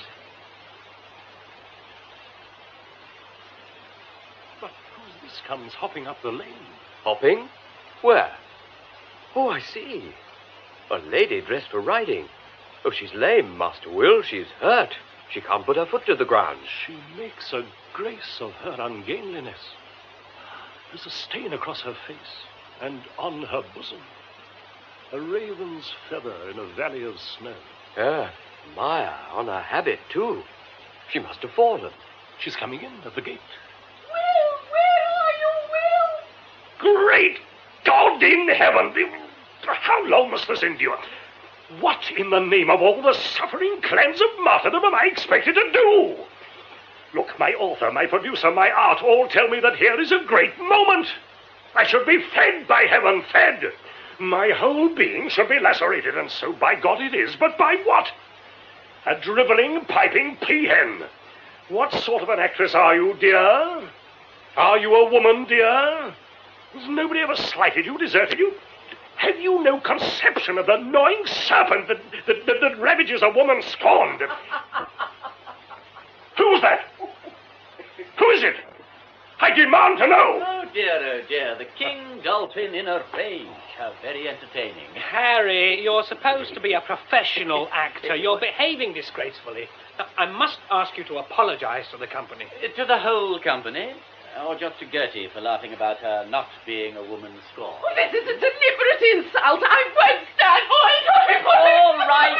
All right. I apologize. Marcus and Gertie, everybody. In 17 plastic and entirely different positions, I will go backstage and be devoured by the worm of contrition. I can't say it was all a mistake and you're not funny, but anything Now, else? be quiet. You will certainly go backstage, and I don't want to either see or hear from you until you make your entrance. Is that understood? Yes. I'm sorry, Barry. I really am. Never in the entire course of my professional experience have I met with such behavior. It's abominable, inexcusable. I will not put up with it. I agree. It was very bad. But I'll speak to Harry later, and I promise you it won't happen again. Now, I suggest we break now. Everyone back at 2 o'clock, please, and we'll go on with the rest of Act 1. Charles, my dear boy, just a word in your ear. Now, when the dark lady enters, now, just turn and move behind the table towards the doors. Oh, Mr. Conduces, I'm so sorry. I didn't see you come in. If you have a moment to spare, Jay, there's a matter I wish to discuss with you. Yes, of course, sir. Would you like to come up to the office? No, thank you. I shall not be long. In reference to the glove and the documents, I am told that their authenticity has now been established. Yes. You have based your piece on these objects.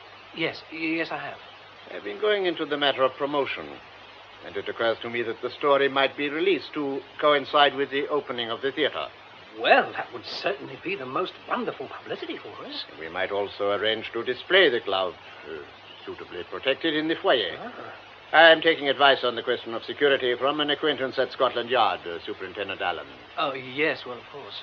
I am told that once its existence becomes known, there is likely to be an unprecedented response, especially from the United States. Yes. Mr. Conduces, I know it's no business of mine, but I can't help asking, would you feel at all concerned about keeping the glove and the documents here, in this country, I mean? That is a sentimental approach to a matter of financial consideration. I cannot speak of the historical or nationalistic aspect. I know nothing of such matters. I dislike pale gloves intensely. Oh, hello, dear boy. Harry, I thought you'd gone to lunch. I just started back to use the phone. What's the matter? Am I interrupting something? Oh, there now. A genius for getting myself in the wrong. It's my only talent. Good morning to you, Grove. And to you, fairy godfather, patron, and all those things. Have you come to see your very own performing dolphin? Yes. Look at Perry. He's struck dumb by my misplaced familiarity. Not for the first time. Well, I mustn't double-blot my copybook, must I? Oh, I do hope you'll be pleased with us, sir. It must be wonderful to have the power to rescue a drowning theatre instead of slapping it under. And you've no personal interest in our disreputable trade, have you? I have little or no knowledge of it. No. Like water, it doesn't really mix with oil. Or is it shipping? I always forget. Been doing any more yachting lately? Oh, well, I mustn't go on being a nuisance. Goodbye, sir. See you later, Perry, dear boy. I am late. I must go. Greenslade will keep you informed of any further developments. Good morning. Good morning, sir. Whew. Wow. Oh, well, we better get some lunch, I suppose.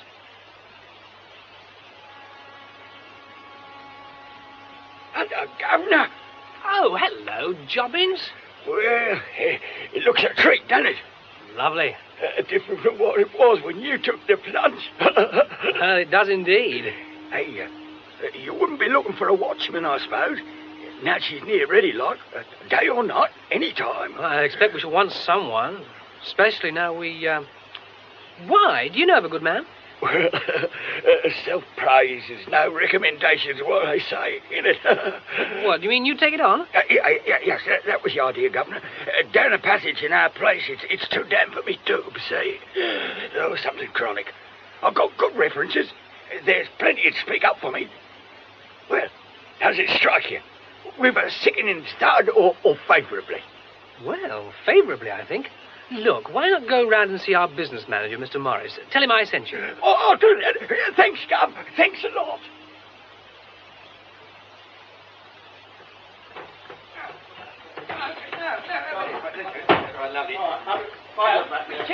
Mr. J.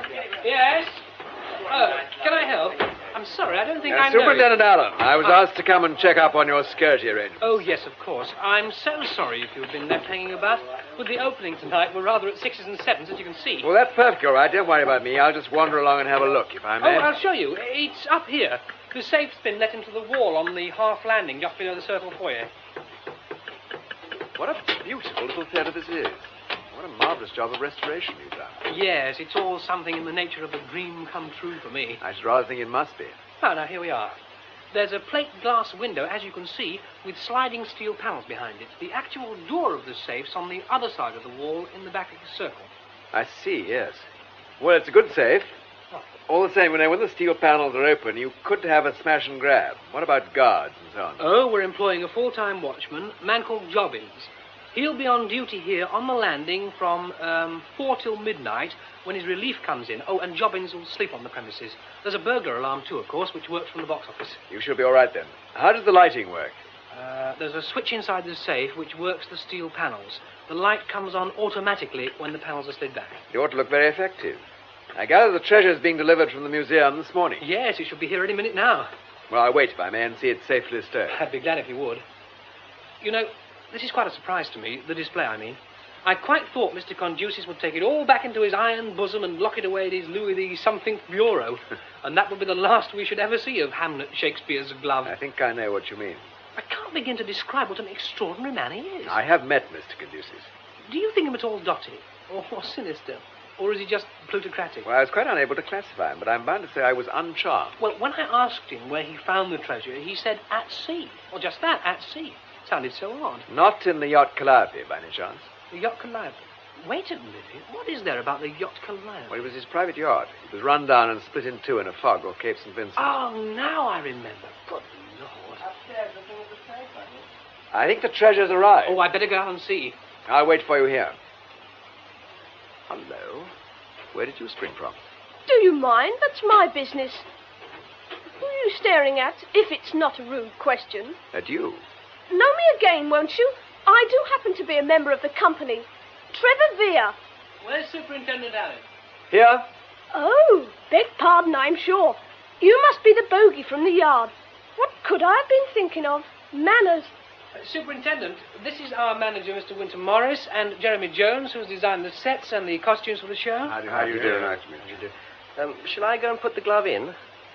We're displaying it and the documents in this easel-shaped unit, you see, Superintendent, so it can be seen from below as well as from the circle foyer. Oh, that's splendid. Oh, fine. Couldn't be better. Shall I shut the door then? Yes. Twiddle the lock and all? Yes. Right. Now, let's have a look. Oh, yeah. Yes, isn't that quite something? It's perfect, I congratulate you, Mr. Jones. You made a beautiful job with the background. Yellow and black. The heraldic colours of a gentleman from Warwickshire. Yeah.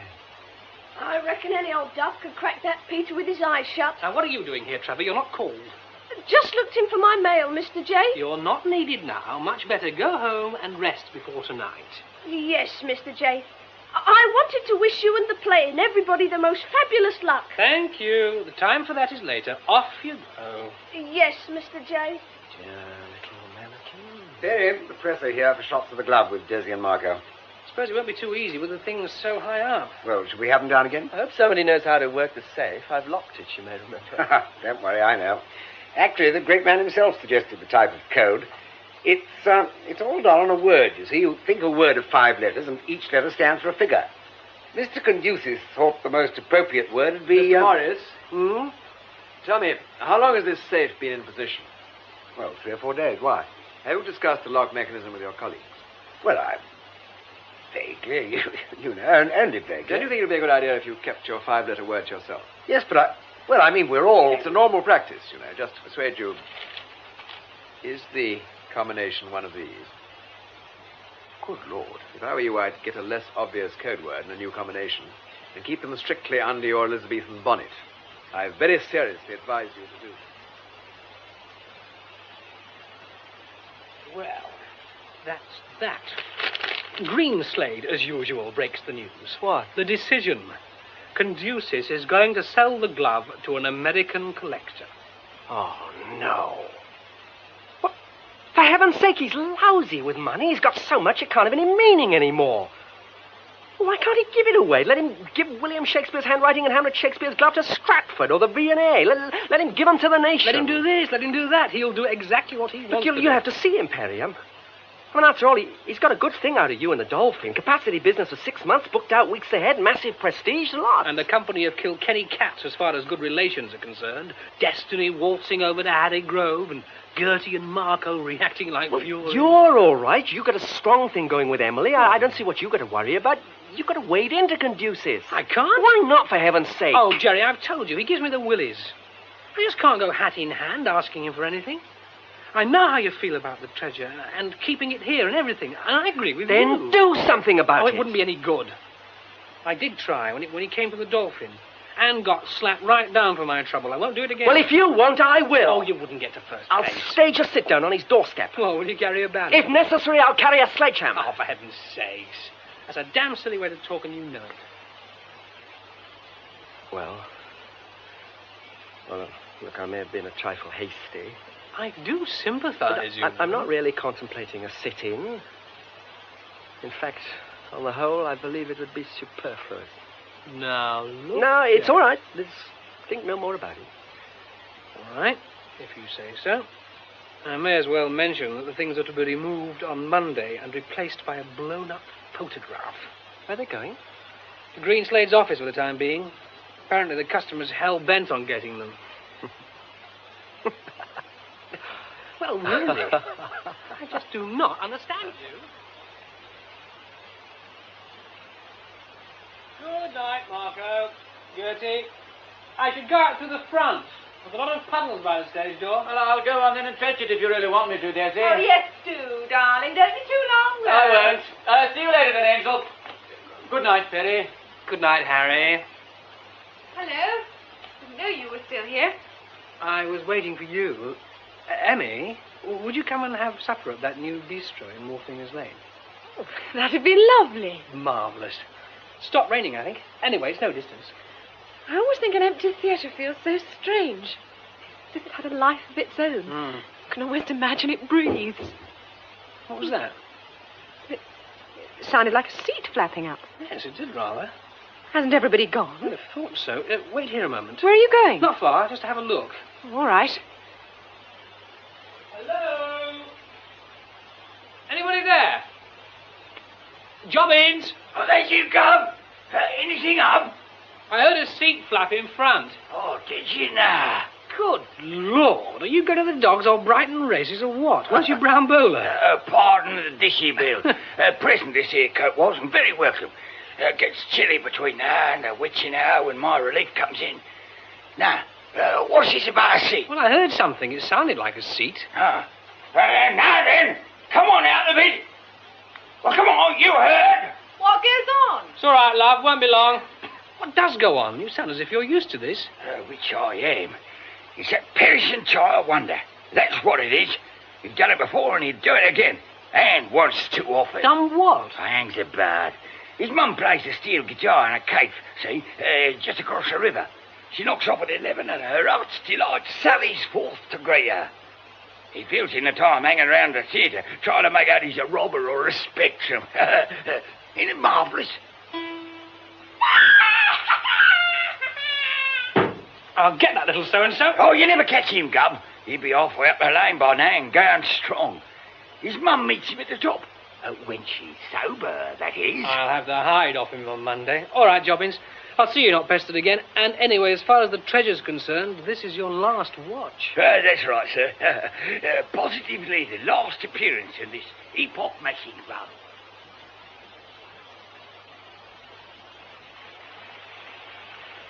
That was great fun, Perry. Thank you so much. It's a lovely supper. Oh, Lord, it's pouring again.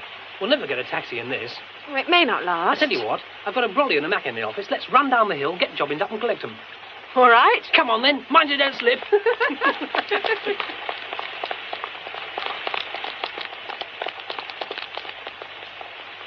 Oh. Listen. Someone else is running in the rain. In the stage door alley. So it is. What? Who is it, Perry? Can you see? It's Hawkins, the relief watchman. God say, oh my God, Mr. J, for God's sake. What the devil's the matter? Well, what is it? What's happened? Oh my God, it's murder, Mr. J. Murder, that's what's happened. Murder? Where? What do you mean? For God's sake, man, put yourself together. Who's been murdered? Henry Jobbins, that's who. His head's all bashed in. Oh God, Mr. J, his head's all bashed in.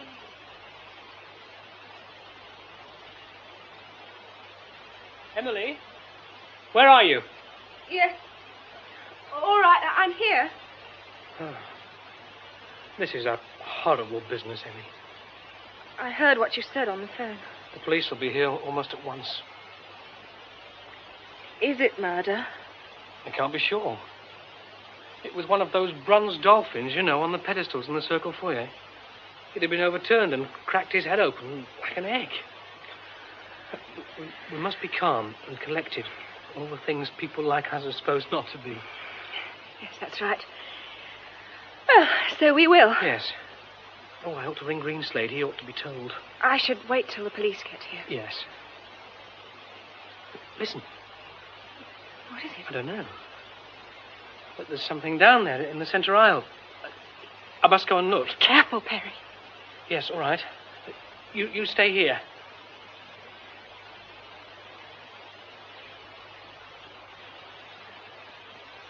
Oh, Trevor. It's Trevor. He badly hurt. I don't know. He's alive, but he isn't conscious.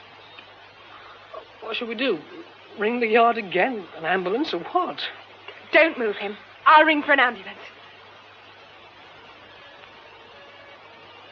Listen, sirens. I'll ring just the same.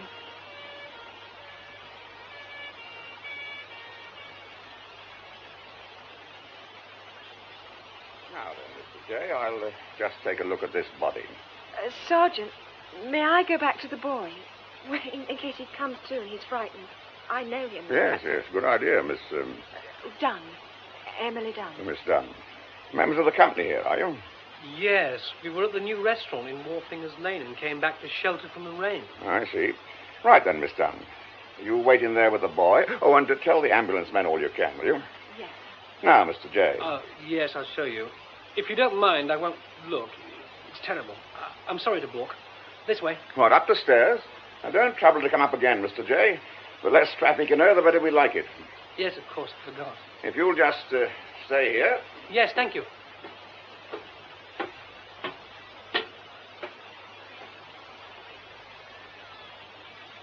Oh, my God, the treasure! Oh, just a minute, sir, if you don't mind. The glove, the letter and the glove. I must see. All right, sir, all right. You can't go up there yet, you know. If you're referring to the contents of that glassed-in cabinet, I can tell you right away. It's been opened from the back, and they've gone. Superintendent Allen, thank God you've come. This is no good at all, is it? What are you two doing here? We got here just after. You look as if you'd better go and sit down somewhere. I won't keep you any longer than I must. Inspector Fox and I'll have a look round and talk to this man Hawkins who discovered the body. And then I hope we'll know more where we stand. I ought to be in hospital. I ought to be home in bed getting looked after. All right, Hawkins. I know you've had a nasty shock and you're feeling rotten, but you see, you're the chap who can help us. Don't give me that. I know what you lot mean when you talk about help. Next thing it'll be the usual bloody warning. No, it won't. Now listen, we'll just go over it once more to make sure I've got it right, and then you can go home. You arrived at the theatre just after midnight. About 5 past. and let yourself in by the stage door using your own key. Then what? Well, I locked the door behind me and shut the bolts. Then I shouted out to Mr. Jobbins to let him know I'd arrived, see? Yes? Well, I went through to the front of the house. There was a bit of light in the circle. He was standing up there wearing his flash new coat. He gave me quite a turn. Jobbins was? You didn't tell us that before. You never asked me. All right. Go on. Well, I said, is that you, Anne? And he says, who do you think it is? And I said I was sorry I was a bit late and should have made the tea. And he says, yes. So I went back to the props room and made it. How long would that take? Well, it's an old electric jug. It's a bit slow. Well, I took it round to the foyer and up the stairs and then... Oh, God. Oh, God. All right, never mind. That'll do for now. Just give your address to Inspector Fox and we'll send you home in a car. Yes, Sergeant, what is it? What have you got there? We've been searching, as instructed, sir, and found these. 7th row of the stalls, about 6 feet from where the boy was lying. A kind of black velvet easel affair, an old glove, and 2 little bits of writing. Would they be what was wanted? Oh, yes, indeed they would. Thank you very much, Sergeant. That was good work. Thank you, sir. Oh, and there's a Mr. Greenslade outside, sir, asking for you. Right, I'll come straight away. Surely that is the explanation, my dear Alan. The boy banged the door to suggest he'd gone, but actually stayed hidden in the theatre. Then, having somehow learnt the number of the combination, robbed the safe. He was caught in the act by Jobbins, who must have seen him from the half landing. As Jobbins made for him, the boy, possibly by accident, overturned the pedestal and the dolphin. He must have run back into the circle, run too fast in his panic, and fallen into the stalls, letting go of the easel with the glove and the documents, which fell with him. Well, as a theory, Mr. Greenslade, it has its attractions. It's tidy, it's simple. And it means all we have to do is to sit back and hope for the boy to recover consciousness and health so that we can send him up for manslaughter. Well, what I don't quite see... oh, I'm sorry. No, go on. Why should the boy come out into the circle foyer where he'd be bound to be seen by Jobbins? Why not go down by the other staircase and let himself out by the stage door? He might have wanted to show off. There might be any number of reasons. What do you say, Alan? Well, the traces we found on the vervet balustrade of the circle can't really be reconciled with a nosedive into the stalls. However, I can relate them, and the boy's injuries, to a blow on the jaw, a fall across the balustrade, a lift, a sidelong drag, and a drop. Also, if the boy is the thief and killer, who unshot the bolts and unslipped the iron bar on the little pass door in the main front entrance? Who left the key in the lock and pulled the door shut from the outside? Did someone do that? That's how the police found it. I never noticed that. Jobbins would have bolted the door and dropped the bar after everyone had gone. I think he kept the key in the corner beyond the box office. No, doesn't add up. You didn't actually see the boy, did you? No, I only heard him catcall and bang the stage door. And there's nothing else you can tell us? Well, not as far as I can think. I've got a sort of notion there's something I've forgotten, some detail. To do with what? Any idea? Oh, the boy, I think. Something about a production of the cherry orchard. Yeah, it's gone. Don't suppose it matters. What action do you propose to take now, Alan? Oh, the usual routine, and very tedious it's likely to be. I should like to see all the members of the cast and the theatre staff during the day. If no one objects, I shall ask them to come here to the Dolphin. It'll save time. Yes, of course. Well, if there's nothing more one can do, you know where I am if you need me. Yes, thank you, Mr. Greenslade. Good night. Good night, dear Alan. Good night, Jane. Good night, Fox. Night, sir. No doubt we'll be in touch. Night. Well, at least there's one saving grace in all this horror. Yes? Oh, yes. If the glove had been lost, I really think I should have gone completely bonkers. You will take care of it. Great care. Good night, Superintendent. Good night, Inspector. Good night. Good night. What's up, Mr. Allen? Anything wrong? Oh, my dear Brer Fox, I'm afraid so. I'm afraid there's no saving grace in this catastrophe after all. But Peregrine J.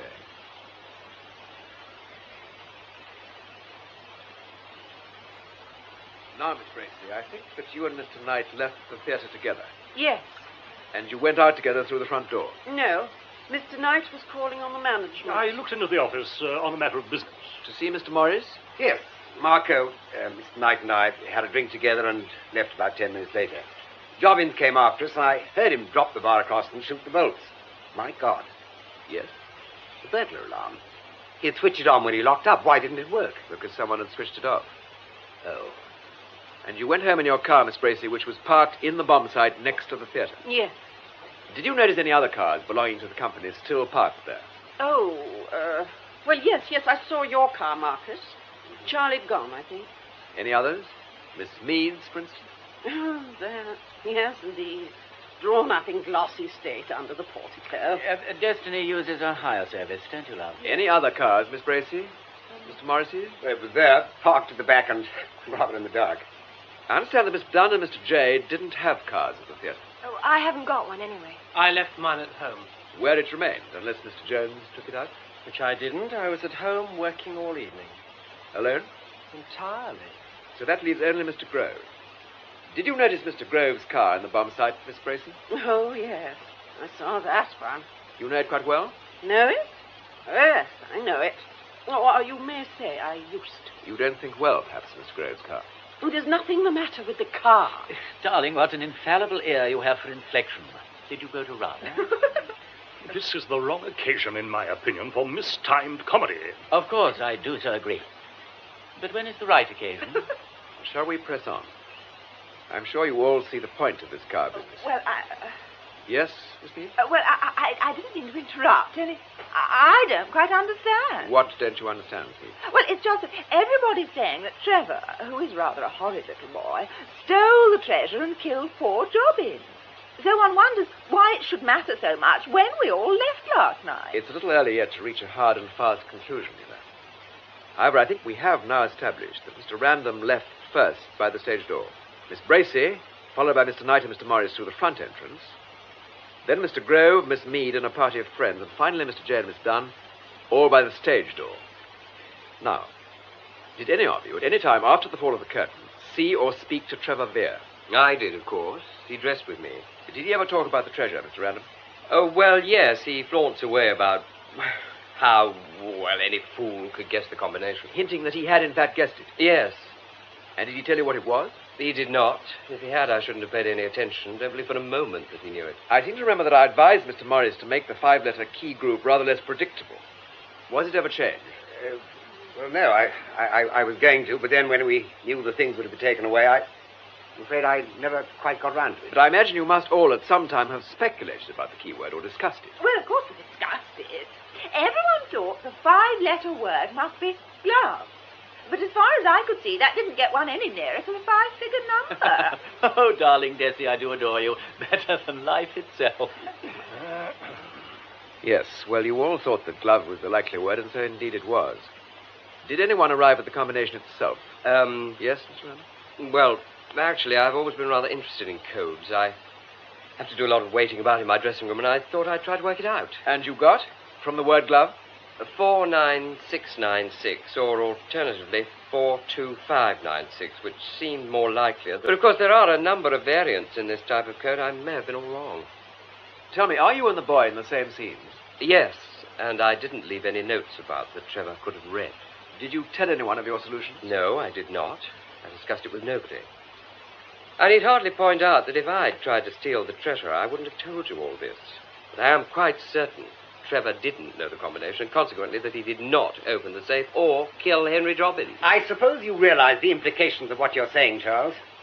I think so. Then I must say you've got a very odd notion of loyalty to your colleagues. I may be very dense, but I can't see where this pronouncement of Charles's leads us. If, as seems to be established, the boy never left the theatre, and if the theatre was locked up and only old Hawkins had the key to the stage door, then how the hell did a third person get in? That, Mr. Knight, is what we now have to consider. Might it have been someone in the audience who stayed behind?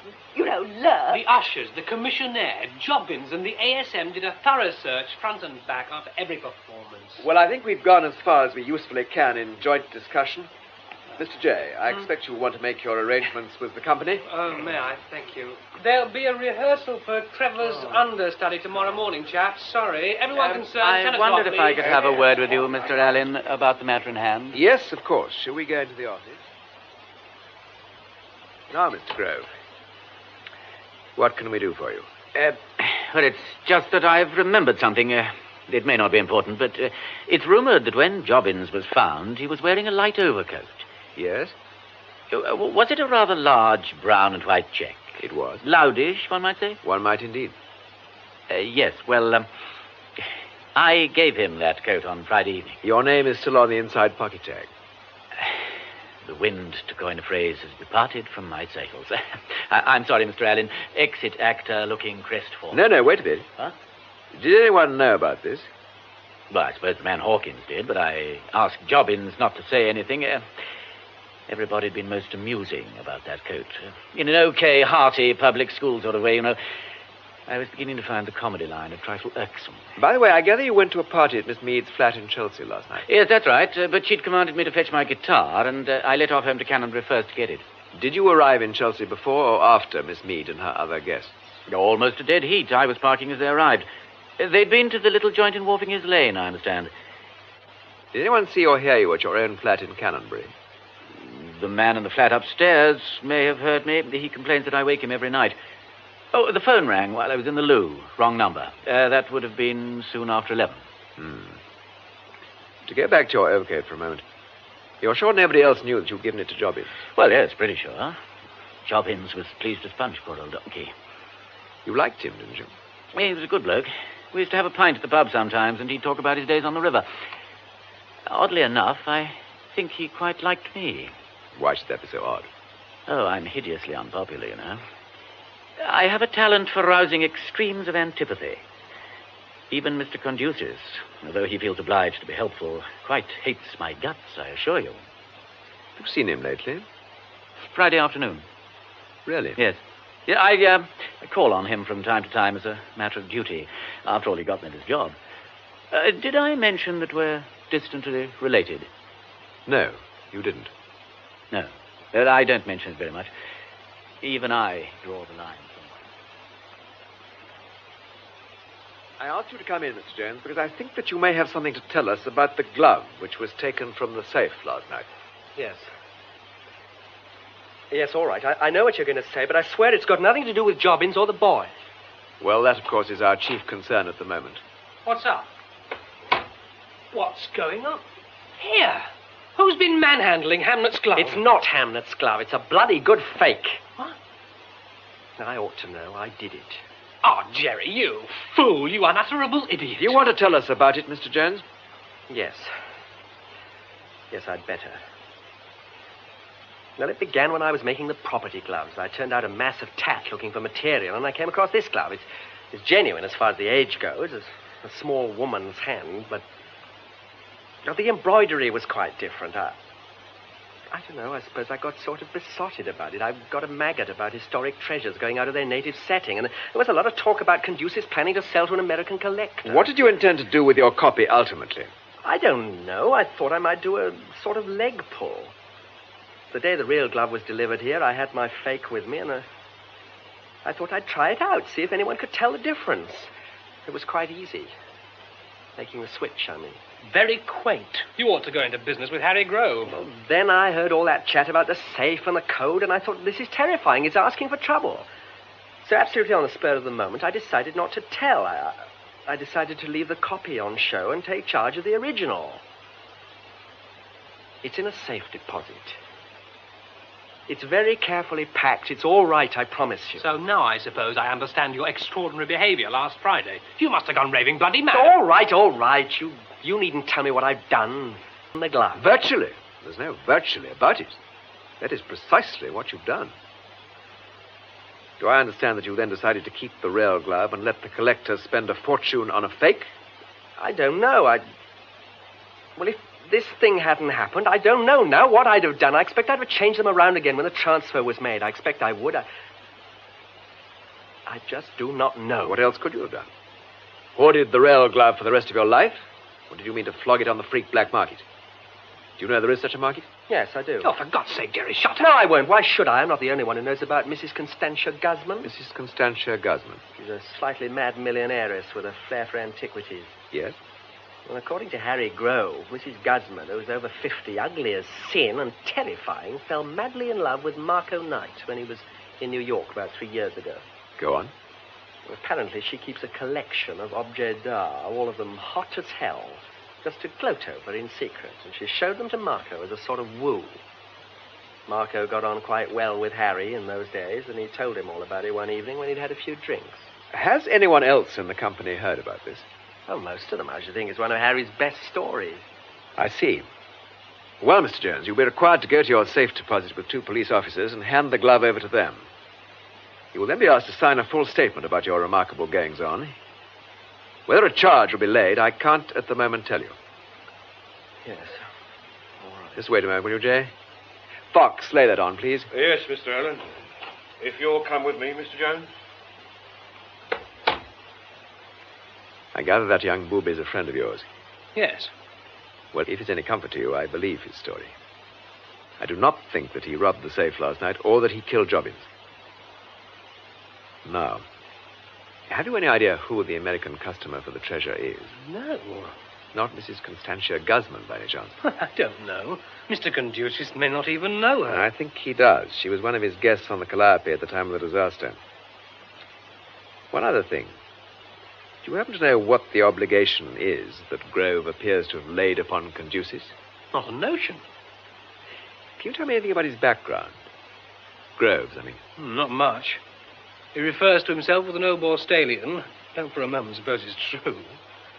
He once told me that he was out of work for so long that he got jobs as a lorry driver, a waiter, steward, and so on. That was before he had his big break in cellar stairs. When was that? Oh, about 6 years ago, I think. Look, I'm going to ask you to do something for me, if you will. I wonder if you'd take an hour to think back over your various encounters with Mr. Conducius and your adventures last night and note down everything you can remember. Could you let me have it as soon as it's ready? Yes, all right. Where will you be? Oh, here for another hour, I should think, then wherever developments take me. We'll leave a police constable on duty in the theatre, and he can take a message if I've gone. Well, Brer Fox, we caught a snarled-up little job this time, haven't we? We have that. It'd be nice if we could put it down to simple theft, discovery, and violence. Yes, it'd be lovely. But we can't, you know. For one thing, the theft of a famous object is always bedeviled by the fact of its being indisposable through the usual channels. So you've got either a crank who steals and floats, or a crank of the type of young Jones, or a kidnapper who holds the stuff to ransom. And you might have a non-professional thief who knows about this Mrs. Guzman and believes she'll play, and you make a packet. That seems to have taken the entire boiling of this lot. Added to which, I suppose you've noticed that according to Hawkins, we've got the fact that our customer apparently opened the safe, killed Jobbins, half-killed the boy, unbolted, unbarred, and unlocked the pass door, and slung his hook. All during the 5 minutes or so it took Hawkins to brew up. Yes. Well, it's impossible, I'll say that for it. It's impossible. Not really, you know. You saw the body. Don't you remember how the coat was? Bunched up and stuffed under the small of the back. Couldn't have got like that by him falling in it. Damn, I missed that one. It's an easy one, too. If only that kid could recover his wits, we'd all know where we were. We might, but concussion's a tricky business. What do we do about Mr. Jeremy Jones? What indeed? I think we take delivery of the glove, give him hell, and go no further. Well, come on, Fox. I don't think there's much we can usefully do here. I want to make a call at the hospital. Then we'll see what Peregrine J has remembered for us. I think that's the lot. What I did in the holes. Keep it bright, brief, and descriptive. It's far from brief. I seem to have done an unconscionable lot. Sure you haven't forgotten the one apparently trifling clue around which the whole mystery revolves? Oh, you're very jokey, aren't you? Oh, I'm not sure at all. The near-drowning incident's complete, I think, but I don't know about the visit to Curzon Street. Of course, I was plastered by the time it was over. How extraordinary it was. Really, he was odd. Do you know, darling, it seems to me now as if he acted under some kind of compulsion. What did he do that was so odd? Well, there was an old menu card from the yacht Calliope. It was in the box under the treasure, and he snatched it away and he tore it up. I suppose if your yacht's been wrecked under your feet, you don't much enjoy being reminded of it. No, but I got the impression it went deeper than that. Now, there's another thing to do with last night, during that rumpus over Trevor. There were the cat calls, the door slamming, and something else. Oh, damn, I wish I could think. Well, don't try and remember, then perhaps you will. I can remember thinking about the cherry orchard. One of those momentary back-of-the-mind things. And there was a quotation running through my head afterwards. Vanished with a something perfume and... Wait a minute, I've got it. What? Vanished with a something perfume and a faint melodious twang.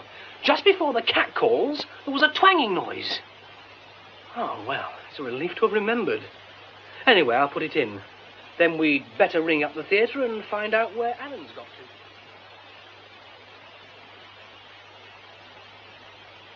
Hello? What's up? That's a Rosa. I haven't done nothing. You're all right. You had a fall. You're the super. Yes, that's right. We've met before. Yeah. Where, though? In the Dolphin, upstairs in the circle. In the circle? Things happen up there, don't they? You could say that again. All over the house. You had old Jobbins guessing. And that's no error. What did you do? We made like spooks, see? Anything else? Ping! How did you do it? Just like that with your mouth? Do you mind? My mum plays the old steely. Hey, was that when I got knocked out or something? That was a bit later. You had a fall. Can you remember what happened after you banged the stage door? No, not a thing. I was concussed. The doc says I was very badly concussed. Where did I fall, Super? What's the story? You fell into the stalls. Would you mind? It's true. Into the stalls? Cripes! Why? That's what I want to find out. Well, I don't know. I blacked out. I can't remember. Never mind. Go back to sleep again. Some of the company will be coming to see you tomorrow. They may only stay a few minutes, but they'd like to say hello. Okay. I'm tired now, though. Do me a favour and pack it in, will you? What's your idea about these visits, then, Mr. Allen? We'll arrange them for tomorrow, about noon. We'll get Peregrine J to call the actors and fix the timetable. He can tell them the truth, that the boy can't remember what happened, and it's hoped that encounters with the rest of the cast may set up some chain of association that could lead to a recovery of memory. One of them won't fancy that idea. No, but it wouldn't do to refuse. The nerve might crack. There might be a bolt. We can't tell with that sort of temperament. Still, we're well provided. Well, Brer Fox, the next thing we've got to do is to talk to Mr. Conducis, and it's going to be tricky. Yeah, he's a rum sort of character, isn't he? Exceedingly rum. Cold fish. And yet, not an insensitive fish. No indication of any background, apart from wealth, or of any particular race. He carries a British passport. He inherited one fortune and made Lord knows how many more. He spent most of his life abroad, a lot of it in the Calliope, till she was cut in half under his feet. That was 6 years ago. Yeah, perhaps it's left him a bit funny for keeps. Perhaps. Jay's account of his behavior that morning. Hell's boots and gaiters. Oh, what's all that about? A hunch. You mean... No, just a hunch. Now, we'll see. Incidentally, you went over all the properties in the theatre, didn't you? Mm-hmm. No musical instruments? None. Well, it's time we set out for Curzon Street. I'm going to cling to Peregrine J's notes, as Mr. C was reported to have clung to his raft. I still don't know what line we're going to take exactly. We'll let him dictate it to begin with. Come on. I am perfectly ready to help you, Superintendent. And only regret that I am unlikely to be able to do so. I've had virtually no personal contact with the management of the Dolphin or the company. With the exception, perhaps, of Mr. Grove. He was already known to me. I understand you're related. A distant connection. Mr. Conducis, I'm afraid I must ask you to talk about something which may be painful to you. I want you to tell me about the Calliope and the disaster. That was 6 years ago, wasn't it? Yes. You told Mr. J, I believe, that you bought the Shakespeare relics 6 years ago. Yes. Had you this treasure on board the yacht? Why should you think so? Because J found under the glove the menu for a dinner in the Calliope. He thinks it was headed Villefranche. I bought the relics from a person in the yacht. Who was this person, if you please? I've forgotten.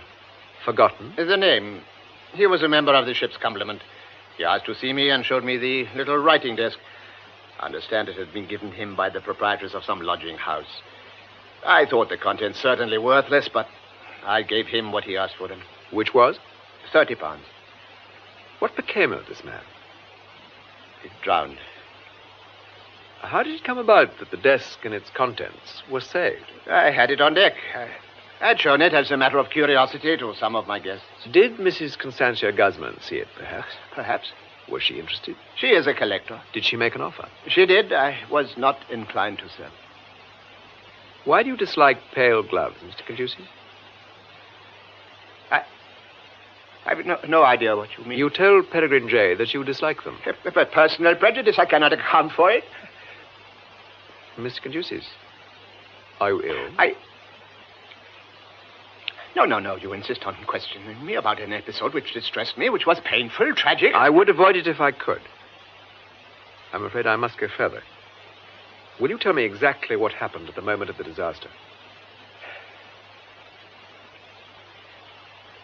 There was a fog. The yacht collided with a tanker. There was a fire and oil on the water. I was on deck. I slid down onto the raft, which was in the swimming pool. Still with the little desk? Yes, it was under my arm. I lay on the raft with the desk beneath me. I was badly bruised. That is all. We were picked up by the tanker. Were there other people on the raft? I believe so. I was told so. Pretty hazardous, I should have thought. It wouldn't accommodate more than... how many? I don't know. Mr. Caduceus, when you saw Peregrine J.'s gloved hand clinging to the edge of that hole in the stage at the Dolphin, and heard him cry out that he would drown if you didn't save him, were you reminded... No, be quiet, be quiet. You've told them. You betrayed me. I wish to God I'd killed you.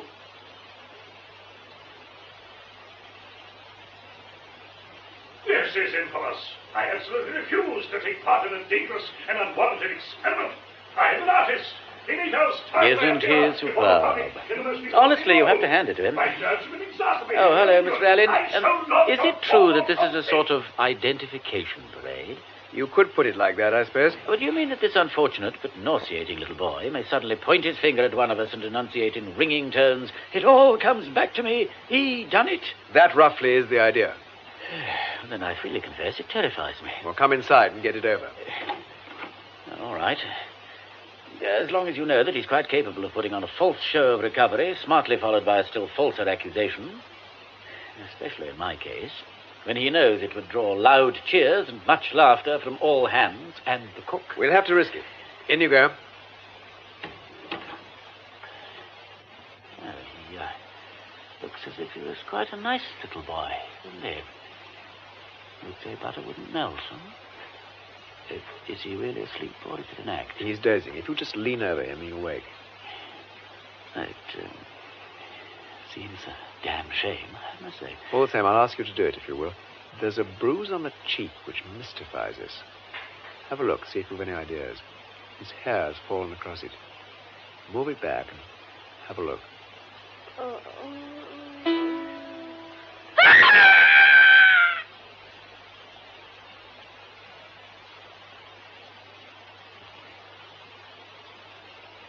I think it's only fair to give you all some matter tonight. Grove left the theatre, telling Miss Mead he'd go home and collect his guitar. He had, in fact, brought his guitar to the theatre and hidden it in the props room, where it was found by Trevor in the course of his illicit explorations. Grove got into his car, drove round the block, parked out of sight in Phipps Passage, and re-entered the theatre by the pass door in the front entrance. But it was bolted. Well, this was before Mr. Knight and Mr. Morris left, while they were having a drink in the office. Oh, I see. It was your remembering that scrap of evidence, Jay, that made me begin to wonder whether Grove had brought his guitar to the theatre and not gone to Canonbury. He remained hidden throughout the rumpus over Trevor until, as he thought, the Dolphin was deserted apart from Jobbins. Soon after 11, he dialed his own number and let it ring just long enough for his neighbour to hear it and suppose it had been answered. He then retrieved the guitar and left it by the front door. He switched off the burglar alarm and returned to the circle by the back staircase to wait. All this time, Trevor peeps, follows, and spies. Just before midnight, Jobbins left his post by the treasure to make his routine calls to police and fire. Grove left his hiding place and, using a torch, opened the safe. Then he did know the combination? Yes. During the period after the safe was installed and before the treasure arrived, it was not guarded. I think he may have done a bit of experimenting after hours on the possible glove combination. Oh, God. He removed the display stand and the contents, inadvertently touching the switch that operates the steel panels and the interior lighting. It was at this point that Trevor, who'd stolen quite close, just as he did to me when I was looking at the safe, jumped out with one of his spook noises. Grove bolted into the circle foyer, clutching his loot, only to find Jobbins rushing upstairs towards him. He pushed the dolphin pedestal over and down. As Jobbins fell, Trevor came out of the circle and screamed. Grove made for him, caught him in the front row, and after a brief struggle, during which the treasurer went overboard, precipitated the boy into the stalls. The last thing Trevor remembers now is Grove's face close to his own. It was the sight of it this morning, together with a single twang affected by Inspector Fox, modestly concealed behind the screen, that bridged the gap in his memory. Of course, it's a single plangent note that brings down the curtain in the cherry orchard. What the hell are you talking about? I'll just finish the story. Grove heard Hawkins at the stage door and knew he'd come straight into the front. So he returned to the body, dressed in his own outlandish coat. He strips off the coat and re-enters the darkened circle, to all intents and purposes, Jobbins. Hawkins goes backstage to make the tea. Grove then had time to bundle the body back into the coat, collect his guitar, and let himself out by the front entrance. He arrived at Miss Mead's party fully equipped to be the life and soul of it. And what? Never mind, my darling, never mind. We must rise above it. We must try to forget. The motive, of course, was theft. Harry Grove knew a great deal about Mrs. Constantia Guzman. He knew if the treasure was stolen, she'd give a fortune under the counter for it. But he knew more about her than that. She was a guest of Mr. Conduce's in the Calliope when the yacht was wrecked. You see, at that time, 6 years ago, Grove was going through a bad patch, taking any jobs he could get. Lorry driving, waiter, steward. I was about to ask you yesterday, sir, when Grove himself interrupted us. Was he a steward on board the Calliope? Yes. How did that come about? He brought himself to my notice. His father was a distant and unsatisfactory connection of mine. And he sold you the glove and the documents? Yes. For £30. I have already said so. Well, I won't keep you any longer. I'm taking an unorthodox line when I tell you that Grove has said he will not contest the accusations of assault. He will, he says, admit taking the treasure and plead that his subsequent actions were instinctive and self-protective. If he sticks to this defense, it will mean a short trial, with little evidence being called. Why is he doing that? Why isn't he going all out for an acquittal? I asked him that, Mr. J. He said he was suddenly sick of the whole thing, and that he thought it would work out better that way for William Shakespeare and the Dolphin.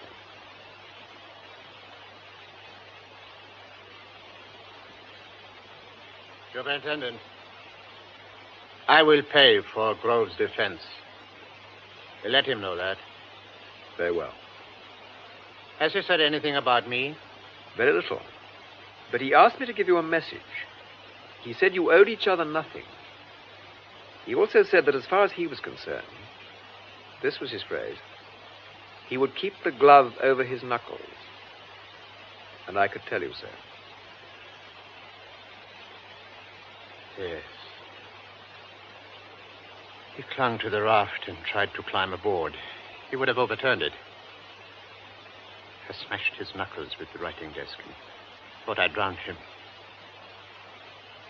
His hands were gloved. They curled and opened and slid away in their own blood. Nobody saw. He has blackmailed me ever since. I'm not cancelling, and there's very little publicity. I can't understand it. Could it be the hand of Conduce's? Could be. Didn't somebody say power corrupts? It may do, but it comes in handy, dear boy. It comes in handy. All the same, you know, Emmy, I hope it's not the hand of Conduce's. I hope it's the Dolphin and us. You know, I'm sure he stayed behind to unburden himself to Alan. What of? Oh, goodness knows.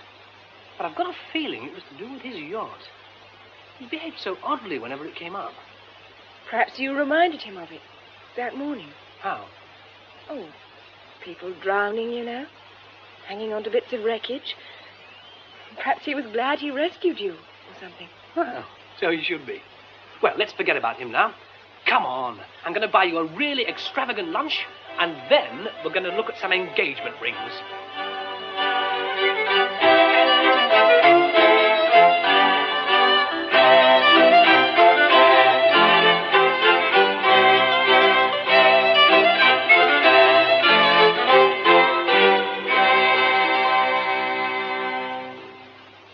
Death at the Dolphin, the novel by Nio Marsh, adapted by Alison Plowden, Detective Superintendent Allen was played by Peter Howell. Perry J. by David Valler, Mr. Conducis by Malcolm Hayes, Harry Grove by Frank Duncan, Jobbins, Bruce Beebe, Jeremy Jones, Anthony Hall, Greenslade, Gerald Cross, Marcus Knight, Victor Lucas, Destiny Mead, Sonia Fraser, Gertie Bracey, Betty Bascom, Emily Dunn, Patricia Gallimore, Charles Random, Leslie Heritage, Trevor Vere, David Howe, Winter Morris, John Gabriel, Hawkins, Patrick Towell, Sergeant Hector Ross, Inspector Fox, Edward Kelsey. The play was produced by Betty Davis. Well, I wonder if you'll need to be reminded that that play will be repeated on Monday afternoon on Radio 4 at 3 o'clock.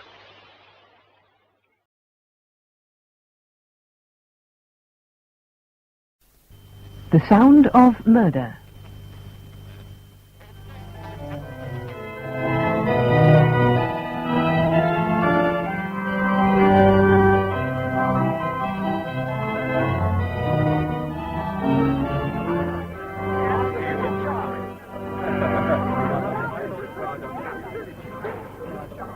Martin! Hello, V. Am I late? The service is all over. Oh, God. The rest of the family have all gone on to the reception. Traffic was fine as far as Red Hill, but after that it was... I want a serious talk with you. Honestly, I left Salton with plenty of time to spare. About Henry. Henry? I want you to find him for me. Where did you last put him? Oh, grow up, kid brother. This is serious. Wasn't that Henry playing the organ? No, it was someone they had to find at the last moment. Well, Henry always plays the organ at family weddings. I know. Besides, I thought young Cynthia was a favourite. She is. So what's he up to? Well, earlier this month he went off to the southwest on an organ playing tour. So? He was due back the day before yesterday, but there's been no sign of him. Not even a message? Well, 10 days ago he sent me a postcard from Launceston. He said he was going to a village called Fernybrook in the Moor. And where's that? Dartmoor. It seems the church organ there is something special. He wanted to make a tape recording. I see. He also said he'd be back on Thursday, and he was looking forward to playing at Cynthia's wedding. And that's the last you heard from him? Yes. You can tell the police. No. I want this kept in the family. But surely it would be... It could be simply one of Henry's little lapses. Again? You might say he was a martyr to young women. Might I? One flattering remark from a girl Cynthia's age, and he completely loses his head. He's certainly vain. What man isn't? He does always come back to you, of course. Till now. You think that this time he won't? I think that someone in the family should go down to Devon and make inquiries. Oh. And as you're going back to Salcombe, well, Dartmoor's not much of a diversion, is it? You can call into Fernybrook on the way. I guess I could spare some time. Spare some time? You retired from the Navy 3 months ago, and all you've done since is mess about in boats. Boats, I understand. Okay, if you want an escort, searching for Henry, Brother Martin is willing. Escort? I can't go. What? I've got the family business to run. Oh. You should see my appointments book. Monday, Aberdeen. Tuesday, Oslo. Wednesday, Paris. Perhaps you... You? Well, I haven't got the head for it. Besides... Yes? Well, this business with Henry, I don't want to upset the poor old boy by stumbling into one of his silly little affairs. Oh. He's always so embarrassed about them. I found him cry like a kid. They're being found out? Because he hates to hurt anyone, especially me. You should know. So, if there's some designing little bitch down there who's got to be dealt with, you better let me know. Why? He won't have enough money. Oh, I see. But we'd better move. I can't have you missing the reception, too. Whatever you say. Can you get away immediately after it? Oh, sorry. I've arranged to spend the rest of the weekend with some friends at Hamble.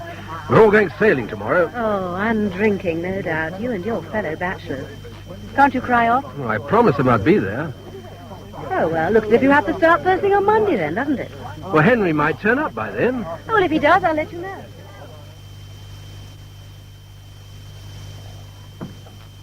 Perhaps you'll join me. Never touch it.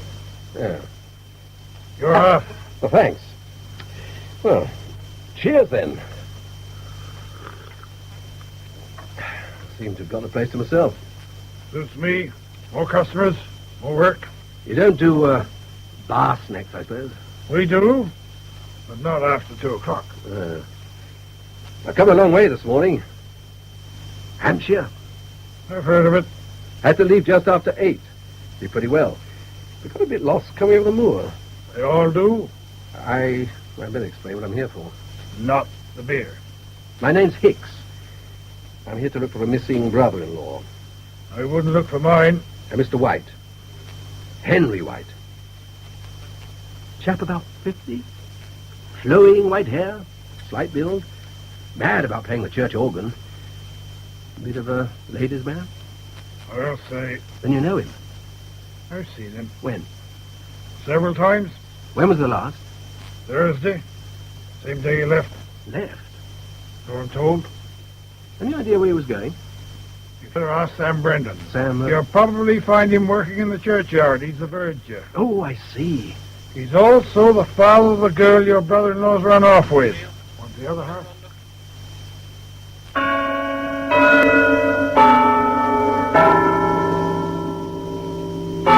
You ask me what I think, sir. It's this. She's a fool, and he's a bigger un. But have you any idea where they might have gone, Mr. Brendan? No, sir. How long has she been missing? Not been seen round here since last Thursday. Neither has he. Have you tried looking for them? Don't have to. They'll be coming back. How do you know? He's left a very expensive gadget behind. Oh? It's in the vestry. That's it over there. His tape recorder. The church organ's a Father Smith, very old. Your brother-in-law spent hours recording himself playing on it. Expensive machine like this, you'd expect him to look after it, not leave it lying around in a vestry. He didn't. I found it up there in the church and still plugged in. As if he just walked out and forgotten it. So I brought it in here. Very thoughtful of you. If he wants the key to the vestry, he'll need to see me. Was there a tape attached to the machine? No, sir. You're quite sure? Certainly. Well, as you say, it looks as if he's coming back. So do I wait or carry on to sort them? Is there anyone in the village who can put me up for the night? The season's over. Where did Henry stay? Thornton Cottage. Mrs. Hamlin runs the place. But I doubt she'll help you. I can still ask. You can ask. I'll show you where it is. Thank you. Water, Mr. Brendan? 20. If you're right about this... Oh, listen. I'll have a pijo with Henry. I won't. You don't need to. No. He's a puny mortal. I can sprang... You're popular in this village. Well, so I gather. Even if he was, I couldn't put you up. Because the season's over. All this week I'm working up at the big house for Sir Lionel. Oh? Sir Lionel Dunning. I've heard the name. Oh, I expect you have. He's not a musician, but he is to do with music. I see. This cottage belongs to him. Oh? His sister lived here, Miss Emily. I looked after her. As well as the paying guest. Your brother-in-law wouldn't have paying guest. He stayed here for nothing? Not the first visit, naturally, but the second one he did. Second? The first was in July. Stayed here for 3 weeks and worked his charms on Miss Emily so he could do whatever he wanted. She liked him. He had a way with elderly spinsters. Once told me he was an orphan brought up by maiden aunts. When did he arrive? Last Tuesday. Miss Emily, all of a twitter, of course, poor thing. She got so excited about his coming, she had a stroke during Monday night and died. Did she suffer from heart trouble? All her life. Well, I'm sorry, but you can hardly blame Henry. Well, that's as may be, but I do for clinging on to his free lodging. The state he was all in, I thought he'd have the decency to take himself off, not he. Said she told me he could stay till Thursday, so stay till Thursday he did. I'm afraid he was probably short of ready cash. All day Wednesday he was over at Newton Cross at the races. Well, no, Henry backed horses. Only the ones with 3 legs, judging by his pace that evening. He came back worse off than he went. That is why he tried to steal one of our watercolours. What? Morning he left, I saw him slipping it into his suitcase. He said Miss Emily had always wanted he to have it. You mean he kept it? While we were arguing, Sir Lionel walked in. He told him to put it back. Which he did? Double quick. Sir Lionel then ordered him off the premises. Out he went. I see. You should have